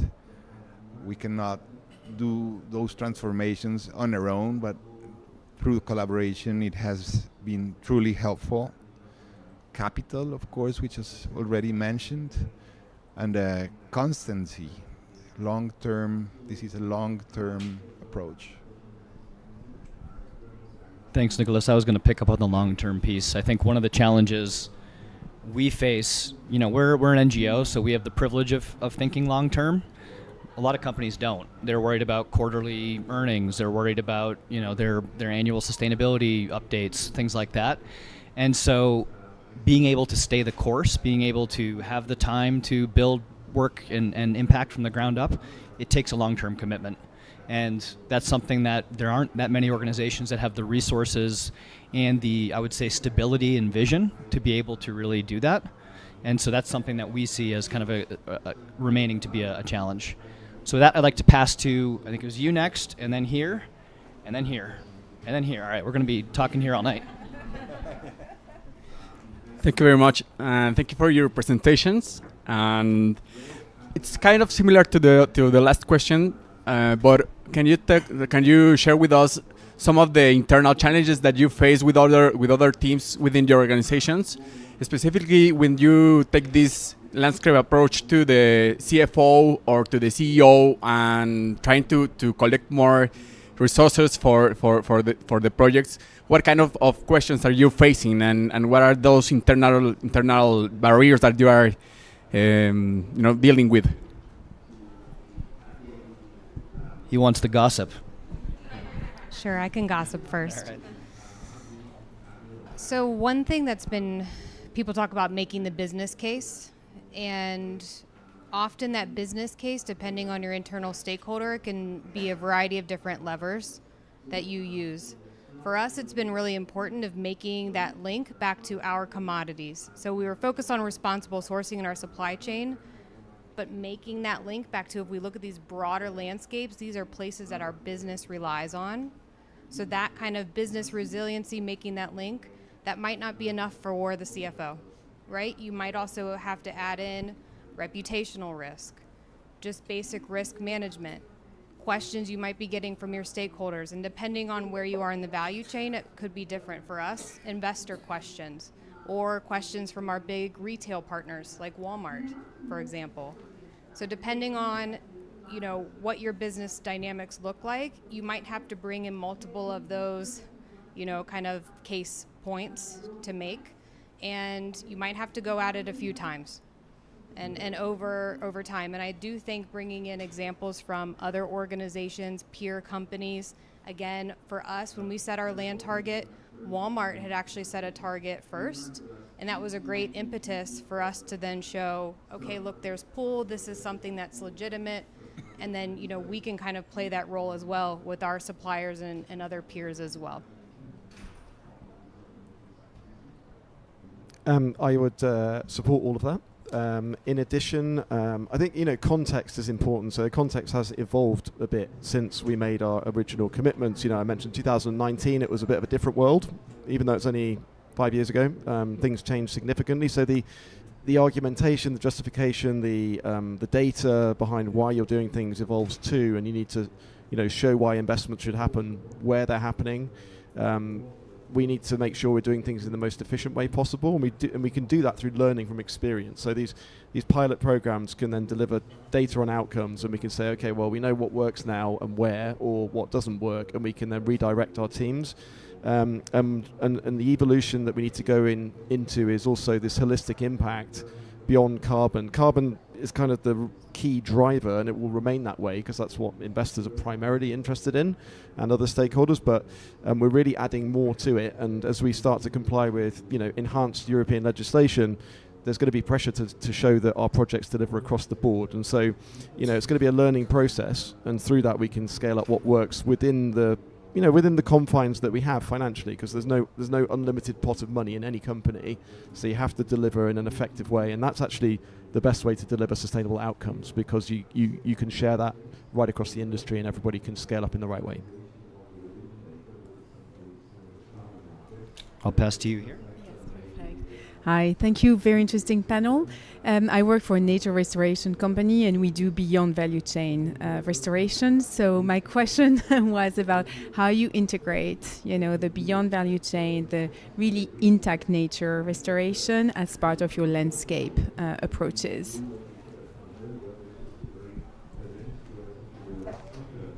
And let me clarify my comments. I have an issue with the terminology because I think it's important to recognize that ecosystems and communities are very much a part of what is happening on a farm or in a supply chain, and so we need to look at that in a holistic way. And so I just want to make sure that people are starting to think about that holistically and not thinking about like, oh, this is mine, and then this is like if I want to do something else good. So that being said, I think all of the landscape approach examples that we have are very much including sustainable production, sustainable protection, however you want to call it, but looking at that, what's happening on farm, what's happening between farms, what's happening beyond the farms, and the relationship between those. So you'll see in almost all of them kind of a mix of actors who are growing different crops, who are working on conservation, who are from the local government doing sustainable land use planning to kind of make that, mosaic images that you saw on the slides at the beginning. Well, in our case, we start with sustainable land use plan with different uses, including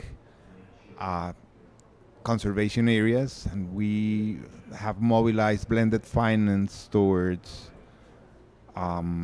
payment of environmental services to conserve these areas, but also through a change in an approach of having productive restoration, not merely a conservationist approach towards restoration, but a blended purpose of bringing in all the environmental and ecosystem services that are being recovered through ecological restoration, but with using also non-timber forest products as part of that ecological restoration. Just maybe pick up on the earlier example from the Orinoquia from Andres. I think the beauty of a landscape approach is that it allows you to look holistically at where the biggest opportunities are for conservation and recognize that some of those will be traditional protection or restoration, and that you can target those efforts while also working on that, productive matrix in between. And so that's, I think, one of the beauties. If you're only looking at, well, I buy potatoes from this farmer every third year, that perspective is going to miss and may not be the most cost-effective way to actually achieve your carbon or water or whatever your broader goal is for that place. So, okay, I think I had a question here first, and then I will go here and here. Yeah, thanks so much. Really interesting panel. I guess my question, and it connects back to something that I think you mentioned, which is around the long-term durability of these investments. And I guess that having seen some of the experiences in even quite developed places and spaces, part of the durability challenge is that particularly where with the vagaries of agricultural commodity prices or indeed other commodity prices, you don't necessarily have that long-term relationship with some of those suppliers in that area. They're switching out of what they're producing as commodity prices go up and down in different places. So what's the operating model whereby you can get into those long-term relationships that survive the vagaries of those commodity price cycles? And I'm not quite sure how it works. I really want to find, I imagine this is a challenge, but I'm really interested to know how you're dealing with that. Thanks.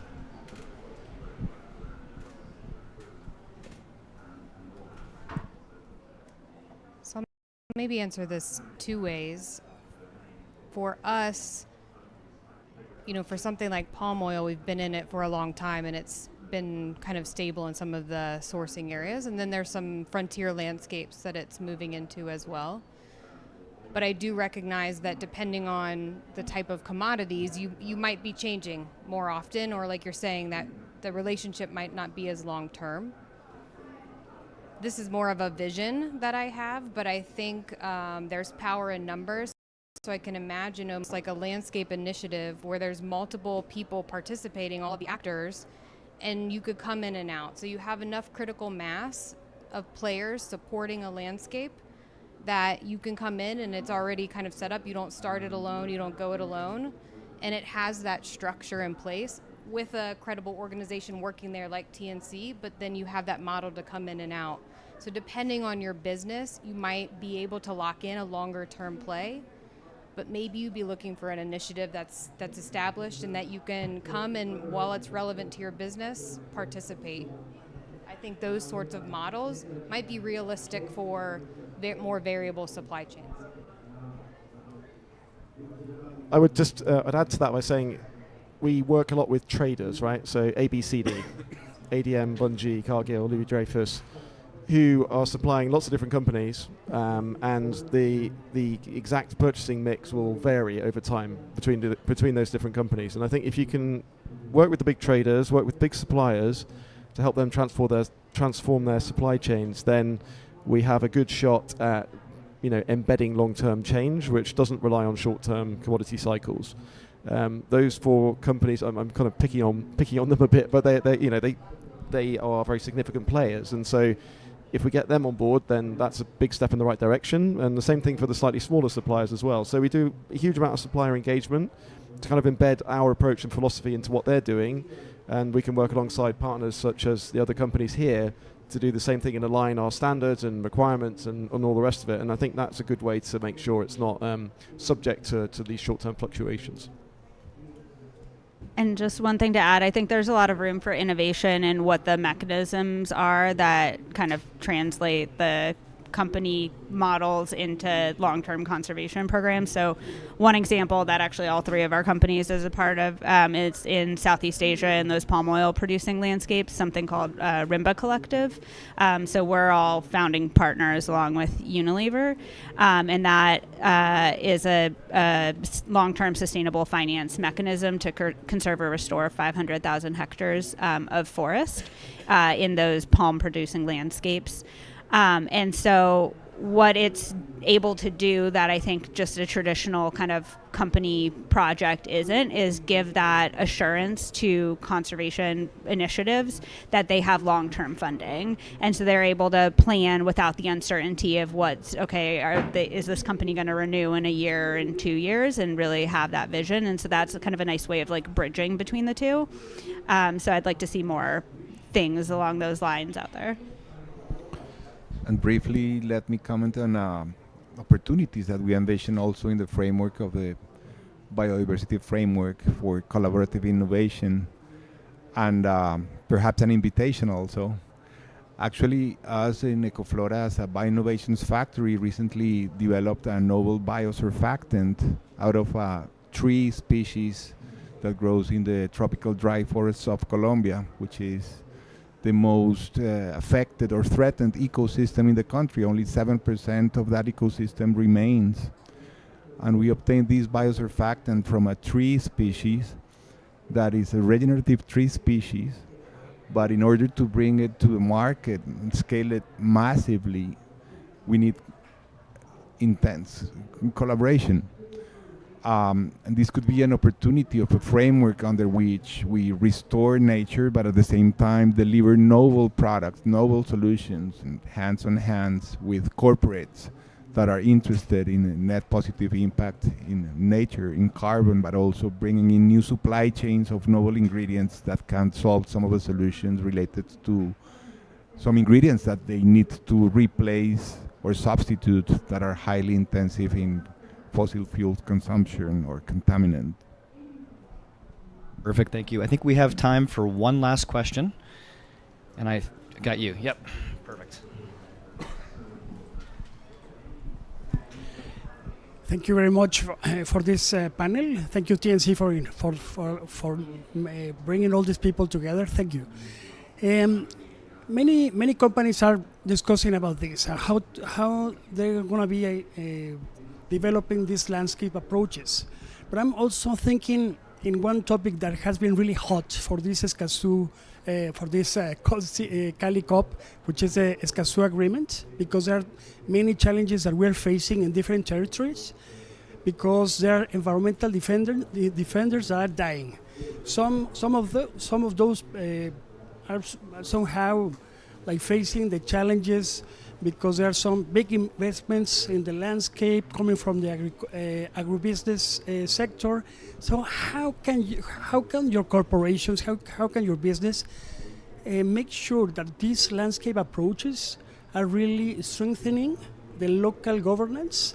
Because this local governance is really going to be making sure that those commodities are going to be delivered in a sustainable way with very risk, because there's not going to be a reputational risk. How do you work together for this? How do you make sure you don't kill people through the value chain? Maybe we can start with that. I think the Union for Ethical Biotrade is a very important mechanism or institution. We are co-founders, founding members of the Union for Ethical Biotrade that since many years ago has been working hands on hands with the CBD to bring in all these aspects, also related to human rights, to access and benefit sharing, to payment of fair prices to communities. And it's company-based or corporate-based organization that brings in transparency in the supply chain of ingredients sourced from biodiversity.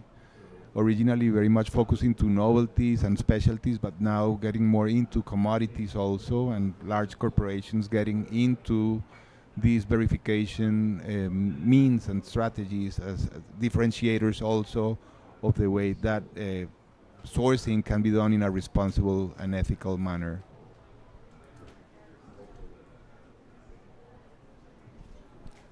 So I can only really speak on behalf of some of the projects that we support, and what I've learned from our partners along the way is a project isn't successful, a nature project, unless it fundamentally includes people, really people at the heart of it.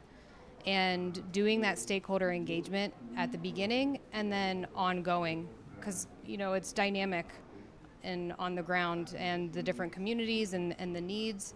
So for me, it can be a multi-year process that I've seen to really get the buy-in, depending on how many communities, how many different local governments. Often there's many different stakeholders that need to be aligned. So the important thing for our team is, one, having enough understanding of what a good project looks like, what good stakeholder engagement looks like, and then finding the partners who are embedded locally that really have an on-the-ground presence and understand how you go about doing the right stakeholder engagement, FPIC, so free prior informed consent, all of those things, doing it the right way, and then managing it ongoing, and knowing that some things could happen and that you have to address them, and having a process for managing grievances, significant incident reporting. I mean, a lot of it's just kind of the long-term governance, and knowing that you are going to put people first when you're doing a project. And so for us, it's having enough knowledge to then make sure we know what good looks like, and then being part of that process along the way. We're nearing the end here. You can have 30 seconds if you'd like. Well, I'll just add to that we have at Nestle, we've developed quite quite a strong global governance process on human rights due diligence over the years, which preceded legislation, which is now coming in. And, some of that was due to controversies, right? Because we were a company that was quite often in the spotlight, and that helped generate a culture of, we need to assess risks early. We need to do this before the rules come in, because we know it's there, and we need to have the right systems in place to address it. So, that there's a kind of global level of good governance to put in place around due diligence, action plans, having it embedded into targets, objectives, and to people's mentality as well at the global level.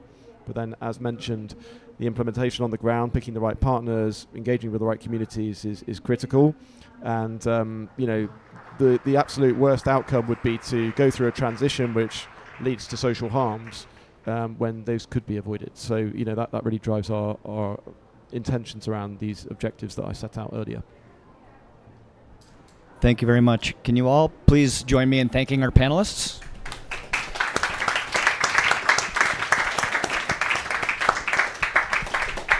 Thank you for coming, and thank you for some great and really thought-provoking questions.